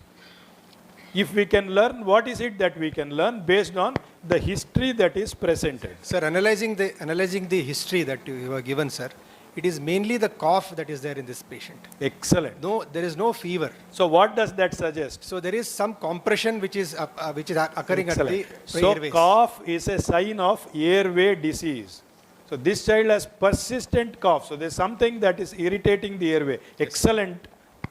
Right? Yes, sir. And it is a persistent shadow that is Right. there in the subsequent X-rays also. So there Vijay, must be the something. mic will come to you now. And there must be something in the mediastinum, in the middle mediastinum, or where it's compressing the airways. Okay. So that's what. Point well taken, Ravi. Alala, Vijay Kode. The time is yours. Because there's something else on the X-ray which I am excited. Okay, there is no air bronchogram. Right, right. Does Silhout sign matter here? Yes. Look at the cardiac shadow. So nicely you can see. From here you can't see. Look at the cardiac shadow here. It is not obliterating the cardiac shadow that much, right? What else? Vijay. Sir, yes. There is widening of the rib spaces. Excellent, excellent. Very, very, very good. That is why I did not give details to my panelists. I knew they were excellent. Anything else? Anybody? Excellent. Look at the rib erosions there. Look at the ribs here. They are so nice and beautiful. And look at the rib erosions, which means what? There is one shadow that is not only compressing the airway, it's also compressing the ribs, causing rib erosion. And this thing is going on and on and on for such a long time, and the child is not showing any response to any treatment given. And therefore, this is not an infective etiology. Next slide. Next. CT was done, reported as lymphoma. Next. Next. These were the findings. Next. Next. Again, Silhouette sign. Next. Look, go back. This is what Professor Subrao said. Now I am going to invert this X-ray. Go back. X-ray. Next. Look at, see, now you can see the ribs. Why you invert the X-ray and see is not because somebody thinks you are mad. It is because in an unconventional view, you see unconventional things. For example, if you go to Goa, if somebody comes dressed like me, that is unconventional. So people look at me. Same way, when you look at this, look at you focus more on the extra cardiac, extra respiratory systems. For example, the skeletal system, the subcutaneous tissue, the other bones. So your eye will see that much more than when you look at the conventional form, and you can see, look at the rib erosion. I congratulate the person who really picked it up. Very good. I think the clap should be a little louder. And this child was investigated. This child had a posterior mass. It was a benign mass. It was operated, and then the child improved. A short story about this. This was a case that Dr. Baldev Prajapati was presenting. I was one of the audience. I couldn't participate in the meeting. So when I saw this X-ray, I was getting excited to say this is not TB, but I could not tell it to anybody because I was an audience like anybody else. I couldn't get the mic. So soon after the presentation, I said, sir, I want this case scenario. And then he very easily shared it with me. Next.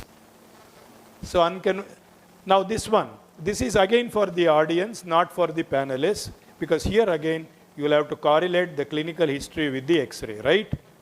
The smartest of you will get the answer very easily. Look at this 1-year-old, fever cough of 3 days, right? Tachypnea and cyanosis. In the morning, Dr. Kalappanavar very clearly said that cyanosis is not a sign of respiratory disease unless the child is terminally ill. None of us see cyanosis even in the PICU in a primary respiratory case. Crackles on the right side cardiovascular system was normal, right? Abdomen normal, weight, length, head circumference okay. Child was given amoxiclav. 2 echoes by 2 different cardiologists was reported as normal. Somebody did a methemoglobin and that was found to be normal because the child had cyanosis, right? Next. This was the X-ray.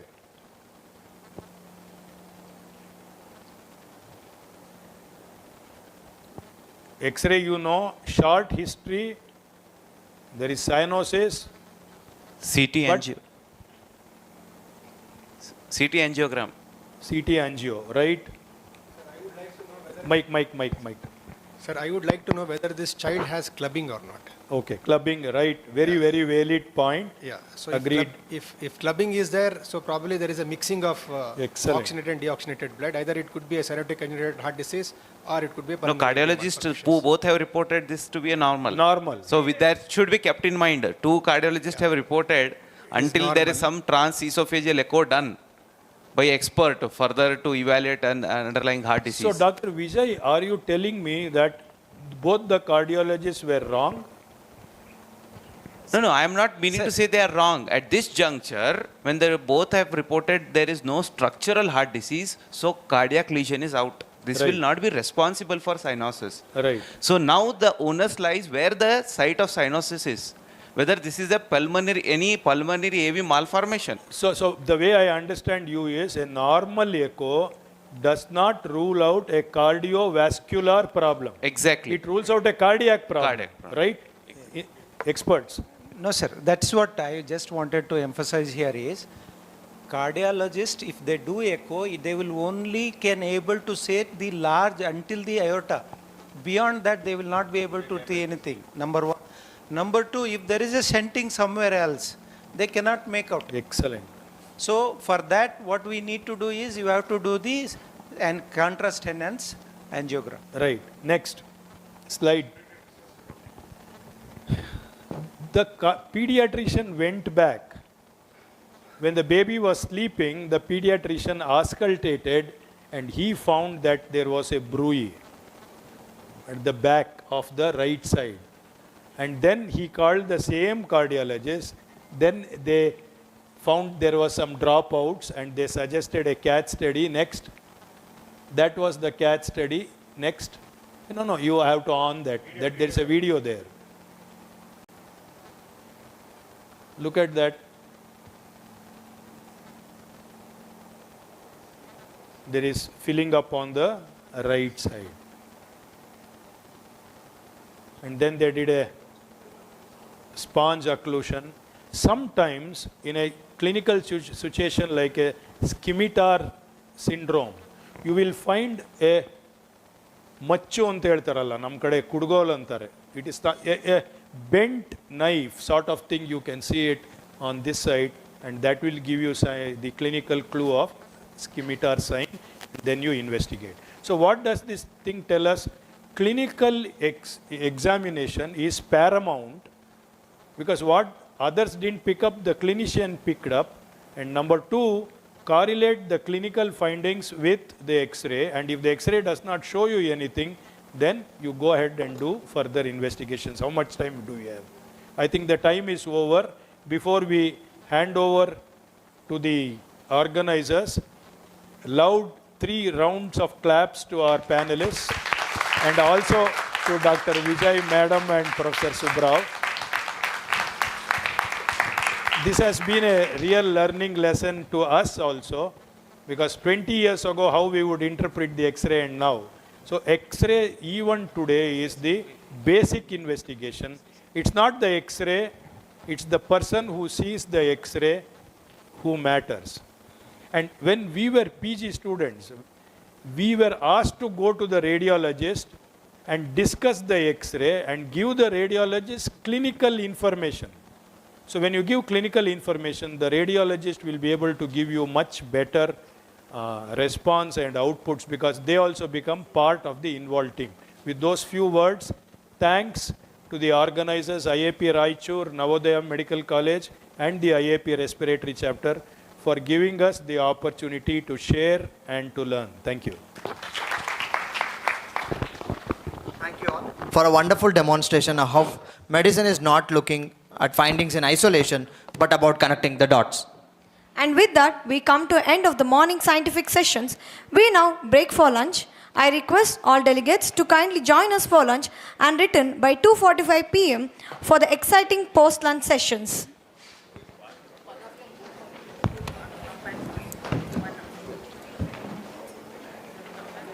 ಅದು ಇನ್ನೊಂದಿರಲಿ.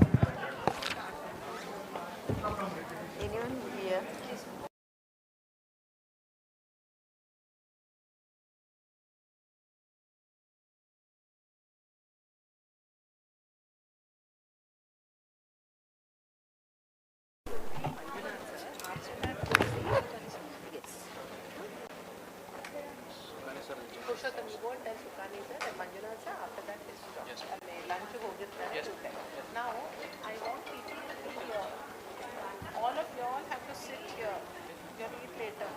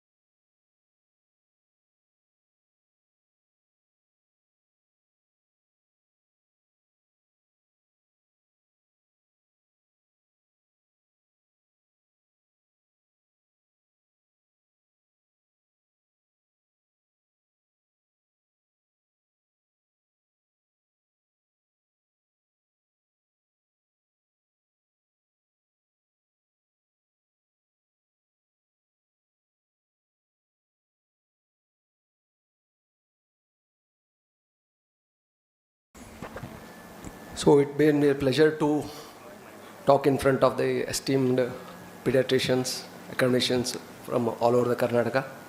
So thank you IAP Raichur and Department of Pediatrics Navodaya Medical College for giving me this opportunity. So basically the topic goes like a multimodality approach to a pediatric thoracic evaluation. So why beyond the chest X-ray? So ages together we have been doing, the chest X-ray has been an integral part of respiratory evaluation and it will be remain as an initial evaluation tool for us. But increasingly the question, what does the X-ray look, rather than we are going towards what next investigation which will help us in getting the diagnosis. So a child with a persistent wheeze may require more than an X-ray. A biphasic stridor might require a bronchoscopy or an imaging, or a recurrent pneumonia might require imaging along with other modalities also. So different modalities will answer definitely different questions. When we are thinking in terms of we need to know the physiology of the airways, we have to do a spirometry or impulse oscillometry and pheno. And when we are bothered about the imaging, then we have to go with ultrasound, HRCT and MRI. And when we need to have a direct visualization, we need to have a bronchoscopy or a thoracoscopy in mind. So better choose a modality which adds the most useful information, and it should be diagnostic, the yield should be better, and it should be safe also, and considering about the radiation exposure, and it should not be much more invasive because we are dealing with a pediatric case here, and it should be best tolerated and feasible for the child also. So before starting with the case scenarios, so let us first try to localize the symptoms according to the compartment base. So if there is an airway, there will be stridor, focal wheeze or a malacia-like symptoms, and when we are thinking in terms of pneumonia or ILD, we are thinking for parenchymal disease. When we are dealing with the pleural diseases, we have to think of pleural effusions, pneumothorax, all. And in case of mass or a ring or a compression, we need to see about the mediastinum or the vascular structures. So with continuation of the talk, so we will dealing with some case scenarios and we will try to go ahead with it.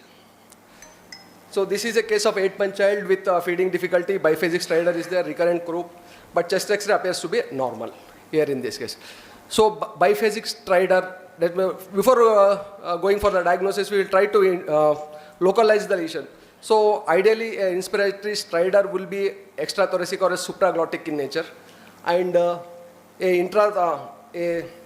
expiratory stridor will be intrathoracic in nature. And if a biphasic stridor means that there will be a fixed obstruction that is at the level of glottis or at the subglottis or upper part of the trachea.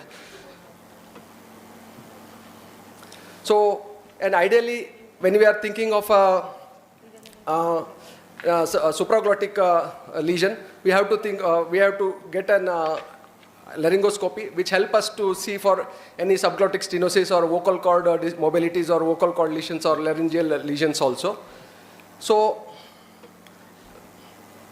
then we have to see for any fixed stenosis, web, hemangiomas, foreign body or associated, and bronchoscopy will also help us to see for any tracheobronchomalicias or pulsatile extrinsic compressions. So what if the lesion, there is a central obstruction, but it doesn't appears to be fixed. That means there is a dynamic nature of that lesion, which varies according to the respiration.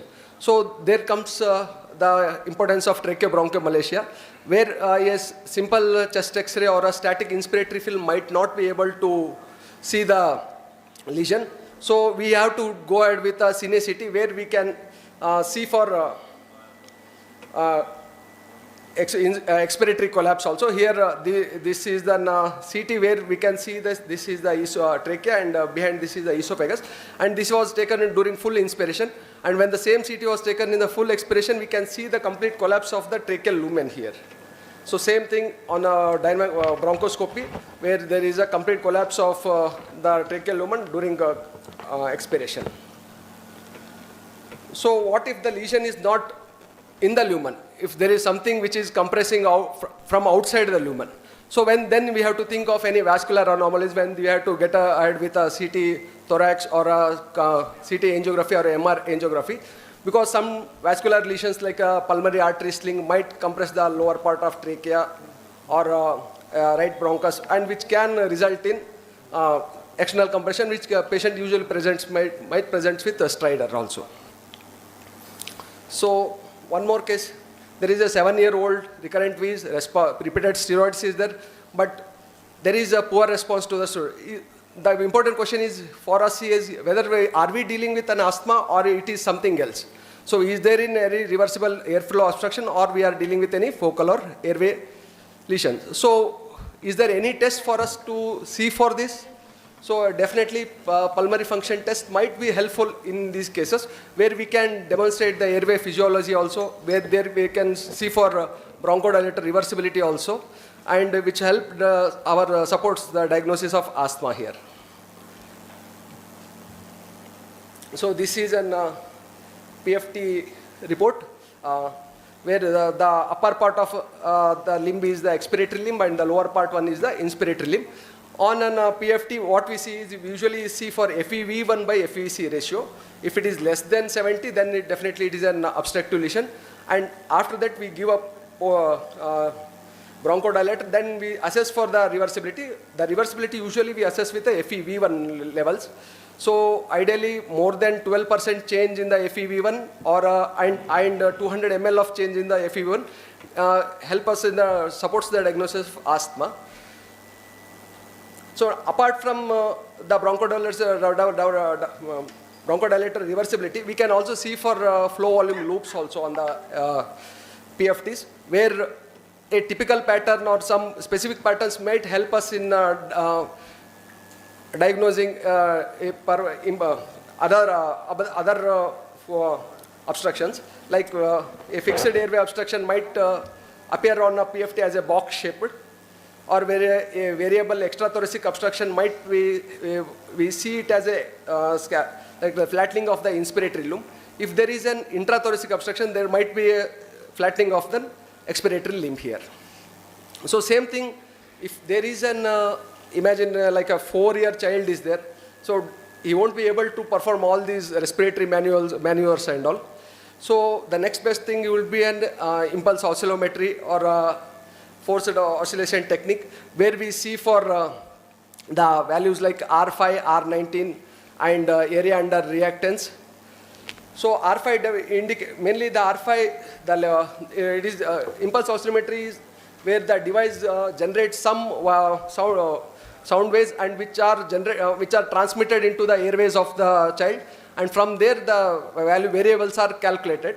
So the changes in R5 indicates a total resistance in the complete airway, and whereas the R19 or R20 help us in the mainly in the contributes about the central airways or the major airways, and the difference between R5 and R10 indicates the small airway obstruction, and area under the reactance, that is AX, X5, that will help us in see for the small airway dysfunctions. So there are typical patterns. If there is an central airway obstruction, definitely there will be increase in R5, R19, and the values of R5 and R19 will be normal. And if there is an increase in R5, normal R19, and increase R5 and R19, then there is an peripheral airway obstruction. Increase in all the variables like R5, R19 indicates a total airway obstruction.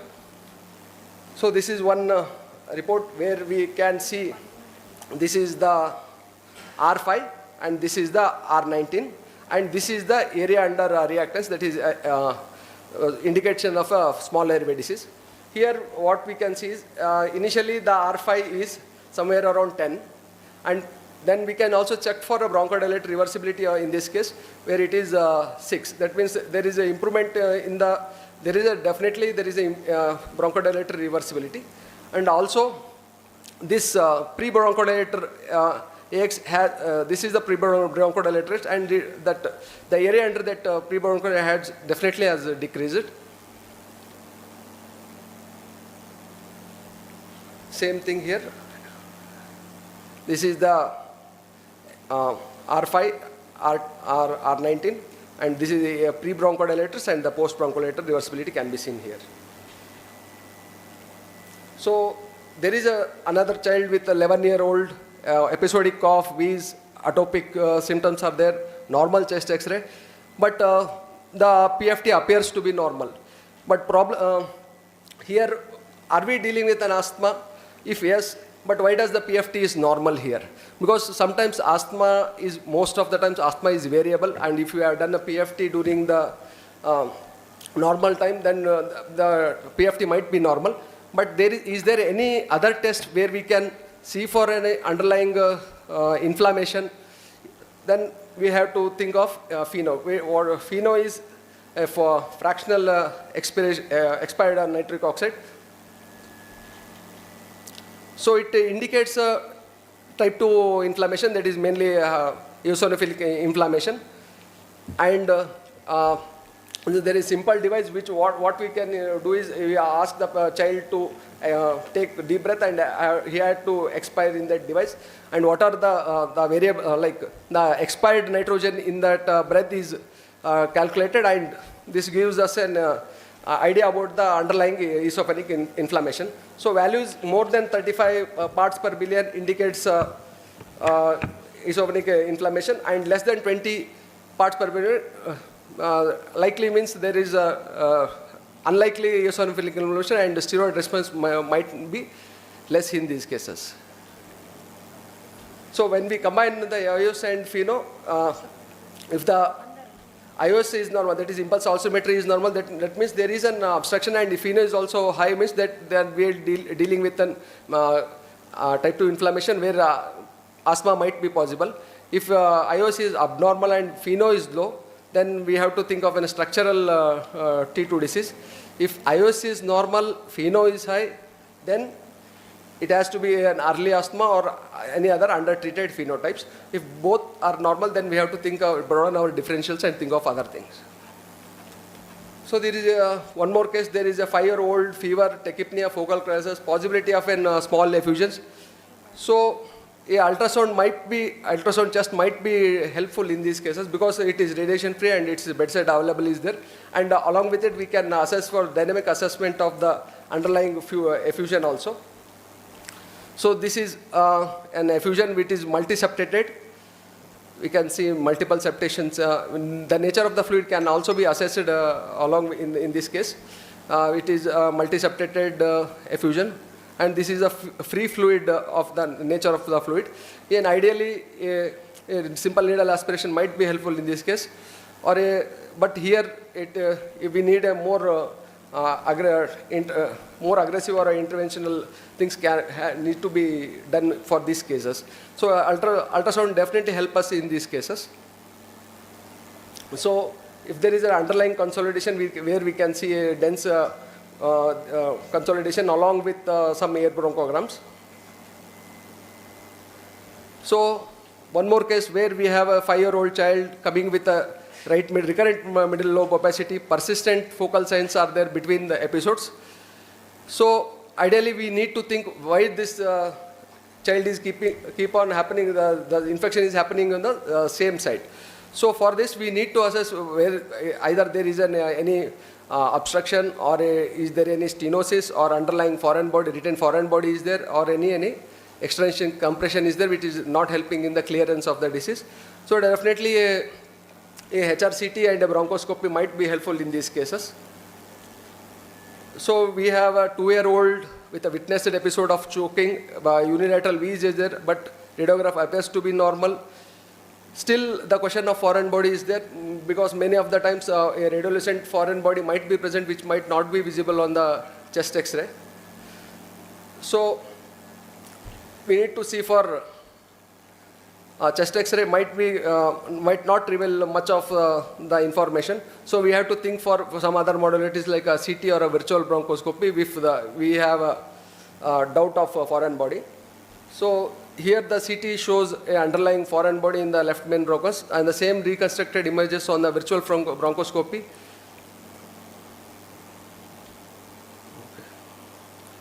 So it Yes. So this is the reformatted images where we can see the lumen of the endobronchial lumens also.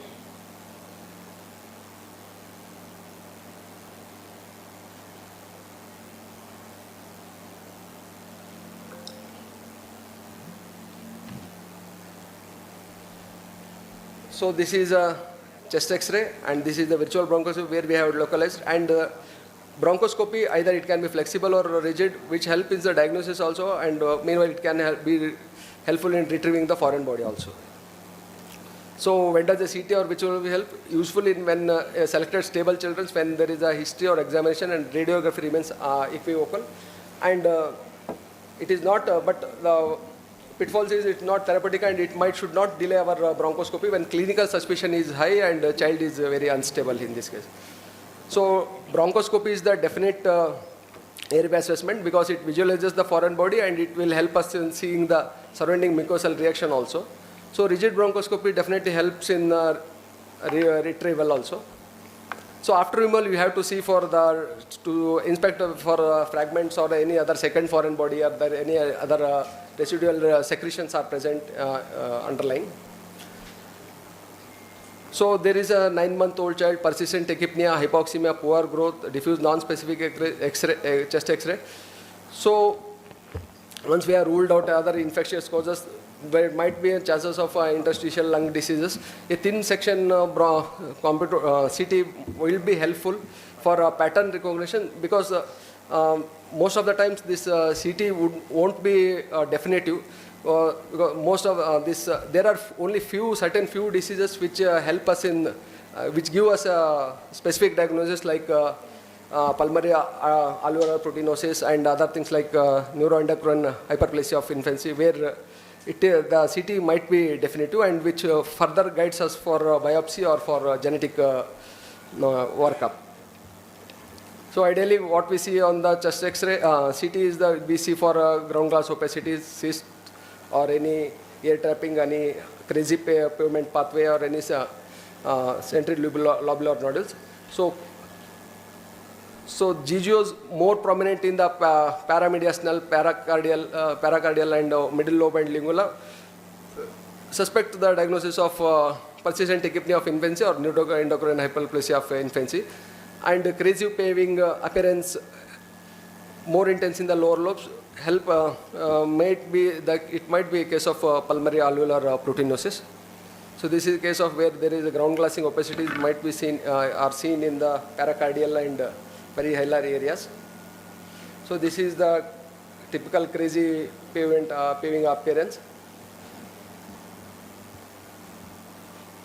So a crazy paving appearance in a child might be a primary alveolar proteinosis, which help us in further diagnosing the case.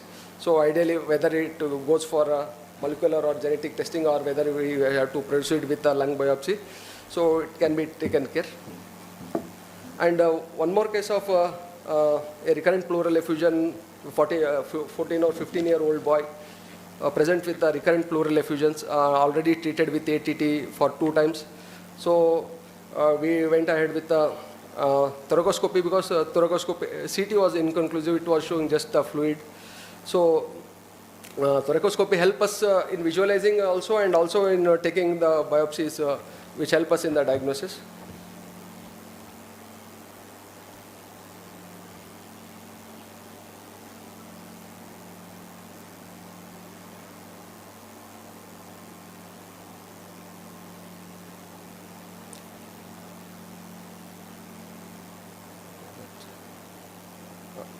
This was the pleural. So there are multiple nodular things are there on the pleural parietal pleura.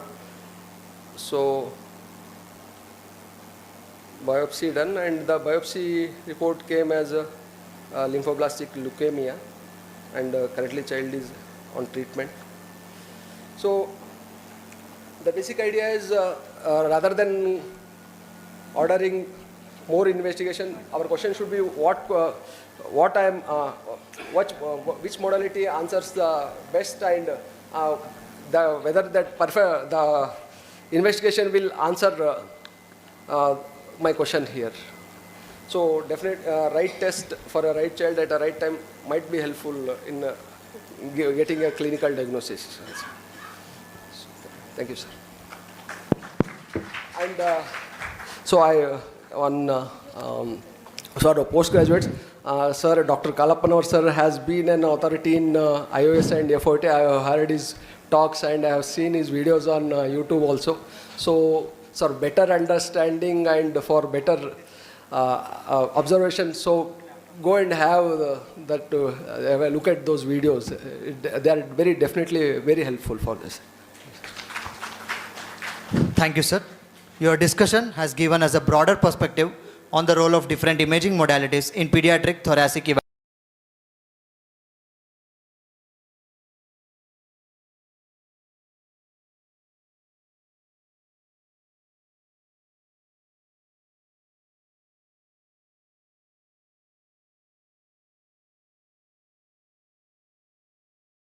Offering to you, the less is more.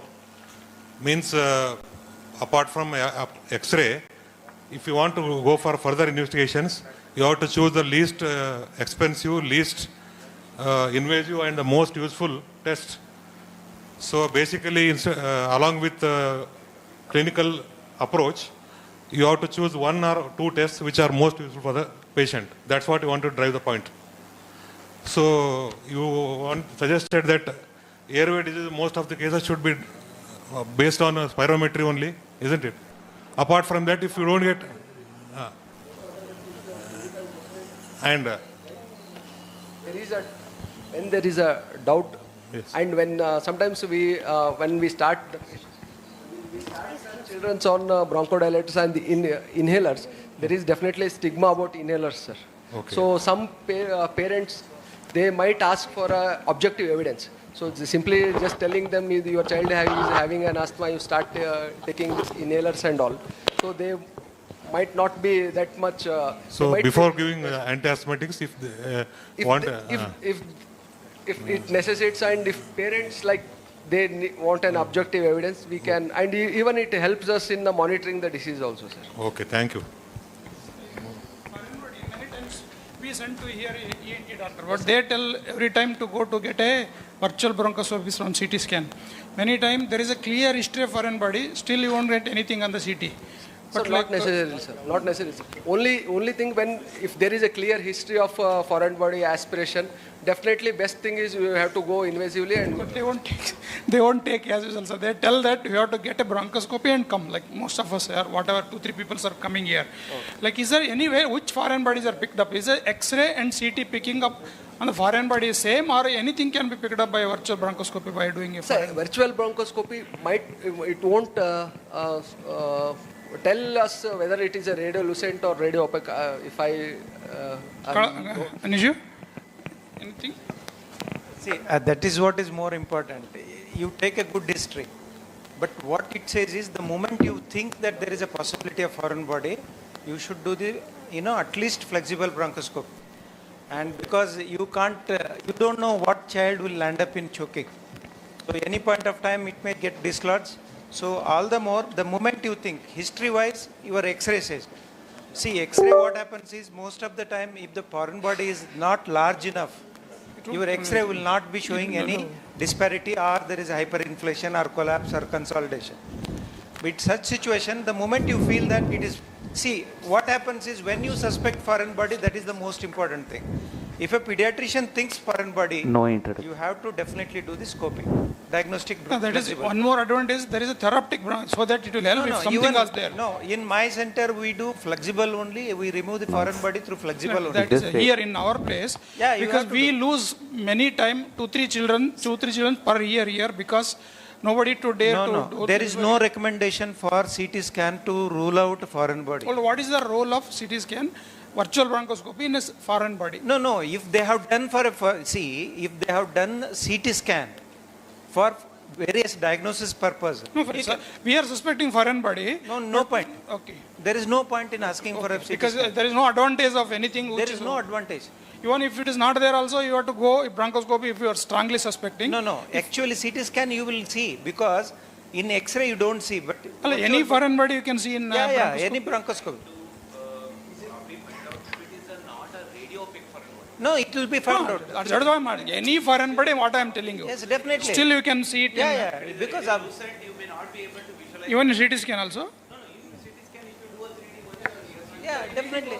But we have seen many times CT normal, but foreign body has come on doing bronchoscopy. We had like, sorry. You will see the lumen obstruction. Okay. It will not tell you that what is the foreign body. Okay. So it will definitely suggest futures, but it will reconstruct the airway. Okay. So airway will have cut off. Ideally, even in sagittal sections also, you can see where is the airway cut off also. But otherwise, whatever may be, whether it is a radiolucent, radiopaque. What you mean is CT virtual bronchoscopy is normal. You need not to do a bronchoscopy. That is what you are going to tell. No, that is what you should think. See, I have examined. I said there is a foreign body, but it may not be there. Like that, even if they are reconstructing also, because it is directed, image directed. If somebody who is not directly proportionately constructed the whole entire tree, you may miss. No problem. Madam will be a right person to say that.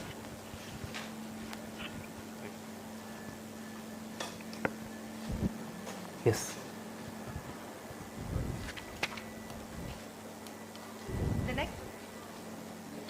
The next session begins with something that is indispensable to modern clinical practice, that is staying updated. GINA Guidelines 2026. We are privileged to have Dr. Vijay Sukani sir as our speaker. This session will be chaired by Dr. Chinna P, Senior Pediatrician Hatti, and Dr. Nagavini ma'am, Assistant Professor, Navodaya Medical College, Raichur. Good afternoon. Yes, people are awake? I hope so. Okay, at the outset, I'd like to thank the organizer for inviting me for this respiratory update. Job is not easy because I acknowledge the presence of national trainers for asthma training module, Dr. Nagbhushan sir and Dr. Kalapnawar sir, who are being the ATM module is the brainchild of these people and has evolved and has undergone multiple modifications before it is brought to you, right? So we'll try to see what exactly is done of late what is GINA? Any PG?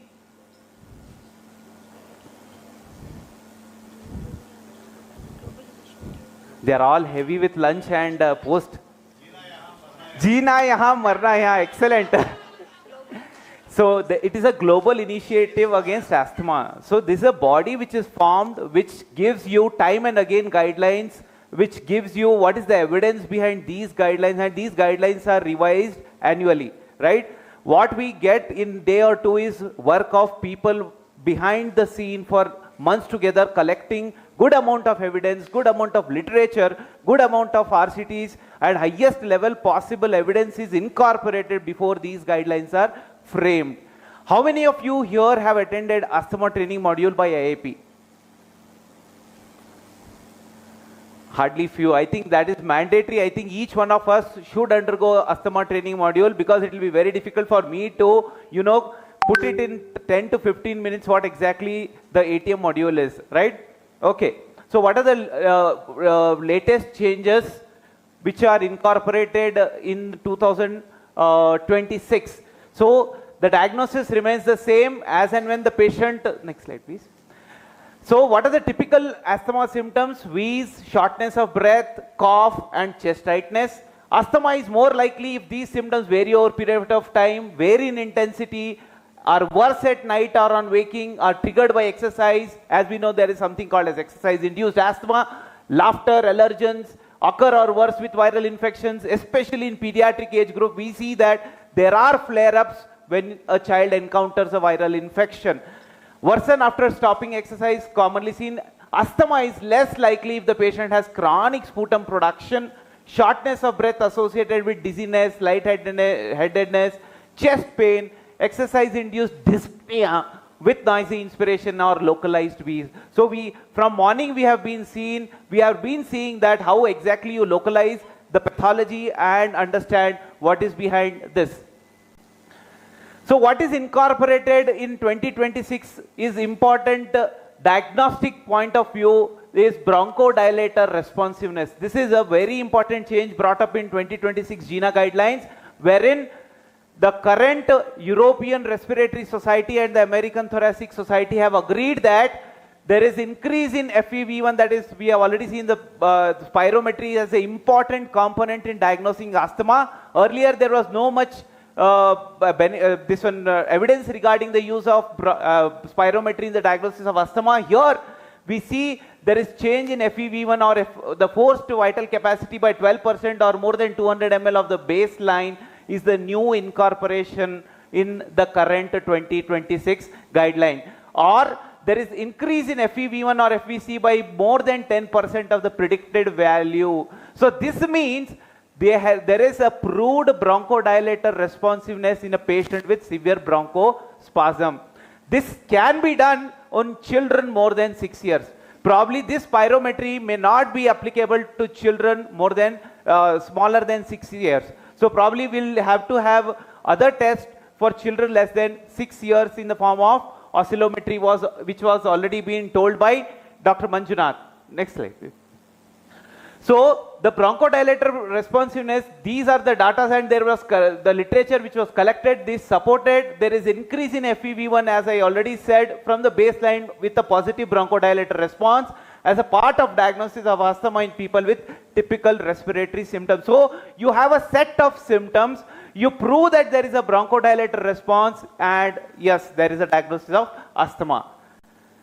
So this chart will come time and again, because we have varied age group of presentation of asthma. We have children under the 5 years whom the guidelines are different. 6 to 11 years we have a different set of guidelines, and 12 years and above and adolescent adults, the guidelines are different. These are handy. I think each one of us should keep this in our OP practice so that we do not miss each step before we make a diagnosis of asthma. Next step.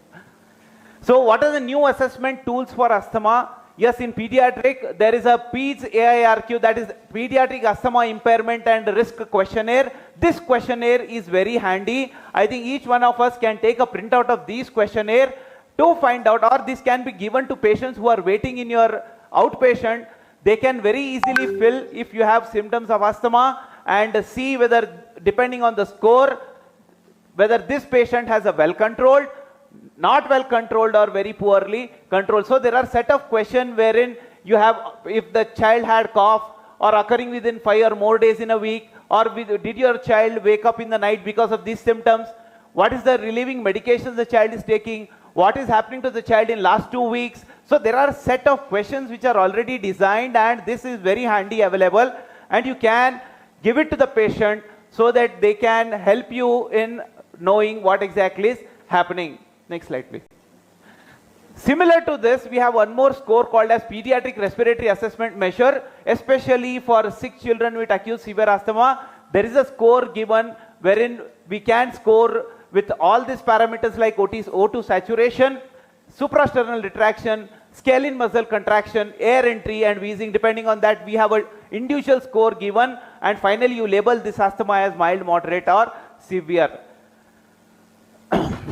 When we talk about personalized asthma care, this is very, very important. I think each one of us have to do this cyclical maneuver every time you encounter a patient with asthma, that is, review your diagnosis, assess the therapy, and adjust the dose. So what do we do when you have assessment, confirmation of diagnosis if necessary? Symptom control and modifiable risk factors should be looked upon when you have a patient coming repeatedly. Look for the comorbidities. What are the comorbidities in asthma? Allergic rhinitis is one of the comorbidity. GERD in smaller children is another comorbidity. Obesity is now alarming, and you have as a major comorbidity, and difficult to treat asthma if the child is obese. Look for the inhaler technique and adherence. This is very, very important aspect when we talk about management of asthma. In a busy OPD practice, how many of us are giving time to see what inhaler the child is using, how the child is using, how are the parents taking care of the inhaler device? None of us. So it is very important to see what is the inhaler technique and adherence, how exactly these inhalers are taken by the patient, and what are the patient preferences and goals. When we talk about adjustment, how do we modify these risk factors? How we have a non-pharmacological strategies to improve this outcome. What are the asthma medication, including inhaled corticosteroids, this child is or patient is taking? Have an educational and skill training action plan whenever a child visits to you. And then how do we review if the patient is not getting better? Look at the symptoms again, look for the exacerbations, look for the side effects of the drugs which you are using, look for the lung function, consider biomarkers if at all required, and take care of the patient's satisfaction at the end of this evaluation. When we talk about management and when we talk about the devices, when we talk about the therapy in asthma, there are certain points to be considered when we talk about a population as well as a individual patient. When we talk about population-based survey, it has to be efficacious when we use these devices or medication. It should be effective and it should be safe. But when it comes to individual patient, what are the governing factors? What are the factors which will decide the therapy? So which medication will best control the symptom? Very, very important. Patient view. What are the patient goals, beliefs and concern about asthma in its treatment? So when you prescribe an inhaler to a patient, I am sure each one of us sitting here agree that parents will ask you, the first question is, idu lifelong tagobekeno? Idu jivna purti tagobekeno? So they are reluctant to accept the truth that they have to take this inhaler. So convincing a patient for inhaler and that to telling him that it is not a lifelong therapy, right? So it is important to consider the patient's view. And what are the practical issues when we talk about these therapies? For preferred medication, which inhaler are best for the patient? And especially when we talk about smaller babies, smaller children, 5 years, 7 years. So we have a different varied spectrum of age group when we talk about pediatric asthma management. Can they use this inhaler correctly after training?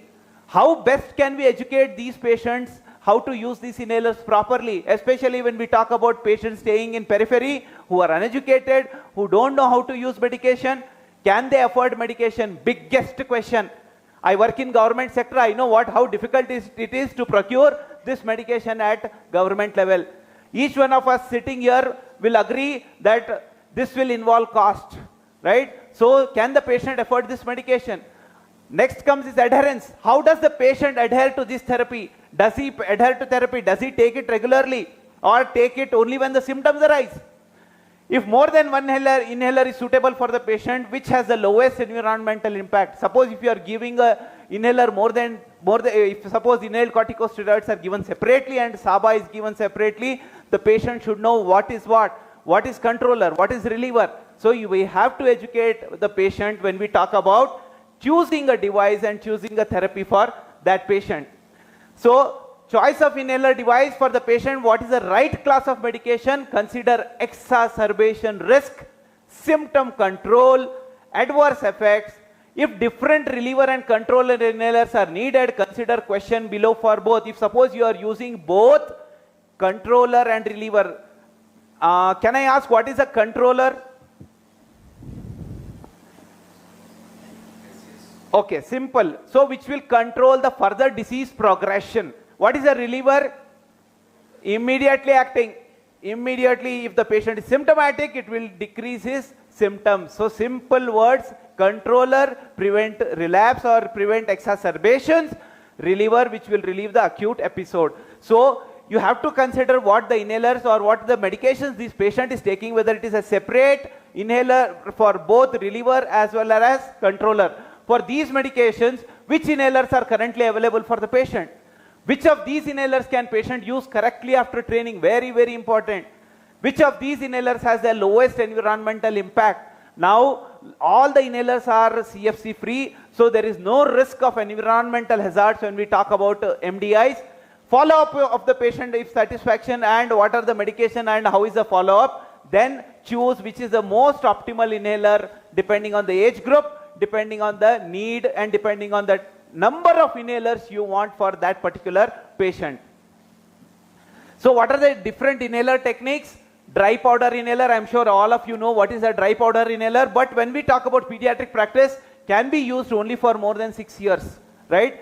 Better stick on to patients for more than 6 years. PMDI, what is this PMDI? These are the newer MDIs. This is a meter dose inhaler. These are pressurized MDIs, right? So these are preferred normal method with or without spacer for adults. So these PMDI can be used for children more than 12 years without spacer. But in pediatric practice, I think you have to use a spacer when you actually go out for a PMDI. So tidal breathing with a spacer, and these are the different devices available for pediatric use. One important entity which was mentioned in GINA 2026 is shaking a pressurized MDI immediately before actuation. Because if you do not shake, there may be aberrant drug delivery. You may end up in giving more dose when the canister is new, or towards the end when there are low doses, you may end up in giving less dose depending on the type of drug. So we'll come to the next slide, please. Okay, go back. So adolescents and adults, that is 11 years and above, the first step is new evidence for anti-inflammatory reliever therapy, right? So you recommend use of anti-inflammatory reliever with as needed combination of inhaled corticosteroids and short-acting beta agonist, right? Step 2 to 5 we'll see again. In track 1 there is inhaled corticosteroids with formoterol, that is a LABA. That is the single inhaler which can use a single dose, single inhaler device across all steps. Next slide.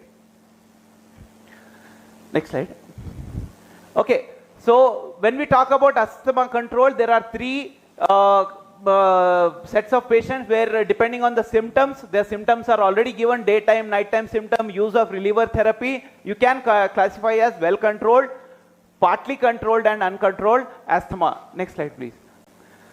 So this is a newer concept introduced in 2026 GINA, that is maintenance and reliever therapy, MART, and you become more smart by giving MART, right? So this is a single inhaler doing dual therapy of both reliever as well as controller. So use of budesonide and formoterol as a reliever and for maintenance therapy. Remember, this is used as both reliever and maintenance therapy for children more than 6 years. So this combination medicine is used for children more than 6 years. So what are the advantages? There is greater reduction of severe exacerbations when you use a MART therapy, that is maintenance and reliever therapy, lesser cumulative steroid dose, lesser oral corticosteroid use. If you are giving this MART therapy, you will end up in decreasing the oral corticosteroid use. And if the disease activity is controlled, probably you will have a lesser emergency department visits by these patients. Because the disease activity is controlled, these patients will not flare up and will not have acute exacerbation, and better symptom control. So these are the targets which we are looking at when we manage a patient with asthma. So you have greater reduction, lesser cumulative steroid dose, lesser oral corticosteroid use, and a better symptom control. So there are combinations available depending on what are the cumulative dose per day recommended. So for more than 12 years, the formoterol, each puff is 6 microgram of formoterol and 100 microgram or 200 microgram of budesonide as and when required. Next slide. So why not treat with inhaled short-acting beta agonist alone? What is the current GINA says? There is a strong evidence for a safer and more effective alternative to SABA alone. That means now when there is acute symptomatic asthma, there is no need to go only with SABA. You have to have anti-inflammatory reliever therapy, because time and again it is proved these SABA can cause complications, they can cause hyperventilation, they can cause lactic acidosis. When SABA alone is used as a reliever, they can cause complications. Hence, you need to have a better alternative to SABA in the form of anti-inflammatory reliever, that is budesonide with formoterol combination when compared to SABA alone. So when we talk about management of asthma in children more than 12 years, the first step is, as I already said, anti-inflammatory reliever as needed low dose, that is a combination of inhaled corticosteroid with formoterol. The second step, the third step, first and second step is as and when required. The reliever, you can see the base, the reliever, whenever there is a flare up, you use as needed low dose ISCS formoterol. There is no mention of SABA here, right? The step 3 is MART with low dose maintenance ICS formoterol, right? Step 4, increase the dose of inhaled corticosteroid. Step 5, add on LAMA. We'll see what is LAMA. LAMA is a long-acting muscarinic antagonist, which we don't use in pediatrics. It's probably for adults and adolescents. And consider other biologicals if there is uncontrolled or difficult to treat asthma. At the same time, if you are using anti-inflammatory reliever only, then use as needed low dose inhaled corticosteroids or SABA. It can be used as a combination or separate therapy. These are the two different regimes which you can follow. If you are using this, then as needed low dose inhaled corticosteroids and SABA should be taken or should be used for relieving acute symptoms. Next slide. So, as I said, step 1 and step 2, anti-inflammatory relievers in the form of ICS formoterol. Then step 3, low dose inhaled corticosteroids with formoterol. Step 4, MART with medium dose. And step 5, again, depending on whatever additional therapies you require. So, for example, for step 1 and 2, take one inhalation as needed. That is the anti-inflammatory reliever in the form of budesonide and formoterol. Step 2, take in one inhalation among morning and evening and one inhalation as needed. As needed means if there is exacerbations, you can give additional MART.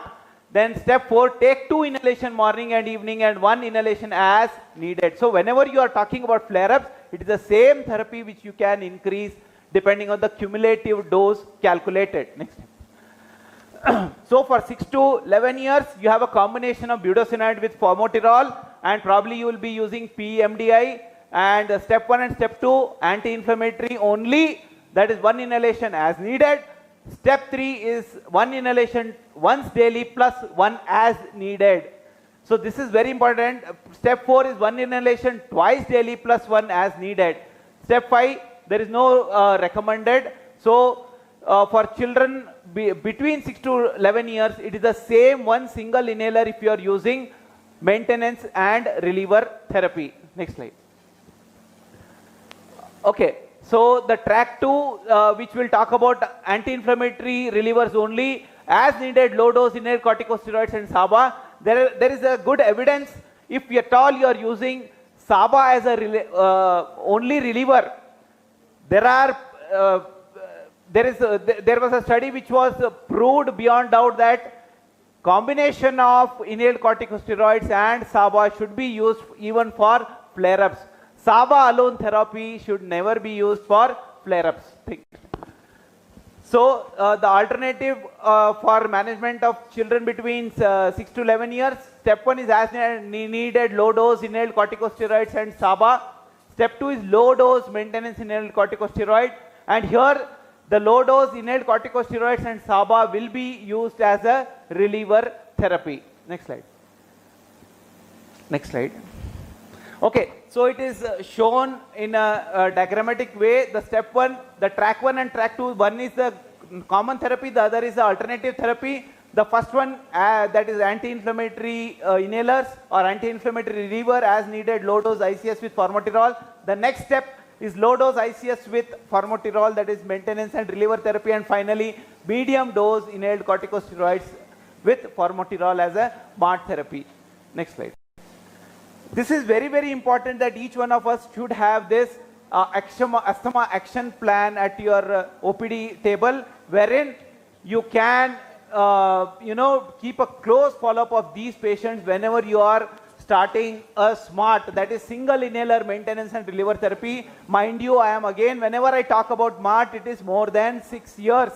We don't use this therapy in children less than 6 years, right? Because the spectrum of disease in children less than 6 years is different. We'll come to what is therapy for children less than 6 years. So what is the daily treatment when the child is normal? What is the regular treatment every day?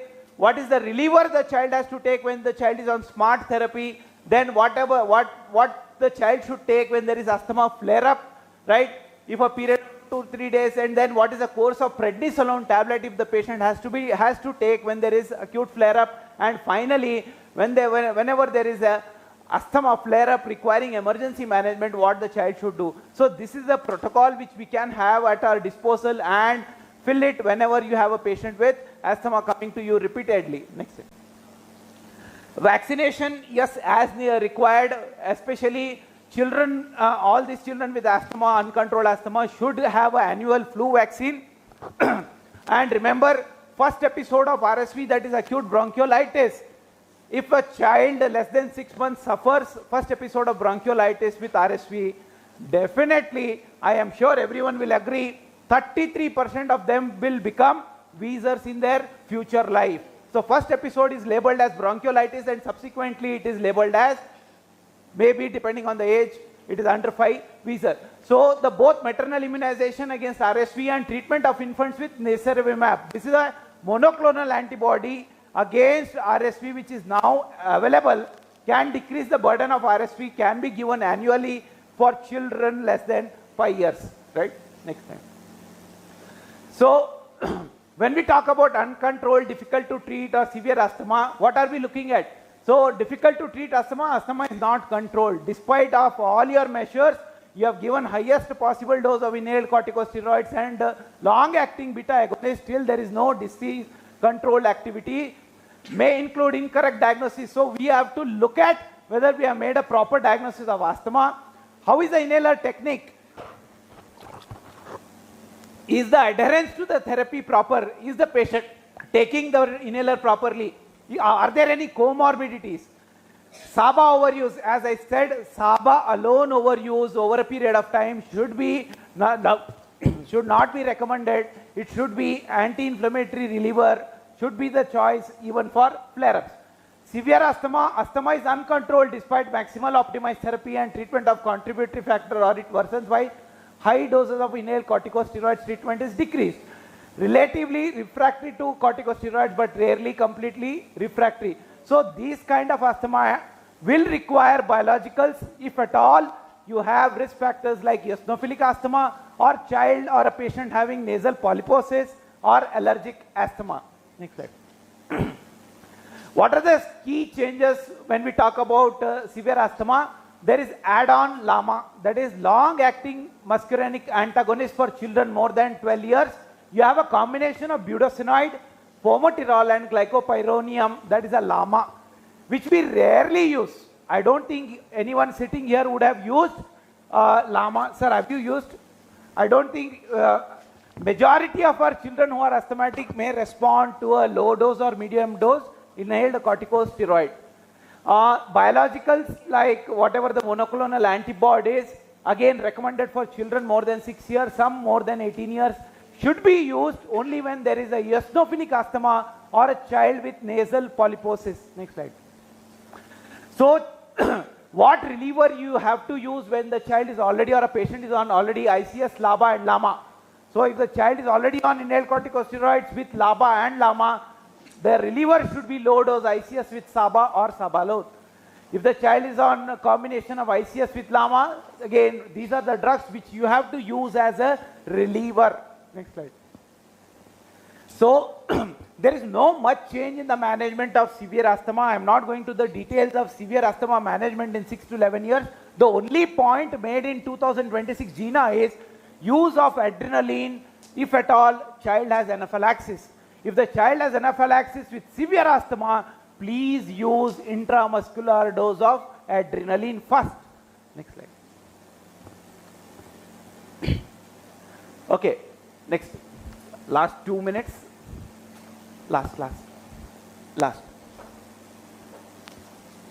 Okay, so we'll come to a very important peculiar age group when we talk about management of asthma in children, that is children under the age of 5 years.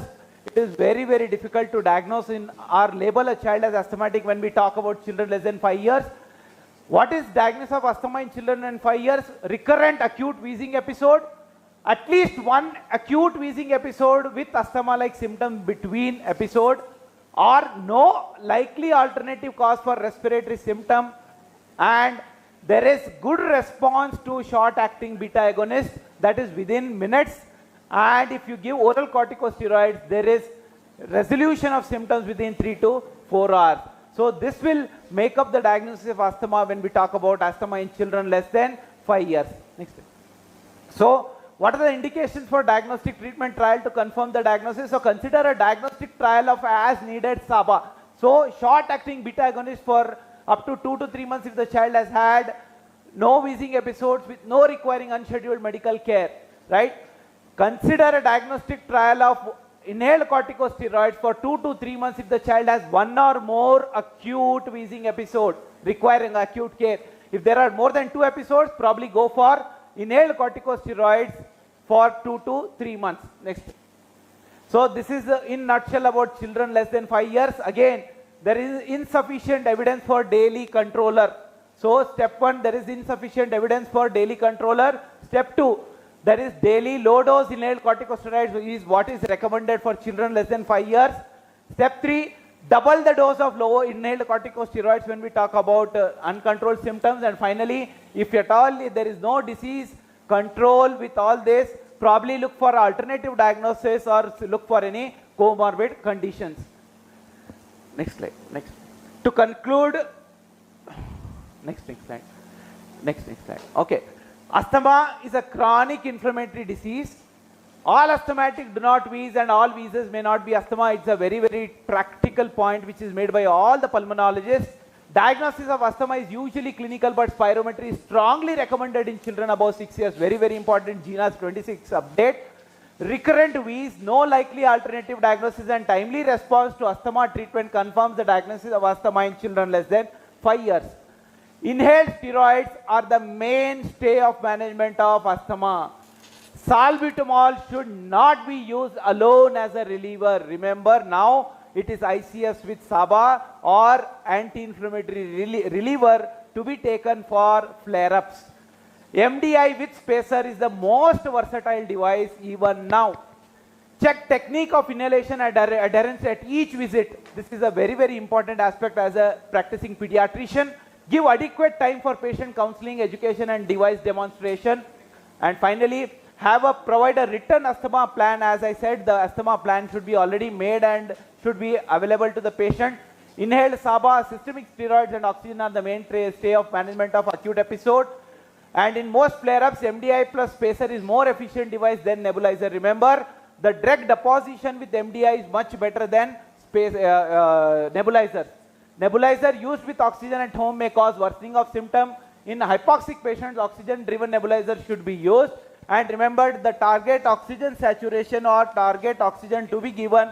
If the child's SpO2 is less than 92, the first priority is to give oxygen.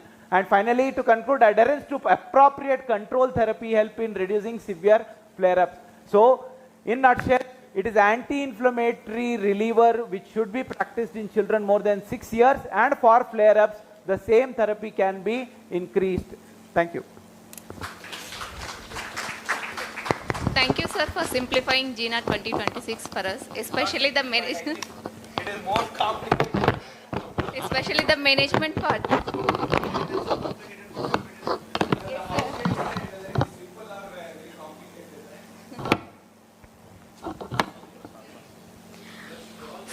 For the next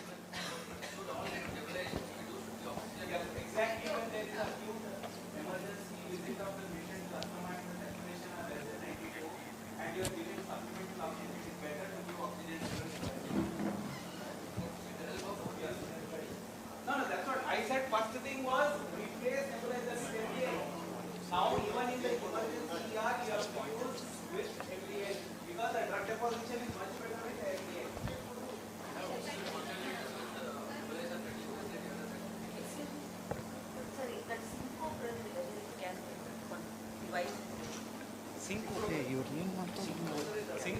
Breath accentuated. See, whenever, yes, you have, yes, you can use provided a child should be able to produce at least 40 liters of inhaler flow. So inhalation, he should at least 40 liters per minute. At that speed, he should be able. Usually 6 to 8 years only they can do. So otherwise, less than that, it is not indicated. So few pulmonologists they are using for. Now there are many devices now available. I think. And asthma prescription cannot be a blanket therapy. It has to be individualized depending on the need of the patient and depending on the phenotype of the patient.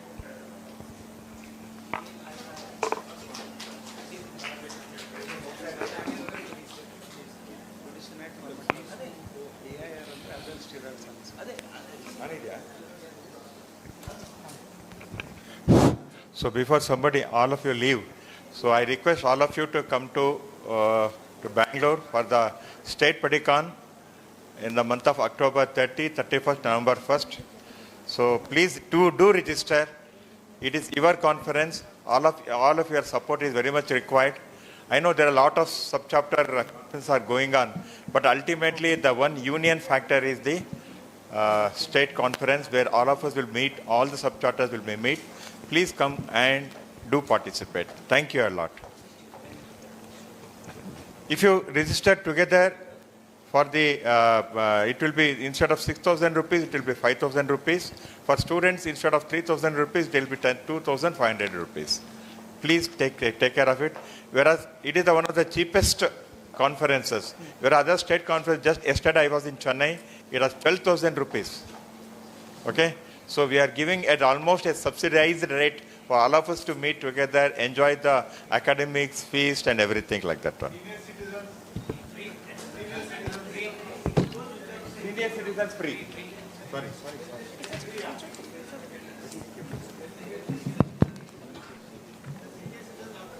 Senior citizens free.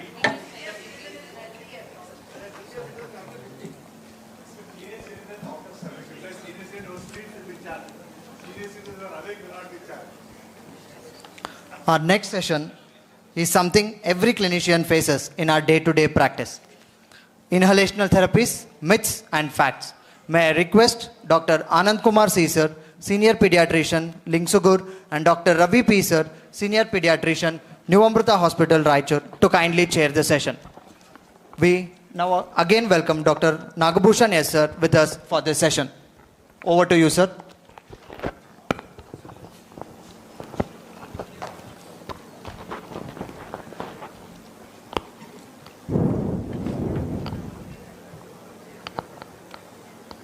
I would request the permission of Dr. Ajay. He was supposed to speak after Dr. Vijay Sukhani, but since the topic is in continuum, Gina followed by inhalation therapy, I have just come in. So thanks Ajay for allowing me to speak. This is not going to be a theoretical talk because there was excellent food. And I'm sure all of you are feeling hyperglycemic. But I think it's nice time to look at a few videos. You're going to have a video quiz. And there are no panelists. So you have to answer the video quiz. And if the organizers decide so, they can give the prize to the best answers together. Okay? Next. Now, a raise of hands, if you don't mind. In my experience, prescribing and administering inhaled medicines to children is always easy and well accepted by parents. How many hands go up? 1. I appreciate the gentleman because I wouldn't have lifted my hand. Number 2. Not so easy and not so well accepted. I see a lot of hands going up. So we are in a democracy and therefore the second answer is correct. And by the end of this video presentation, all of you will understand why the second answer is correct. Next. The next question, again with a raise of your hand. Inhalation techniques once taught will be retained for a very long time. How many hands go up? You have taught them very well and they have understood very well. Will the parent or the child retain the technique for a long time? How many of you agree? No hand went up. Next. Now, why do we have a session on inhalation therapy? The reason is there are many obstacles between the hand which holds the inhaler and the mouth that inhales the medicine. And have you ever thought why? Next. And that is because of this. How many of you do Shirshasana? Not even one person here. Now, why did I put this picture? Because God made our airways not to inhale medicine, but to expel sputum, etc., etc. That is why God made this system. So into a system which is inbuilt to exhale or expel unwanted items, we as scientists are putting medication into a system against the way nature built it, and that is why it is so difficult. Next. Look at the adult airway and what happens when an adult airway gets compromised, and look at the pediatric airway. So an adult airway, when it gets compressed or compromised due to asthma, there is still enough space in the adult airway for somebody to inhale the medication. Vis-a-vis, a pediatric airway gets much narrowed as compared to an adult airway, because in a pediatric airway, in addition to bronchoconstriction, there is a lot of mucosal edema, which again compromises the airway, and therefore giving medicines into a child is much more difficult as compared to giving medicines to an adult. Next. Now, I am going to show you these videos. Next. Now, what you have to tell us, first thing is whether there is an error or not. Next. And if there is an error, is it a critical error? What do I mean by a critical error? If child is doing this error, inhalation therapy is bound to fail. So these are two things that you will have to answer. Are you all ready? Shall we go ahead with the videos? Right. First video. Look at this.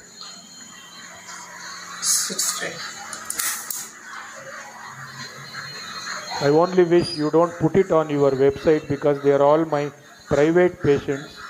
So please don't put this on your website.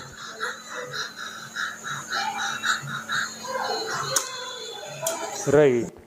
Is there an error? How many raise your hands? Can somebody stand up, pick up the mic and tell me if there is a critical error? Mics there, please. 2 mics, one this side, one that side. Yes? You would want to answer? Anybody? You want to replay? Please replay the...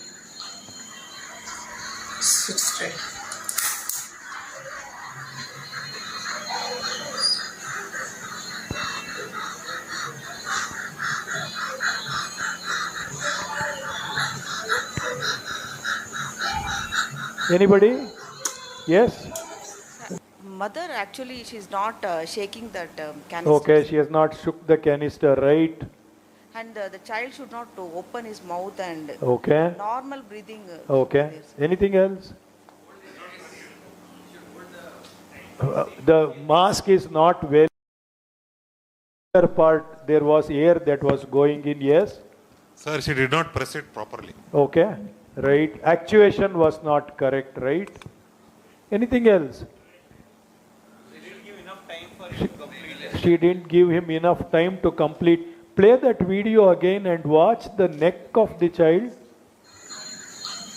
Look at the neck of the child. Watch the neck. Watch the neck. Look at that.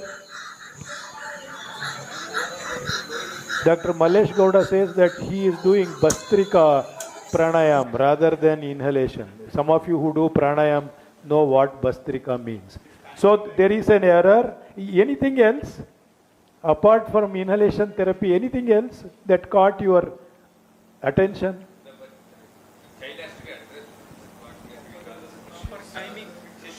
Just without... She has force. She held the child. Dr. Chandrika Rao would not accept that. So, she used unnecessary force, right? So, here there was an error and there were critical errors, right? Next video. Next video. This is a 2.5-year-old girl, all taken in my consulting room. Dr. Pranam, no recording, no putting on the website. Because I don't have permission from them to be put it in a public. Face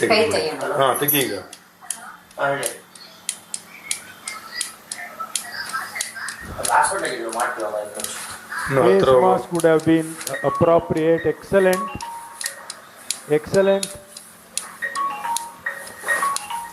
Please watch that butterfly mask. Look at that value there. Play the video again. But a few particles of the mud can also fall down, isn't it? So initial impaction is when you use a medication directly from the inhaler, it impacts maximum in your mouth. Most of the drug gets in the mouth. What happens later? A few particles of the medication sediment. And if you have got a breeze, and if you are watching the breeze just before rain, you can see particles of dust going like this, coming down, going like this. That is what is called as diffusion. And that motion is called Brownian motion. Now, we do not have control on impaction. We do not have control on diffusion. So what is it that we have control on? Sediment, we have control only on sedimentation. I'll tell you why. Major size particles get impacted. Very, very small size particles go in for Brownian diffusion. So the particles between 2 and 5 microns, they are the ones which get nicely deposited in the airway. So our focus should be to improve the sedimentation of a medication in our children's airways and reduce the inertial impaction, and we don't have any control on Brownian motion or diffusion, right? Next.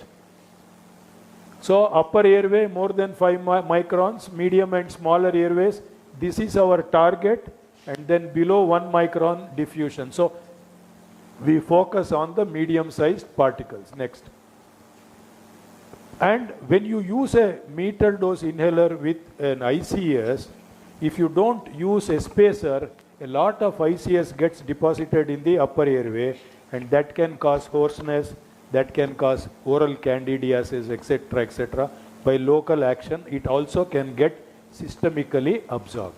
So what are we to do?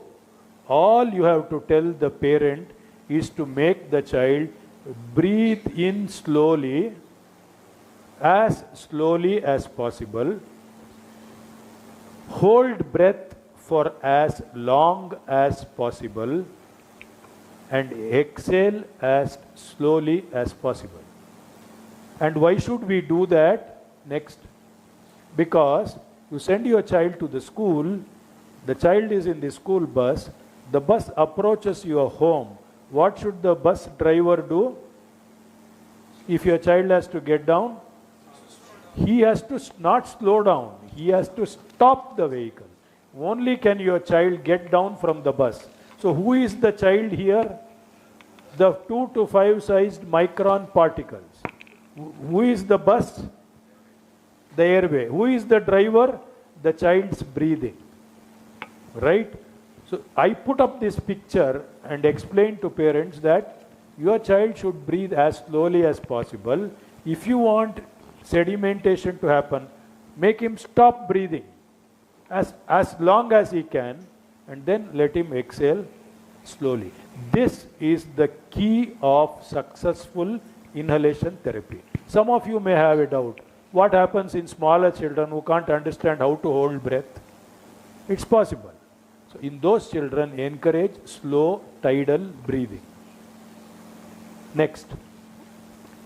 This boy, I call him the Virat Kohli of my consulting room because he is one excellent guy who understood. Look at the way he is taking a slow, deep breath and he is holding his breath for as long as possible and he is exhaling as slowly as possible. So it's possible that you can make children understand and perform excellent inhalation therapy. Otherwise, they will leave you and go to the Sutra or Malays or to Kalapanavar or to Vijay or worse, they will go to other systems. Why? Because we didn't teach them how to take the medicine. And we didn't confirm whether they were doing what we taught them to do. And that is why inhalation therapy fails in our clinical practice. Next. The dictum, therefore, is larger the tidal volume, slower the breathing rate, breath holding as long as possible, higher the lung deposition by sedimentation. This is the truth for salbutamol, this is the truth for budesonide, whatever drugs you use. Next. Look at this. Inspiration, 0 seconds of breath holding, 5 seconds of breath holding, and 10 seconds of breath holding. Look at the difference in lung deposition of the inhaled molecules. Next. So correct technique always matters. Next. A crying baby can inhale medicines from a device better than a calm child. How many of you agree to this statement? Raise your hands. I didn't get one. So one hand went up. Now, why did the others not raise their hands? Any particular reason? Glottis will be closed. Inspiration, if inspiration is more, it is good. Exhalation is more, yes. Ratio is not maintained. And when the baby cries, what happens to the tidal volume? Tidal volume is less, and therefore crying is not good for a baby who is being given inhaled medication. So we should do as much as possible to make the baby calm. Next. And take the medication. Putting the baby on the mother's lap, calming the baby, reducing the sound of the nebulized medicine, etc., etc., etc. Next. My advice to a child on inhalation technique with PMDI. Is my advice the same to a toddler, school-going child, adolescent? We have discussed this. For toddler, you would say tidal breathing. For a school-going child, at least hold for 6 seconds. For an adolescent, at least hold for 10 seconds. Because the adolescent has much larger lung volume and tidal volume and total capacity. Next. How will the mother make out when the canister of PMDI is full or empty? And what is the purpose of shaking the PMDI before administration? How will the mother make out? Nowadays, there are numbers which are indicative. When the numbers come to 40 and less than 40, drug delivery becomes a little less. You may have to use 2 puffs instead of 1. And when it comes to 40, the color changes from green to red. Why should we shake the PMDI before actuation? What does the PMDI contain? Propellant, drug. One more. What is Surf Excel? What is Surf Excel? It's a detergent. So you have a combination of a propellant which propels the drug. The detergent keeps the drug in equal distribution, and then you have the drug. The purpose of shaking the inhaler 10 times before actuation is to make sure you get the right dose at every actuation. Next. And that's the number you can see in most inhalers. Next. What will you do if you not get her with one puff of salbutamol? What will be the answer? Next. I will take 2 more puffs. This is the commonest answer that we get from parents when they use the medication. Why? Next. Can I pump 2 puffs and inhale at one go? Not regularly, but only when the child has an acute flare-up, then we can use this. Otherwise, not. Why not? Why not? Because it is not the capacity of the spacer. Once you put a puff into a spacer, it stays in the spacer exactly for 52 seconds. If you put 2 puffs, it's going to stay for 52 seconds only. It won't stay for 104 seconds. No, therefore you are losing a drug, and therefore there is no point in putting 2 puffs at one go. But that's not the case when you have an acute flare-up, because you need more drug in shorter time. Next, bronchodilator response is often better than ICS. Many nurses tell you that if you ask them, sir, you prescribe budesonide and salbutamol, but I feel more comfortable taking salbutamol than budesonide. Any answers for that? Budesonide takes time to work. Any scientific answer for that?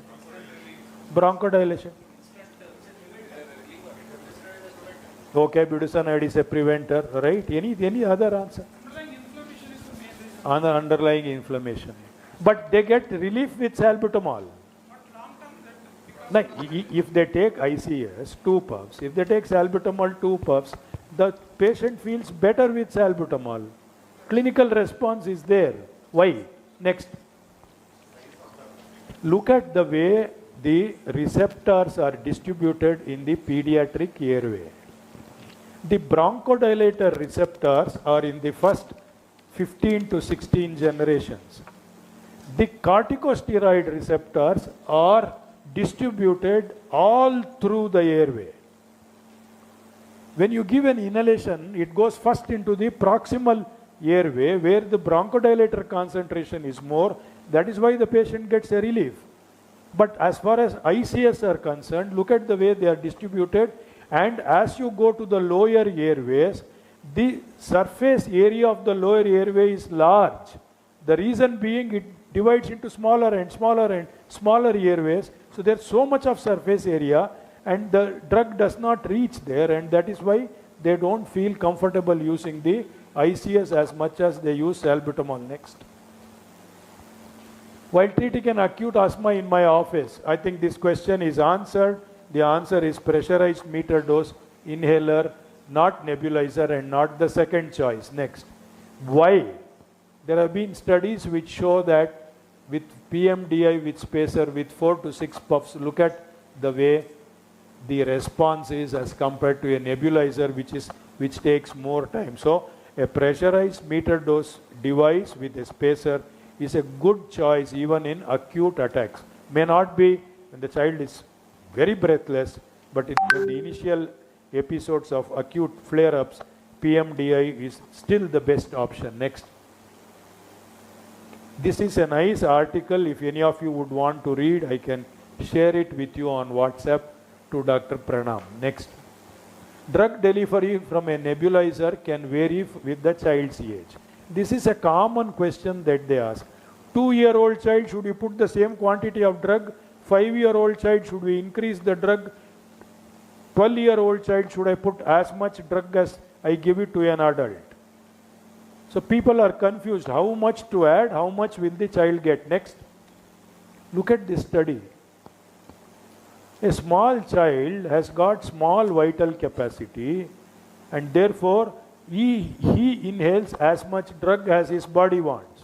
A bigger child has much wider vital capacity, and therefore he inhales much more than a smaller child, but that drug is necessary for him because he has got larger airways. It is like me going to Varanasi and the Maharaja of Mysore going to Varanasi. So how much Ganga Jal will I bring? So much. How much will the Maharaja bring? Because that is his capacity. So the quantity of drug that you add into the nebulizer hardly matters, because how much ever you add, the child is going to take the quantity of drug that he or her body requires. Next. In a hospital, while treating a flare-up, my precautions while using salbutamol. I have treated the patient didn't get better, the patient went to New Amrita with an acute, significant, severe flare-up. So how will I treat and how should Dr. Malesh treat?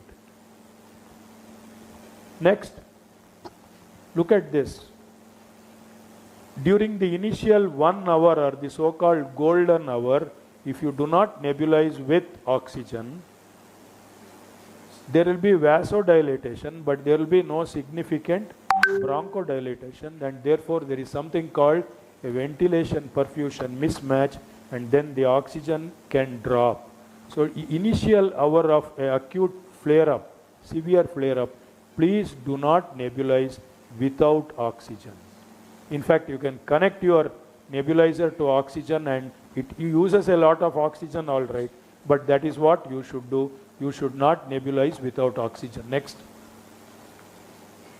PMDA with spacer device. Next. This adolescent boy is now using a pressurized meter dose inhaler directly. He feels that he does not require the spacer anymore. Naan use madala. I don't want the spacer. What is your answer to this adolescent?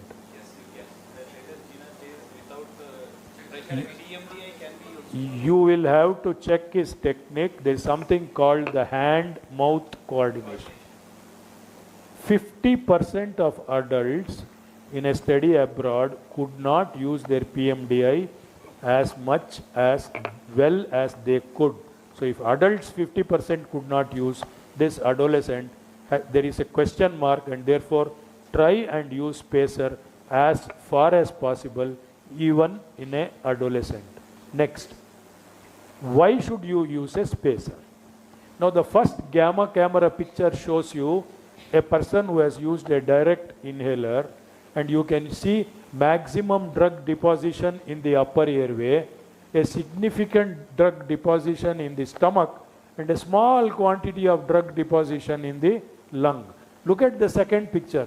At the beginning of using the spacer, the non-respirable particles have all stayed in the spacer, which were there in the upper airway and stomach of the first child.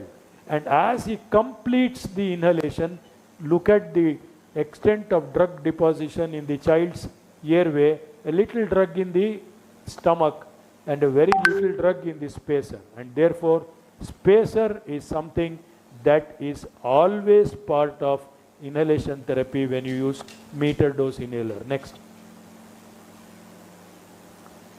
Always use a spacer. Next. When and how much does inhaled medicine deposit? This is a key slide which I request every one of you to remember. We all believed that when you give a nebulizer, you are doing wonders.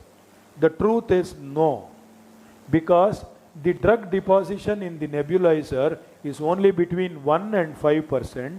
Vis-a-vis, if you look at the drug deposition without a spacer, it is 5 to 10%, and with a spacer, it is 10 to 15%. Now, a PMDI with spacer is called an active device and an active patient. A nebulizer is a device which is called active device passive patient, because the patient does not have the capacity to inhale, so you are giving the drug into the child. So a nebulizer, in short, is not an effective drug delivery system, and that is one more reason why you should not advocate nebulizer use at home. Next. When I am using 2 inhaled medications, which one should I use first? Earlier we believed use salbutamol then budesonide. Nowadays science does not say that. You can use whichever. It makes no practical difference. Next. On dry powder inhalers, quickly, my instruction to a child regarding PMDI and DPI will be the same. How many of you agree? Raise your hands. How many of you agree? DPI instruction, PMDI instruction, same. Yes, no? If no, why? Next. All DPI devices, concentration of the drug to the airways are the same. They need same inspiratory flows. How many of you agree? There's so many DPIs in the market. Agree, don't agree? How many of you agree? All DPIs are the same. Next.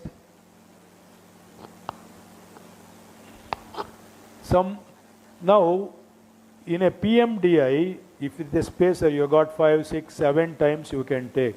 But from a DPI, it is not like that. Here, the technique that you have to advise is take the medication as forcefully and for as long as possible, which you will not tell with a PMDI. Right? So the technique of a DPI is different from a PMDI. Now in DPI, there are two types of devices. The basic device called the rotahaler is a high resistance device, and therefore you have to generate a lot of pressure to inhale. Now there are new devices that have come up called the nebulizer and the dischaler. These are low pressure devices. In the nebulizer, what happens? The airflow comes from different angles, and that airflow which comes from different angles makes the child inhale much more easily with less inhalation force as compared to the classical DPI. And this one comes between the nebulizer and the DPI, the rotahaler. So now you have advances in DPI which will make the drug deposition much better in the pediatric airways. Next. What else? Somebody was speaking of breath actuated spacer. Dr. Kalappanavar was talking about this. There are two devices. One is called the breath enhanced device. The other one is called the breath actuated device. What is a breath enhanced device? In this device, when you are nebulizing, the drug gets delivered more when the child inhales. In the usual nebulizers that you and me use in our office, the drug delivery is the same. Continuously it is the same. Whether the child inhales or exhales, the drug delivery is the same. So what happens? When the child exhales, the drug is lost. Only when the child inhales, the drug goes. So there's a lot of drug wastage. In the breath enhanced device, that does not happen. In the breath actuated nebulizers, the drug is deposited only when the child takes a breath. Otherwise, there is no activity at all. So these are the ones that are coming up, and the newer ones that are coming up are what are called the meshed nebulizers, which are supposed to deliver much more drug into the child with less noise. One of the disadvantages of a nebulizer is the noise it makes. Meshed nebulizers don't make so much of a noise. So that those are the upcoming things in respiratory medicine. Next. Allows inhalation, additional room air, and it recycles the medicine when the patient is not inhaling. So your drug is also not wasted. It's given to the child much better. Next. So in the colloquial terms, these are paisa vasool devices. You get the value for your money. Next. Now this is the vibrating mesh nebulizer, a model of that. Next. High output, minimal residual volume, less noise. Next. Okay. The answer for this is no. Next. Adherence issues. Now we have a session with children and parents. Usually we ask them to get the device when they come next time. So the common question is, sir, why should we bring? Don't you believe us? So we tell them, look, it's not that I believe you. I want to know whether I have taught you properly. So it is a test for me. So please bring the device. Then they will be very happy. Oh, sir, you are testing yourself, we'll bring. But that's not the end of the story. There is a technique called teach to goal or teach back. What is this technique? You teach them, and if they have understood, Now they teach you, that means you become the parent and the parent becomes the pediatrician. So you tell them, imagine that I don't know anything and you tell me that you are the doctor now. So when this teach back technique is utilized, the understanding becomes much better. So this is something that, but all of us to do this need time. If you have 20 patients waiting outside and you're looking at your watch each time, you can't do this teaching back technique. Next. Give your time more than your prescription at every visit. And this is the golden statement of asthma training module. Next. My advice, who has been prescribed inhaled nasal steroids, last 2 slides. Simple technique, don't use the inhaled nasal steroid either straight or towards the nasal septum. So what we tell them is, focus it this way so that the tip is lining towards or facing the outer angle of that sided eye, so that the inhalation becomes correct. So the right side you take, it should focus to this angle, and if you're taking on the left side, you should focus to the angle of the left eye, and that's the correct way of taking inhaled nasal steroids. Why? Because if you put it medially, there is a chance of nasal septal necrosis. Next, take home message. You have all these take home messages. For those of you consultants and the postgraduate students, these are excellent articles.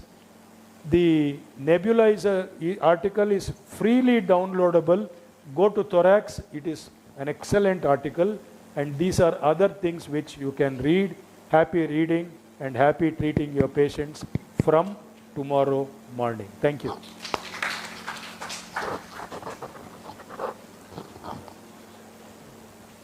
Thank you, sir, for such an informative and practical session. Thank you, chairpersons, and I request them to conclude the session. Thank you very much, sir, for making this topic very interesting and interactive. And we have witnessed one more wonderful deliberation by our star speaker in the field of pediatric pulmonology.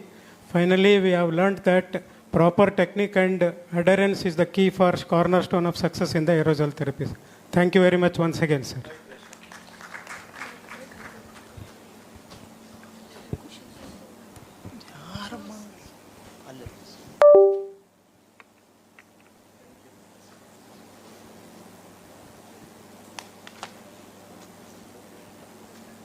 Excuse me, sir.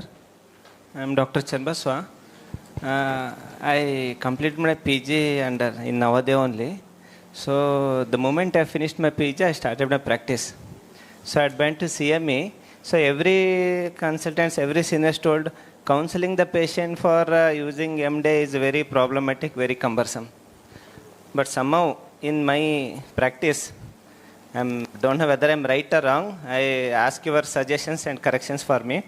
So it was difficult for me, especially in a taluk place.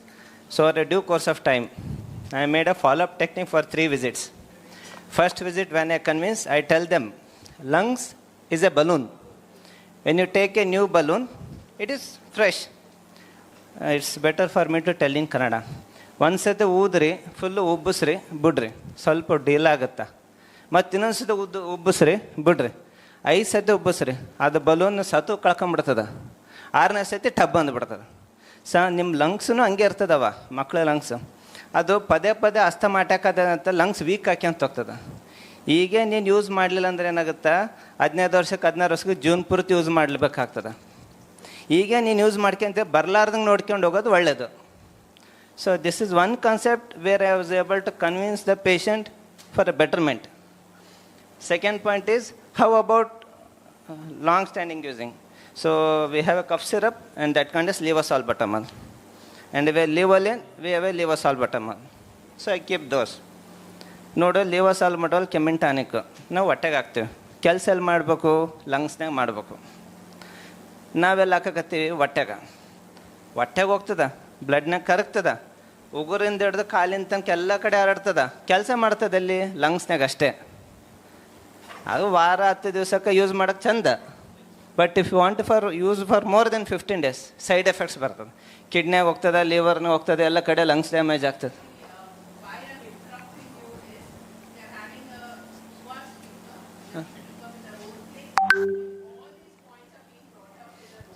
Yes. So, okay. I'll just finish it. Last point. And so, okay, sir. Okay. Thank you. Thank you, sir. May I request everyone to kindly proceed for tea, and we'll reconvene shortly for the next set of sessions. 10 minutes.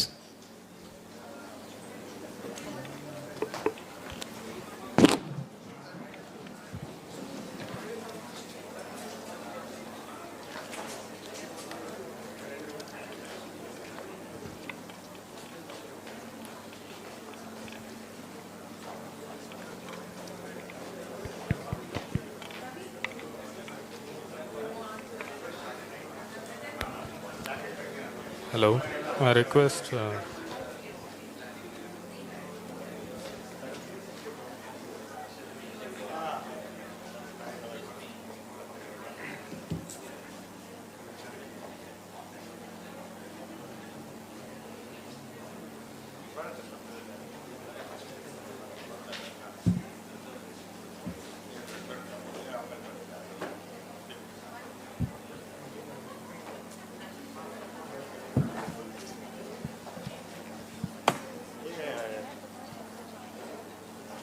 Charger ಇವನು ಕೊಟ್ಟಿದ್ದೆ, ಅದು ಚಟಿ ಕೊಟ್ಟಿದ್ದೆ. ಹೊಸ purchase ಮಾಡಿದ್ದ ಹಳೇದ. ಈ purchase new one ಆಗಿದೆ old one. Probably process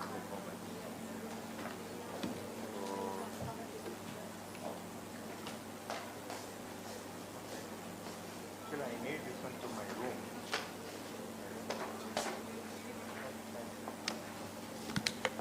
ಎಲ್ಲ ನೀರಿಗೆ ತೆಗೆದಿಟ್ಟು ಚೆಲ್ಬಿಟ್ಟು ನಾವು ಎಲ್ಲ ಒತ್ತೆ ಆಗುತ್ತೆ, ಬೇಜಾರು.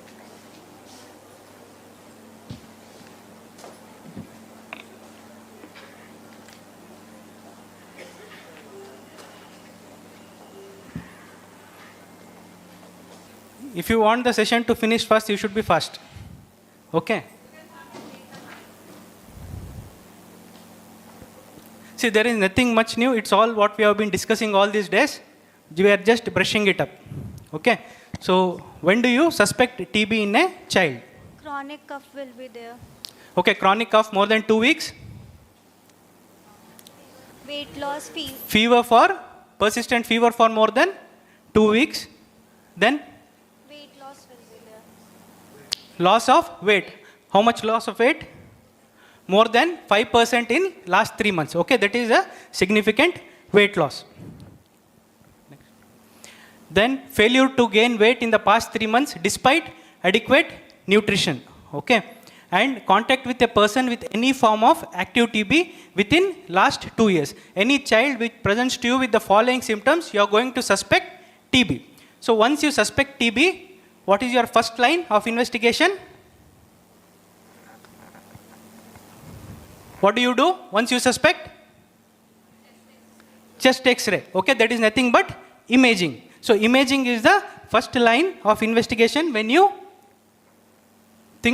suspect TB. Next slide. So first thing is the chest X-ray.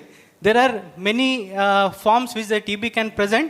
Okay, but which are more specifically which indicate towards TB are miliary shadows. You can see the reticulogranular pattern in the first X-ray. Intrathoracic lymphadenopathy. As sir told, there can be dry chronic cough. Okay, which can be due to compression of lymph node on the trachea. Okay, and chronic fibrocavitary shadows. Okay, cavities, until proved, we take it as tuberculosis, right? In India. Next. And on CT scan, you can have necrotic mediastinal lymphadenopathy, central lobular nodules with tree in bud appearance. This tree in bud appearance was my entrance question. Cavities in the surrounding consolidations. Okay, on CT scan, you can find these findings. Next slide.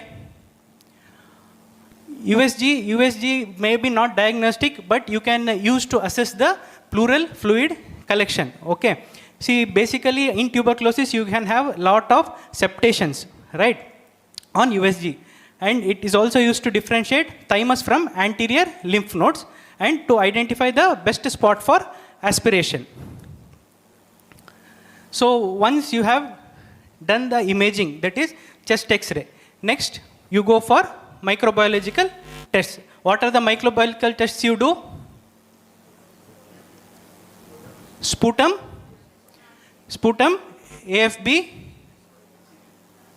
CB-NAT, then anything else you want to do?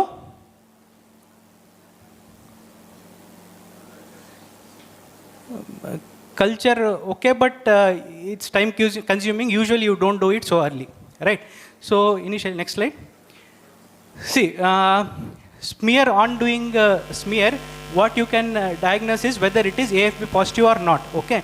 There are very improved modalities for molecular diagnosis now, like Gene Expert, TrueNat, right? And line probe SS, okay? They identify the disease and also they tell you the sensitivity, right? So wherever possible, wherever available, you are supposed to use these modalities. Where it is not feasible, you can go with peripheral smear. Peripheral smear still holds importance.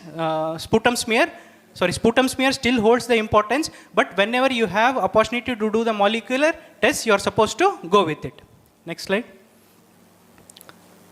And a good quality specimen with new rapid molecular test is adequate, unlike 2 samples needed for acid-fast bacilli smear test. As the sensitivity and specificity of this molecular test is more, whenever available, you have to use it. Okay. So how do you collect a good quality sputum?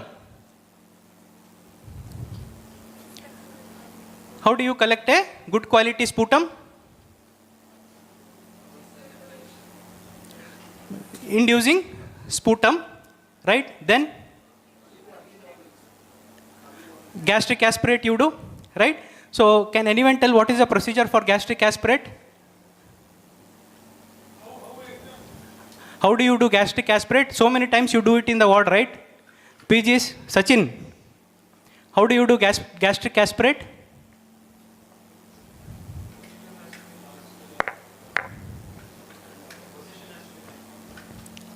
So a child comes to your OPD at 10 o'clock. You want to do it at 10 o'clock? No, sir. Early morning is preferable. So basically the child should be fasting for 4 to 6 hours. Okay. Then you pass an NG tube and then? Confirm the position. Confirm the position. Then? 3 ml of NS can be pushed if we are not... See, you need not use NS directly. So what you can do is you can try and aspirate. Okay. So if you don't get an aspirate in the supine position, you can turn the patient laterally, either to the lateral, right lateral or left lateral. Okay. So even after doing that, if you are not able to get the sample, so then you will be using 10 ml of normal saline. Okay. So prior to that, you can push the tube, feeding tube, whatever tube you are using, Ryle's tube or feeding tube, you can push it in and out so that there can be some scraping of the secretions if possible, and you can try aspirating. Okay, so if it is not possible, you can use 10 ml of normal saline and try aspirating, right? Sit down. How do you induce sputum? So many times we tell no to induce sputum.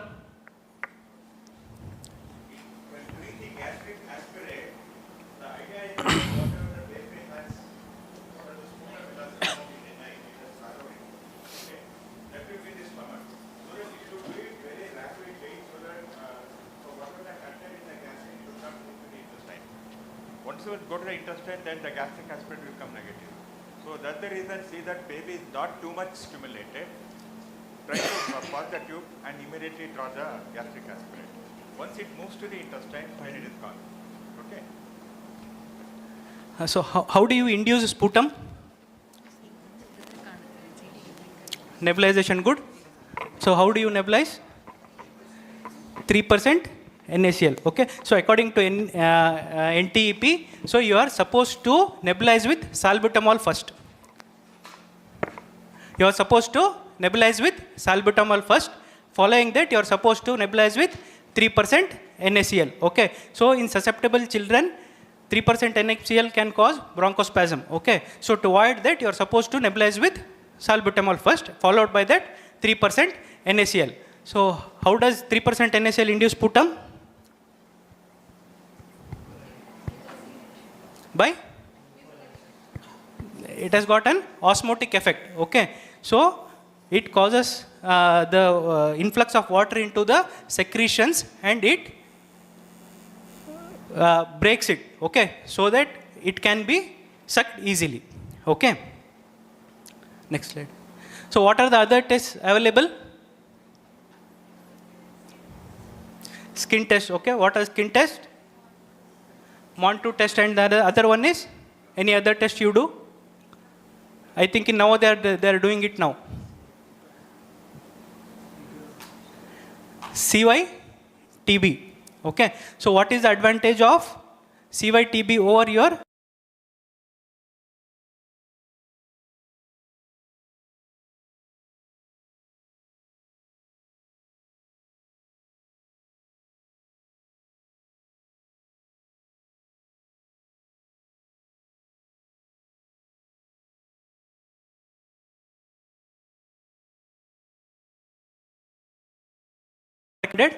interferon gamma release assay test? Again, it measures the hypersensitivity of the T cells towards the bacilli. Okay. So this is the diagnostic algorithm. Whatever you have discussed now is in the form of the chart. Whenever you suspect a child with TB with the above symptoms, first thing you do is chest X-ray. If chest X-ray is suggestive of TB, you go for sputum examination, whether it is smear for AFP or NEAT approved, NTEP approved NAT for Mycobacterium tuberculosis. If NAT is positive, microbiologically confirmed case, and based on the sensitivity, you start the treatment, whether it is rifampin sensitive or resistant. Okay. So if it is negative, again you should look for any other sites like significantly enlarged peripheral lymph node and test for lymph node aspirate for Mycobacterium tuberculosis. If the aspirate is positive for NAT, you treat it as tuberculosis. If not, NAT negative, you are supposed to look for other diagnosis. Okay. So non-specific, there are non-specific X-rays on shadows on X-ray. You are supposed to treat the child for with antibiotic for 1 week, amoxicillin. Okay. After that, you are supposed to reassess the child. If persistent shadows are there, you have to again evaluate for tuberculosis. Okay. If it is resolved, you need not test it again. And if chest X-ray is normal, you are supposed to follow up the case. Okay. And see, lymph nodes, again, you are supposed to be very careful. Okay. We had a case during my initial days of joining Navodaya. There was cervical lymphadenopathy. We evaluated the child. Sputum for AFB was negative, CB-NAT was negative, FNAC was negative. Okay. So there was a lot of temptations to start ATT, but we went for further evaluation. Biopsy was done and it turned out to be non-Hodgkin's lymphoma. Okay. See, as far as possible, try to achieve a microbiological diagnosis before starting ATT. Okay. See, even the algorithm at the end tells if there is no likely alternate diagnosis, treat it as clinically diagnosed probable TB. Okay. Even if you don't get any evidence and you are not fitting it into any other alternative diagnosis, you can treat it as tuberculosis. But always be careful. Whenever possible, do whatever tests, maximum tests you can do to get microbiological diagnosis. Okay. Next. Now again, extrapulmonary TB. Most common site is lymph nodes. Any lymph node more than 2 centimeter in one or more sites. Okay. What are the characteristics of tubercular lymphadenopathy? They are matted. Okay. And they can have cold abscess also, right? If the morphology resembles tuberculosis, you are supposed to do FNAC, and if pus is there, aspirate the pus and send it for CB-NAT and AFB. Okay. If it is positive, you treat it as case of tuberculosis. If not, don't be in a hurry to start ATT. Go for biopsy. Okay. So if you are able to prove it with biopsy that is tuberculosis, then start with ATT. Okay.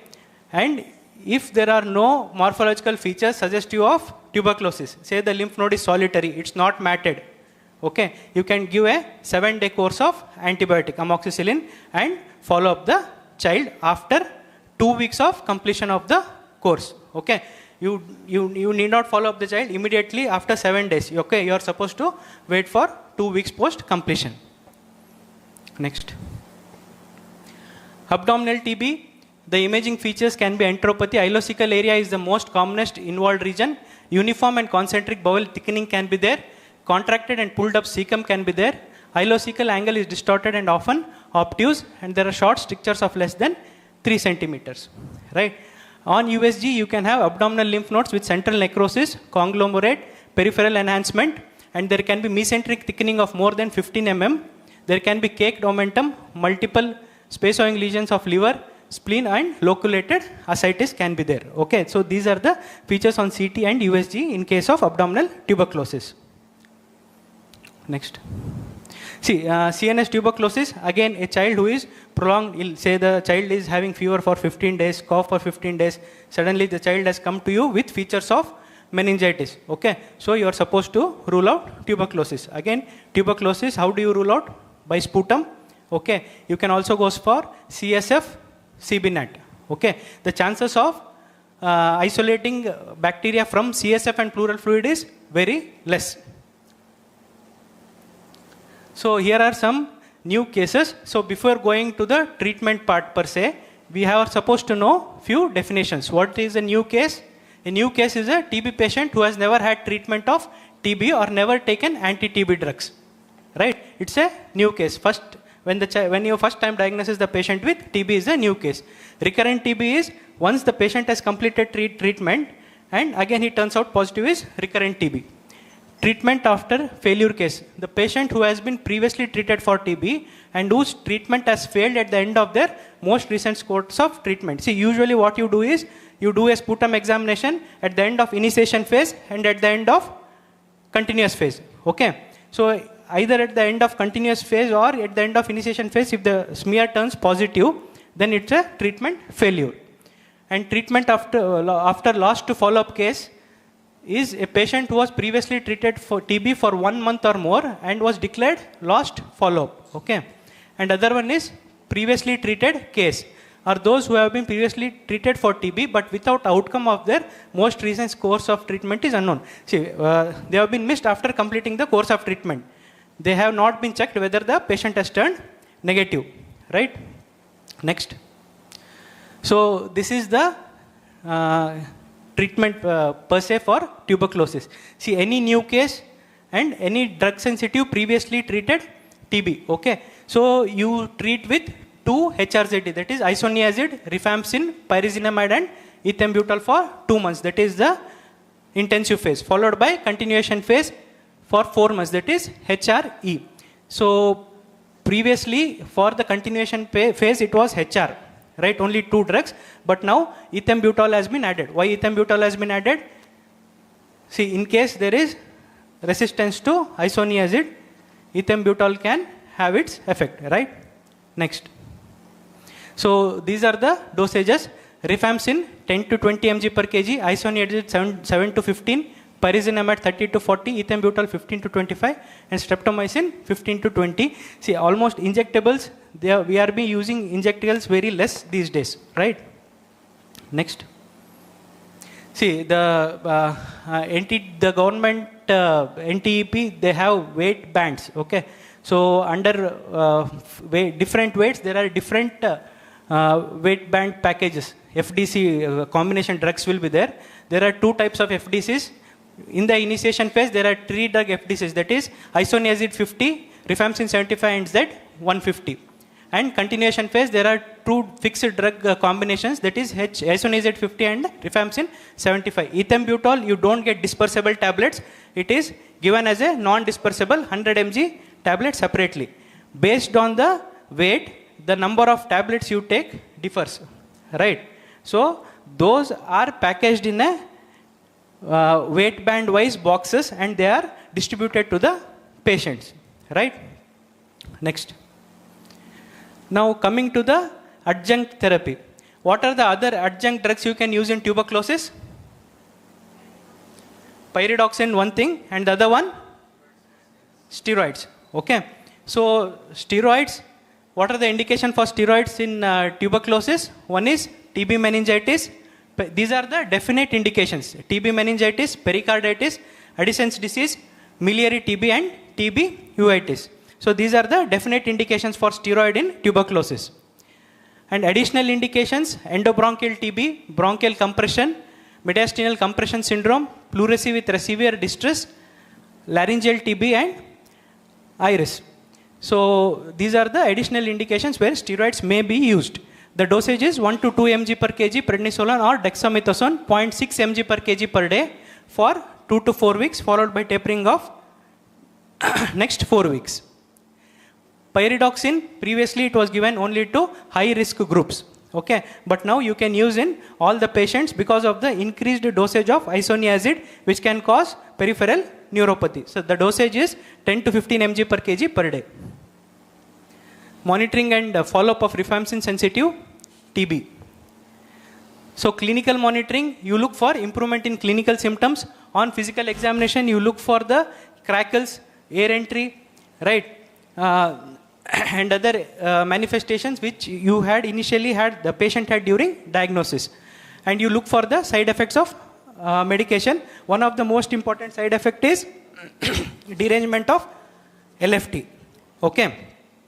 And treatment of other comorbid conditions like HIV and severe acute malnutrition. And the fourth thing is adherence to therapy. So interrupted treatment for less than 4 weeks, then you are supposed to resume the treatment and continue.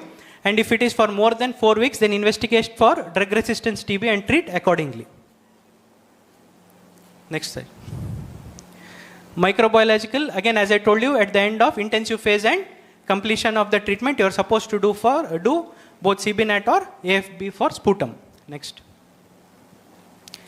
The non-responsive of treatment could be because of incorrect diagnosis, lack of adherence to therapy, incorrect drugs and dosages, inability to retain drugs, secondary infection or a comorbidity, drug resistant, and paradoxical upgrading reactions. These paradoxical upgrading reactions, there can be few manifestations during the course of treatment. See, for example, a lymph node there may be sudden enlargement in the size of the lymph node. There can be infiltrates in the chest. Okay, so usually this happens around 3 to 12 weeks of treatment. There is no need to do anything for this, right? It subsides by its own. Next. Long-term follow-up. After treatment, patient has to be followed every 6 months for 2 years. Now coming to drug-resistant TB. See, monoresistant is resistant to isoniazid or single drug in first-line TB drug. Isoniazid resistance is resistance to isoniazid. Polydrug resistance is either for both isoniazid and rifampicin. Rifampicin resistance is rifampicin resistant alone, or it can be polyresistance, MDR or XDR. Next. When do you suspect MDR TB? See, criteria is there is a known close contact with a known case of MDR TB, close contact in a person who died whilst on TB treatment, close contact with a person who failed TB treatment, non-responsive or failure of first-line regimen, and previous treatment with second-line medications. See, previously, until and unless there was any evidence of contact with drug-resistant TB, there was no testing for drug-resistant. Okay, but nowadays with CBNAT, initially only are going for resistant testing. Next. Next. So these are the grouping of drugs for resistant TB. Group A as levofloxacin or moxifloxacin. See, group A and 4 to 5 drugs of group A are used for treatment along with some group C drugs. See, this is a flowchart showing the treatment of drug-resistant TB. See, initially, previously in 2022, this was the what being followed. Now, recently in 2025, for children more than or equal to 14 years, BPALM regimen is being used. It is for 6 months. B stands for bedaquiline, PA stands for protonamide, amanid, L for linezolid, and M for moxifloxacin. It is used for 6 months. And less than 14 years, you can go for 9 to 11 month oral regimen if eligible. ethionamide is replaced by linezolidinate. Bedaquiline is approved for children more than 5 years. Previously, it was not approved. Less than 5 years, bedaquiline is replaced by amikacin. And delamanide, initially it was not used for children less than children for 5 years. Now it is being used for all children above 5 years. So preventive therapy of neonate born to mother with TB. See here, any child who has drug sensitive TB, mother drug sensitivity is known, you can go for prophylaxis with isoniazid. But if the mother is having MDR, drug resistant TB, and drug resistant TB, you are not supposed to give prophylaxis. Okay. See, prophylaxis in the neonate, you are supposed to evaluate the child for tuberculosis. Next. Prevention of TB, again early detection and treatment of infectious cases, airborne infection control practices, like there should be proper ventilation, cross ventilation should be there, the patient should wear mask, and there should be distance of 3 feet from the household contact should maintain a distance of 3 feet from the patient, and there can be contact screening and TB preventive therapy and BCG vaccination. These are the strategies to prevent TB. So this is a TB preventive therapy. So mainly this new regimen like 3-month weekly isoniazid and rifampicin in persons older than 2 years, and 6-month daily isoniazid can be used. The rifampicin regimen is now being followed in Navodaya. Next. So this is regarding reporting of the TB cases. You can report either by Nikshay Sampark or by Nikshay web portal and submission of hard copies to DTO. See, on reporting the case, you will be given an incentive of 500, and on reporting completion of treatment, you will be given incentive of 500. So if you identify a case and treat, you can earn 1,000 rupees from a tuberculosis case. Thank you very much.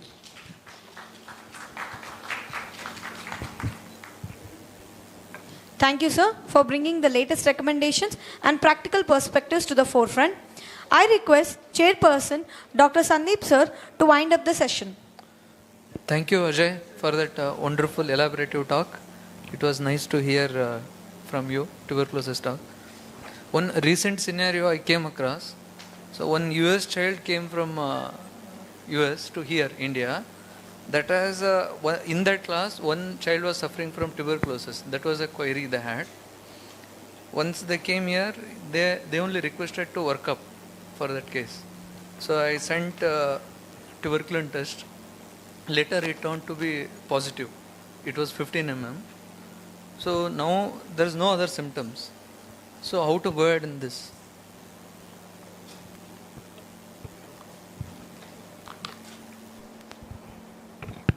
Your tuberculin test, it is suggestive of infection. It doesn't confirm the active disease. Okay, so you can further evaluate the child with further molecular tests. Okay, you can go for CM-AFB or you can go for CBNet.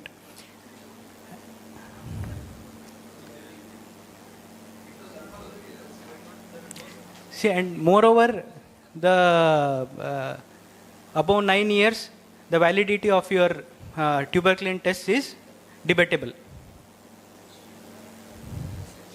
And nowadays, with the advent of molecular tests, your tuberculin tests and all, they don't usually consider for direct treatment.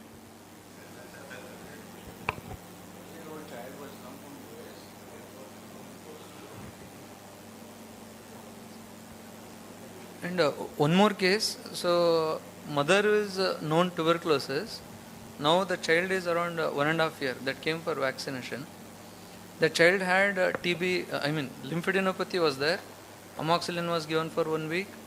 2 weeks after that, the lymphadenopathy was persisting. Only one lymph node was there, so no matted lymph nodes. But mother had history of tuberculosis. But the child, I did FNAC. So in FNAC, this granulation was there. Tuberculoma was there, so tubercular granules were there. But there is no AFB positive or nothing.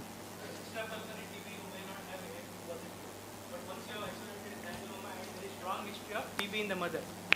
And with a strong history of TB in the mother, can start the child on ATT. We have started ATT on that. Okay, that was a wonderful session. Thank you. Sometimes FNAC you might not get granules. Most of the time it is reactive lymphadenitis. Biopsy would have been the ideal thing for the child. Because I had 2 cases from Raichur only referred to me. That is 3-year-old child having lymph nodes like that one. And they did family history of that one and started an ATT without doing a microbiological test. And it went on having the abscesses completely, then referred to me. I did the testing, it came positive for mycoplasma. I stopped the ATT for 1 month like that and gave azithromycin for 3 days, everything disappeared. Now it's already 3 months are over, nothing is there. So what is the latest thing in microbiology, in pediatrics, that one, to start any antibiotic, we should have a microbiological evidence.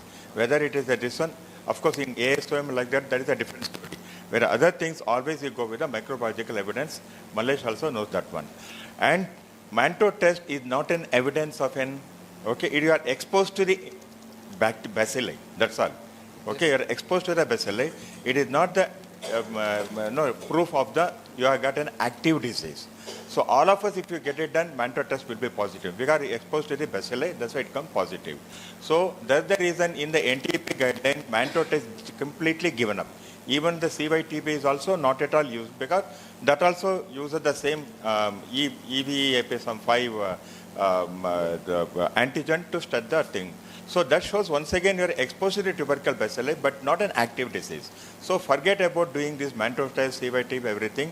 It is only what we call the clinical symptomatology syndrome. Clinical syndrome we call that one. There should be in history and laboratory investigation, inflammatory evidence.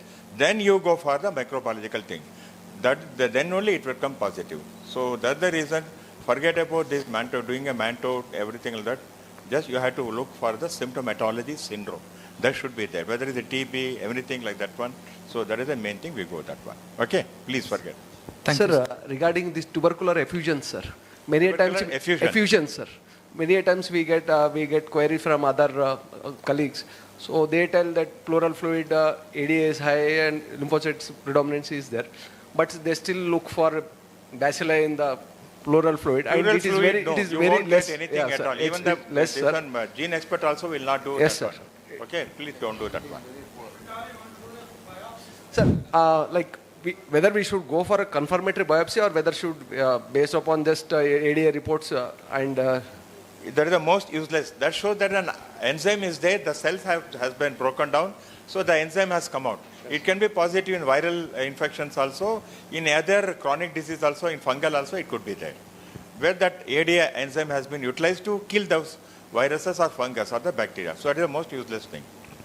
And there are no many studies about ADA in tuberculosis in children. Okay, as sir told, there may be other infections also which can lead to increase in the fungal, ADA. everything will be there. It is an enzyme that is present in the cell. That enzyme has been utilized to kill those bug. That's all.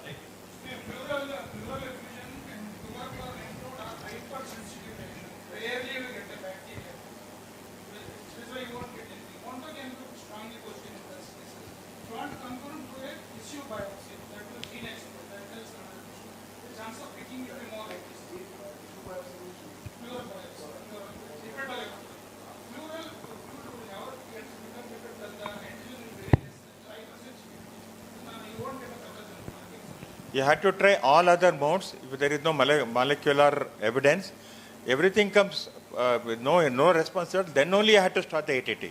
Whereas here we are starting the ATT first. That is very, very wrong. Unless until you get the molecular evidence. Molecular evidence is there, you start away. That's what the ATP guideline tells. When there is a clinical suggestions is there, molecular evidence has come, then you can empirically start an ATT. That is the last resort. Don't try to go away with this one.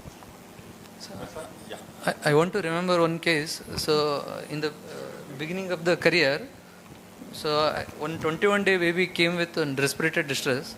The just child, in spite of putting all kind of antibiotics and CPAP support, it was not reducing. So even sir also knows, I think, it was in the Amrita only. So X-ray showed almost miliary pattern. So that time even AFB was also not positive, gastric aspirates. That time I referred it to St. John, sir. There they did BAL, bronchial lavage. That time that grown culture. No, there are 3 X-ray evidences. That is, one is the miliary tuberculosis and this one. They are always be taken in the NTEP as the evidence of a TB. Okay. So that the is classical three X-ray pictures. Okay. Always will be negative. So the miliary is one where we can straight away go with the TB. Cavitatory, miliary, and one more that Gons complex. These 3 are the classical evidence of tuberculosis. If that is there, then you can start away with the ATT.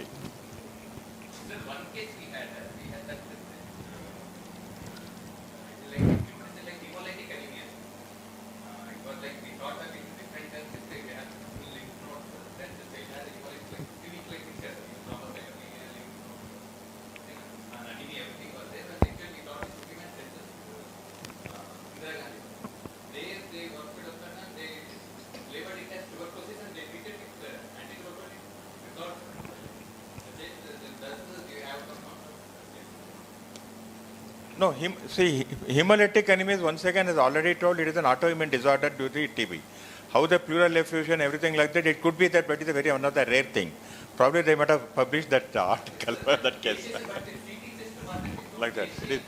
See, TB can manifest in any way it likes that one, but it is the last diagnosis.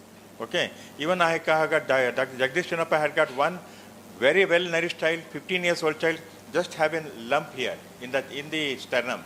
So no fever, nothing. Just for the lump she came. Okay. So everything went. Then ultimately he did the biopsy. It showed the tuberculum. So it can manifest in any way like that, but there is a last resort. Unless until there is a classical symptomatology is there, you think of TB last. Yeah.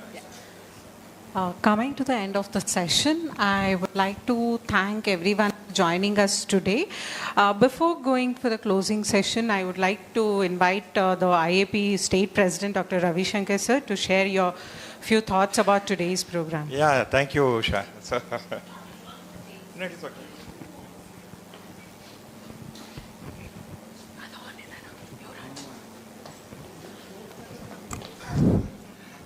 So there is lot of good feelings about the Raichur. So when Dr. Manja, the senior most pediatrician in Raichur, so usually I will, every year I used to call him. When I elected as the IAP president, I called him and asked for his blessing. So naturally, my and his relationship is simply little later. Always he tells something. Hey, you did like that, blah, blah, blah, blah. Then when are you going to Raichur? You cannot finish off your IAP presidency without coming to the Raichur. When are you going to Raichur? That was the thing. And his son also became the president of IAP Raichur. And they told me, you had to come at any cost. Actually, I had a talk in Chennai today. Yesterday also in South Zone, Pedicon was there. For this reason, I cancelled that talk. Preponed both my talks yesterday and came here. Thank you a lot for the love and affection the IAP Raichur is showing on me. Always I love IAP Raichur, Pranav, Usha Pranav and Manjat, and my great friend Dr. Sanjeev Chetty. He always calls me as Guruji and like that one. He also told me in the month of December, sir, you are going to come Raichur at any cost. Malesh Gowda, everybody, I can name everybody here. So all of them, my great friends and my well-wishers. I am happy to be Raichur here. In spite of my lot of stress and strain, everything. Probably I might have sleeping in between. So sorry for any disturbance from my side. But it is the affection to the Raichur I came here. Thank you a lot. And it is a wonderful place with all, and our Bangalore relative Dr. Chandrika is here. And Ramaya, whenever I think of Ramaya Medical College, the two persons used to be remembered, Chandrika and Somshekar. So when I heard that Chandrika is there, I was really surprised and happy to see her here. Thank you, madam, for calling me here and everything. And Raichur has has got its own way in IAP tradition. So always take care of Malesh Gowda, almost the most academic person. Anything, any problem, he immediately calls, tells, discuss the case with that one. I never seen he is doing an irrational treatment anywhere like that one. So always he tries for a good academic possible way of treating the patient, whatever the seriousness, whatever the poorness, economic status of the patient. So I know all these things, everything here with all the people. So I am proud of IAP Raichur doing a lot of wonderful job here with their limited constraints and whatever the thing I can call that one. So this is little rarely seen in other areas like that one. So once again, thank to the IAP Raichur for calling me here, and wonderful ahead till December. And Pranam, as I know already, a pulse course expert. So actually I learned pulse from him only actually. We were together and we learned it from one key there. And I was the first person to, when they started the IAP, pulse course to the public people, I was the first person to come and inaugurate here. So all very good, memories of IAP Raichur. Thank you a lot. Thank you for your kind words, sir. We also appreciate your presence for the whole day from morning 9 to the evening 6 o'clock. The other, I would like to just add a few words by our Dr. Chetty, sir, thanking all the dignitaries.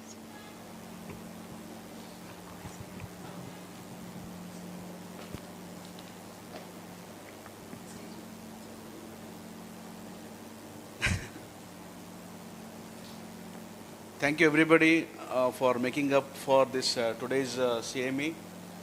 I know that my friends from Gulbarga, Mehboob Nagar, Yadgir, Shahpur, and they've come all the way from different places to attend this CME. And it's been, you people are all jewels for this CME, I should say. And you people are stick up to your seat until last minute of the CME program. As for this, I am very, very grateful. And because of time constraint, we could not finish up the last two sessions. We are very sorry about that. And hopefully, we'll in coming days, we'll be catching up for those two events, for those two sessions in the upcoming scientific session. So thank you, everybody. Thank you, IAP Raichur, and thank you, Dr. Chandrika Madam, for opportunity. And I would like to thank my beloved President and Dr. Ravi Shankar sir, and all the stalwarts, particularly Dr. Shubha Rao sir, Dr. Nagbhushan sir, Dr. Kalapanavar sir, Dr. Madhu Pujar, and Dr. Babanna, who is Secretary of Respiratory Chapter for Karnataka State, and who have come all the way from different places, from Bangalore, Belgaum, and Davangere. So they have all made up for this today's event. I am very much grateful. I am also equally missing the presence of Dr. Kishore Baindur sir, who is President of Karnataka State Chapter, or Respiratory Chapter, who was supposed to attend this today's CME, but because of his health concern, he could not make it up. So we'll be missing him for this CME. And last but not the least, I would like to thank all the delegates who have come all the way from different places. I'm extremely grateful for this gesture. Thank you one and all. We thank the sir support and everybody. Before we still have one last session, we want you to stay back for just another last 20 minutes. It's first time in IAP Raichur we have introduced Yuva Talk. These two speakers are going to be speaking for the first time and with a rare topic that is hands-on or rather role model play of counseling of asthmatic patients. I request one and all who are staying here. I know it's already past 6. We have been late. We are very regret to inform you we were not keeping up with the time. I request your last 20 minutes of presence.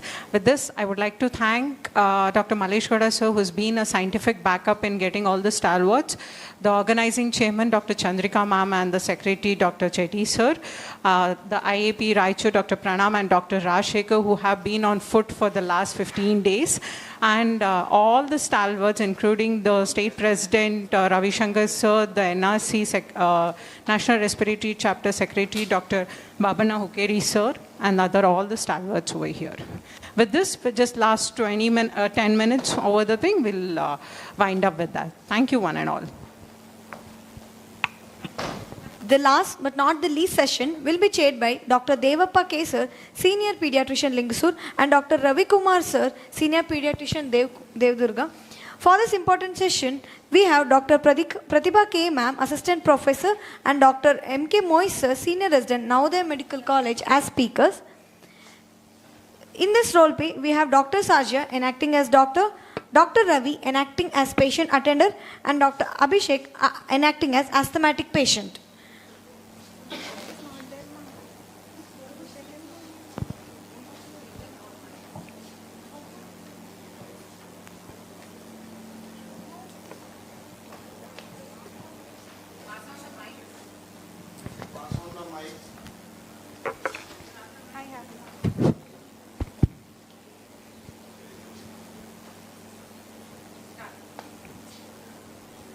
Excuse me, doctor. Can I come in? Yeah, come in.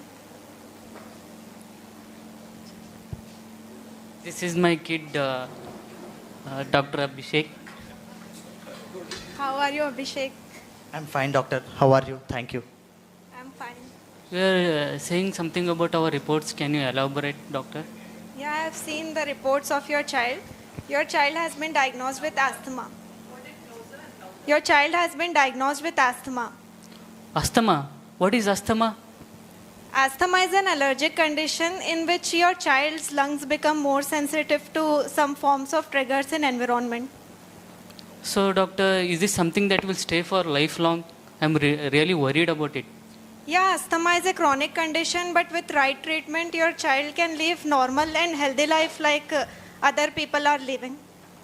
My friend's child also had asthma, but they were telling to avoid all these cold items, carpet. Should we avoid all those things, doctor? Preferably, he should eat all healthy and homemade foods, but he should avoid cold food items as it may trigger the condition. Then we have one dog named Pinky. It's really practically our family. Should we give away that dog, or should we do something about it, doctor? No, you should not take such drastic measure, but you should take some simple steps like he should wash his hands after coming in contact with your pet, and he should change his clothes. Doctor, my kid is really into sports. He loves to play football. I don't know in this condition what to do. Should he limit his play, or should he entirely skip the football? What to do? Do you have any symptoms while playing sports like cough and breathlessness? No, doctor. Currently, no. If you have any such symptoms, you should use one inhaler. I'll prescribe you one inhaler. You have to use it 10 to 15 minutes before playing sports so that you don't have symptoms while playing. Any sports, doctor? You can just do moderate amount of activity. You should avoid any heavy sports or heavy exercise. Doctor, nurse has given me all these things. I don't know how to use it. Can you show or tell me something about it, doctor? Yeah, sure. This is an inhaler which contains steroid, which he has to use even when symptoms are not there. Steroids? Doctor, I generally worried about these steroids. Can you change this medicine? No, it's completely safe because steroids what we are prescribing are in micrograms in inhalational form, and when we prescribe oral steroids they are in milligrams. So it has 3 times less strength than oral steroids, so he can take it. Only this inhaler, or any other medicines he should use? Along with this, I will prescribe him one more inhaler which he has to use whenever the symptoms are more. But this much and all, can you prescribe some tablets? We will take it. This inhaler, it won't work everywhere, doctor. Can you please prescribe something else? This is the standard treatment for asthma.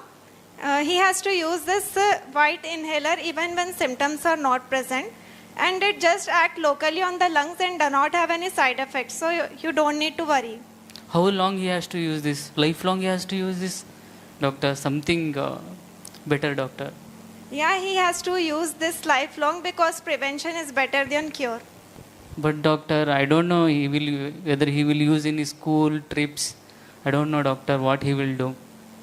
If he is going for any trip, you should inform about his condition to any responsible person like his teacher, and they should have easy access to his inhaler so that they can help him use those inhalers if there is any emergency.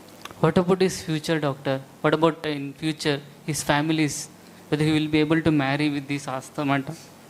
Yes, he will be able to marry, and asthma is a genetic condition. It can pass on to his kids, but you don't need to worry because with the right treatment, it is completely controllable. My friends were telling that banana that will cause asthma. Should he eat that banana because he loves banana? Yes, he can eat all forms of fruits and vegetables, all healthy homemade foods, as I said. When we should follow up, doctor? When I should know when he is having a severity, something? I would like to see you in next week to see whether he is using his inhaler correct and whether his symptoms are well controlled. After that, I would like to call you and your child every 4 to 6 weeks. But in case of any emergency, you people don't need to wait for the scheduled visits and visit the emergency department as soon as possible. How do I know when it is severe, doctor? Before you leave, I will give you a written asthma action plan which has 3 zones like traffic signals. Green zone and orange zone and red zone. Green zone means it is safe, your child is normal and do not have any symptoms. In that case, you should continue with the steroid inhaler. If your child falls in orange zone means if there is any more symptoms like sound during breathing and more cough, then he is in danger. You should use the blue one inhaler which I will prescribe, which has bronchodilator, and you should visit the OPD.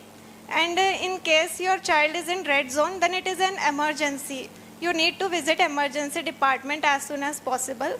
But before that, you should take at least 2 puffs of that blue inhaler. Doctor, what about this? I don't know how to use this box. I don't know. This is called a spacer. It should be cleaned well before use, and ask your child to take one deep inhalation and exhalation, and at the end of the exhalation, you should attach this mouthpiece to his lips and seal it, and give 1 puff of inhaler. We can't open this. We can't open it.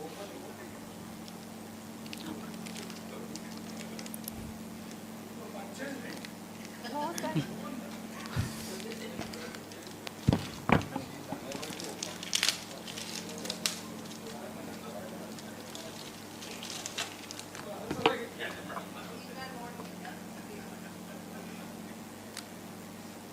First, we should shake the inhaler well before use. And we should attach this inhaler to the spacer.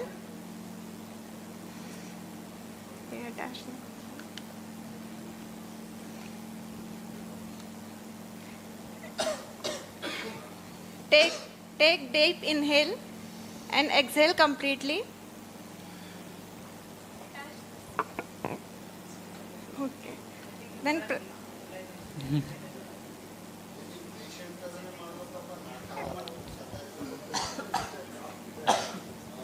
Then take 1 puff, press the inhaler and take deep inhalation. Hold the breath for up to a count of 10.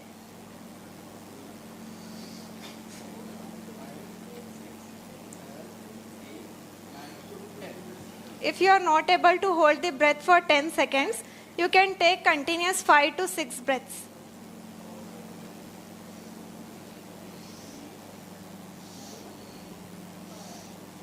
And you should repeat this procedure one more time when taking the next puff.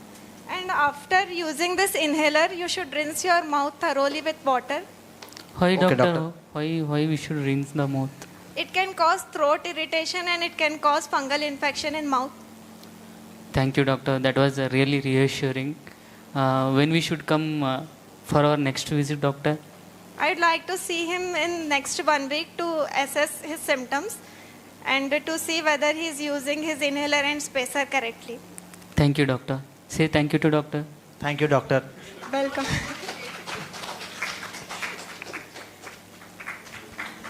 Thank you.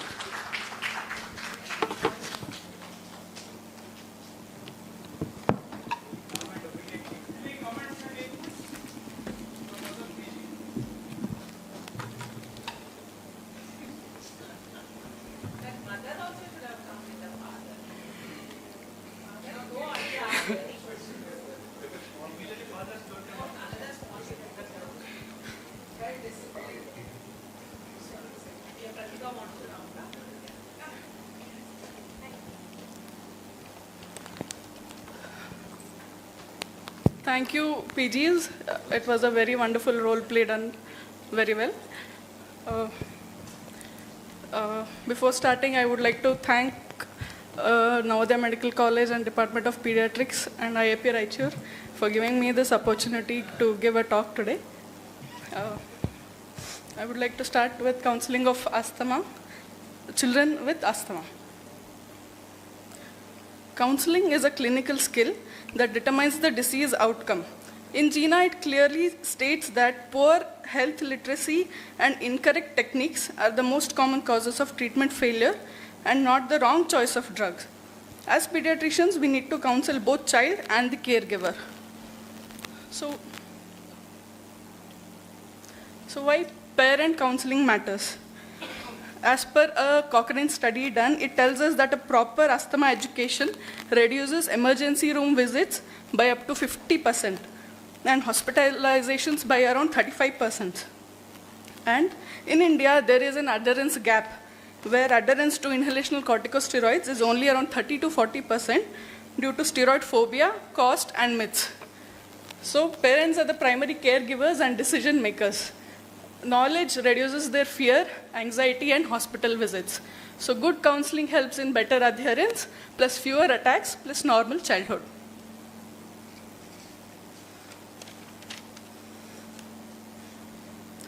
So to give a proper knowledge to the parents, we need to simplify the disease pathology to them. We can explain them as the airway is like a straw. In asthma, it gets narrowed, swollen, and produces mucus, which produces the symptoms in asthma. Hence,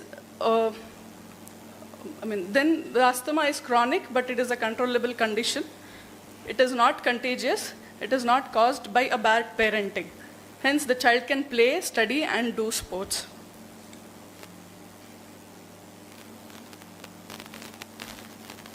So we should also counsel them about the various medication types that we prescribe in asthma.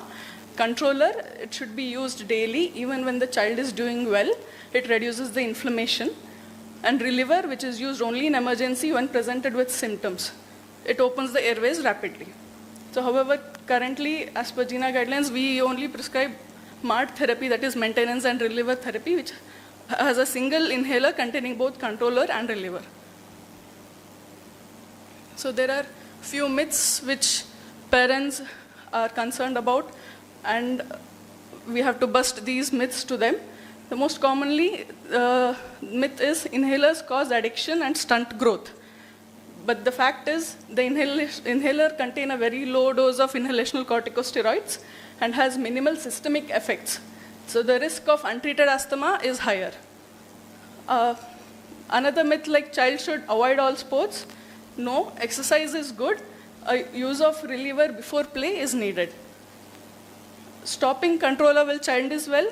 No, you need not stop the controller when child is well because inflammation still persists. That's why when it's working, that is when it is working. So stopping increases the exacerbation risk. Don't stop without consulting a doctor. And asthma is due to dust or parent fault. It is not only the dust, it is a multifactorial, that is genetic and environment. Main goal is to control the triggers. Inhaler technique is must to be checked at every visit. Incorrect technique is common and associated with increased risk of exacerbations. So we should use inhaler, spacer and mask for less than 6-year-old children.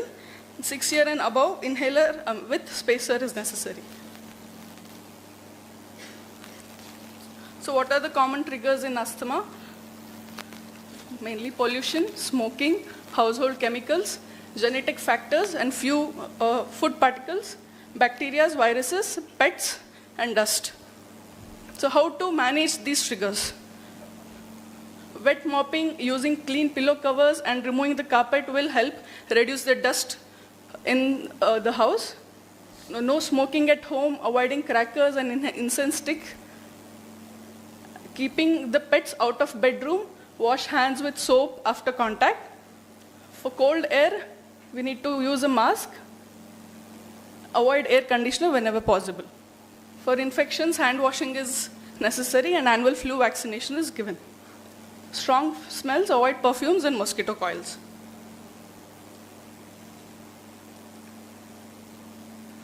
So every child when comes to visits the doctor, we need to give asthma action plan, which is divided into green, yellow and red. We need to explain them when the child is well, breathing is normal, take controller daily and play normally. If there is cough, wheeze or night waking present, the child is in yellow, so he has to use reliever. You visit the doctor if no improvement is seen within 24 hours. Red is trouble, the child has trouble talking, fast breathing, retractions are present. So give the reliever and go to emergency room. This is the asthma action plan. School and social support. Inform teachers about the diagnosis and inhaler location. Allow frequent breaks. Do not restrict sport classes. Encourage independence and teach the child to carry the reliever. Don't overprotect the child and let them live. How to improve medication adherence. We can give them advice of using reminders, sticker charts, smart inhalers. There are new inhalers which are digitally enabled where it is app based and you can track their inhaler timings and symptoms based on the app. When to seek urgent medical care. Reliever, if the reliever is needed more than every 4th hourly, not improving even after 2 to 3 doses of reliever, difficulty in feeding and dehydration, lethargy, confusion, cyanosis, or waking up at night for more than 2 times a week. So the summary and take-home message from this counseling part is, understanding the asthma and medicines for the parents is more important. Master inhaler technique and asthma action.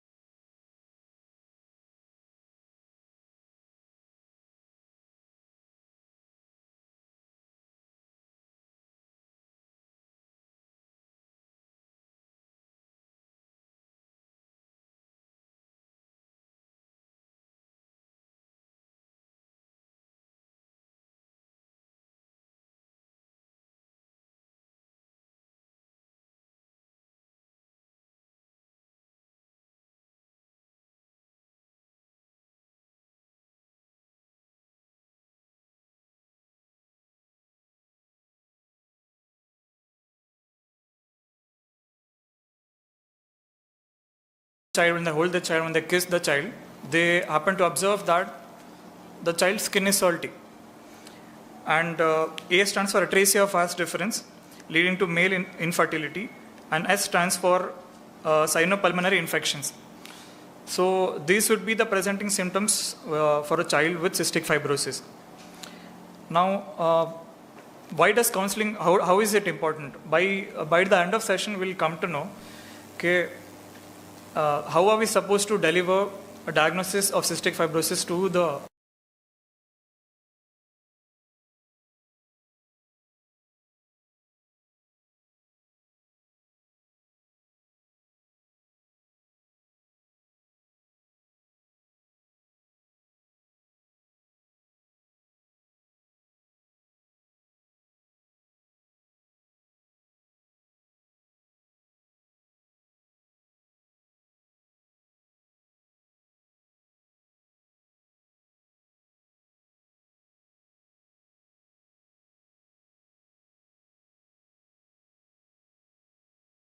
probably, and how the child would basically live his life throughout. Now, why does this counseling matter? Because it is, again, like I said, it's a lifelong disease, and if we counsel the child's attenders, the parents better, so they would stick on to the treatment better, the nutrition would be better, and the quality of life of the child would be better. Without taking a proper medical help, this case of cystic fibrosis would hardly live. Cause of multiple respiratory infections, the child would end up with complications and it would expire.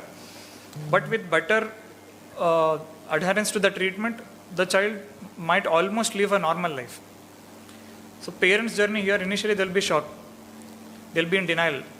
They'll fear for the child's future and they'll start to guilt. And also they'll become anxious. They'll be concerned about the financial constraints and the future uncertainty. All of these things flash onto the mind of the parents. And this might also lead to rejection, even denial of the patient's attender towards the patient, as well as towards the siblings, towards the other siblings. Now, how do we break down this news? Because it's again a life-changing diagnosis. We break down it by using the spikes approach, wherein S stands for setup of the conversation, P stands for assessing and perception, I stands for inviting the question, wherein we let the patient's attender ask us the questions, and then K stands for sharing the knowledge, E for empathy, and S summarize. We should always avoid this kind of negative approach wherein we directly would say that this disease is incurable. Instead, we can say the child is having this disease and this is going to live for life, but with better treatment and the medical advances happening, the child can live a fairly normal life, fairly healthy life. Again, using simple terms instead of medical jargons is better. Then the usual questions that will be asked by the parents would be, is it our fault? And can it be cured? Will the child survive? Can the siblings be affected? Will the child be able to go to school? Will the child be able to play sports? And what is the future? So we can explain the genetics. How is the autosomal recessive pattern of inheritance? And 25% will be affected, 50% will be carriers, and 25% will be unaffected. So we break down the genetics and we tell them the chances of occurrence of this genetic disorder in the other siblings, and we help them in planning subsequent pregnancies. And we have to give a proper diet plan for them, advising the high calories diet and high proteins diet and pancreatic enzyme replacement, also adding fat soluble vitamins to it. And because there is increased salt wasting, we have to add that also. And since there is failure to thrive, we keep a check on the growth monitoring also. And to avoid infections, respiratory infections, we train the parents for the daily chest clearance on chest physiotherapy, nebulizations, and infection prevention, and proper time-to-time vaccination, and the importance of exercise. Infection control plays a vital role, because the death of the child would certainly happen due to infections, because the child is more prone for infections. So red flag signs would be increased amount of cough, fever, difficulty in breathing, poor feeding, weight loss, hemoptysis, reduced activity and persistent vomiting. And we have to encourage the parents for the regular schooling, regular physical activity, sports tolerance, and normal social interaction and with respect to age. And we also support the parents as an attender by being empathic to them. And about the financial consent also you are supposed to explain it to them. And if we build a healthy relation with the patient's attender, they will certainly come back to us on, we maintain that patient-doctor rapport. So this is the checklist where this is how we go about with the counseling. We have to explain the diagnosis clearly, allow them the time to seek in the emotions, and we have to let them ask the questions, and we have to offer psychological support, explain them the medications, and preferably give a written manner how they are supposed to take medications, discuss them and explain them about the nutrition, teach them the just physiotherapy, provide written instruction for all of these things, and explain them the warning signs, also have a follow-up plan. So by this I would conclude my session. Thank you for being so patient.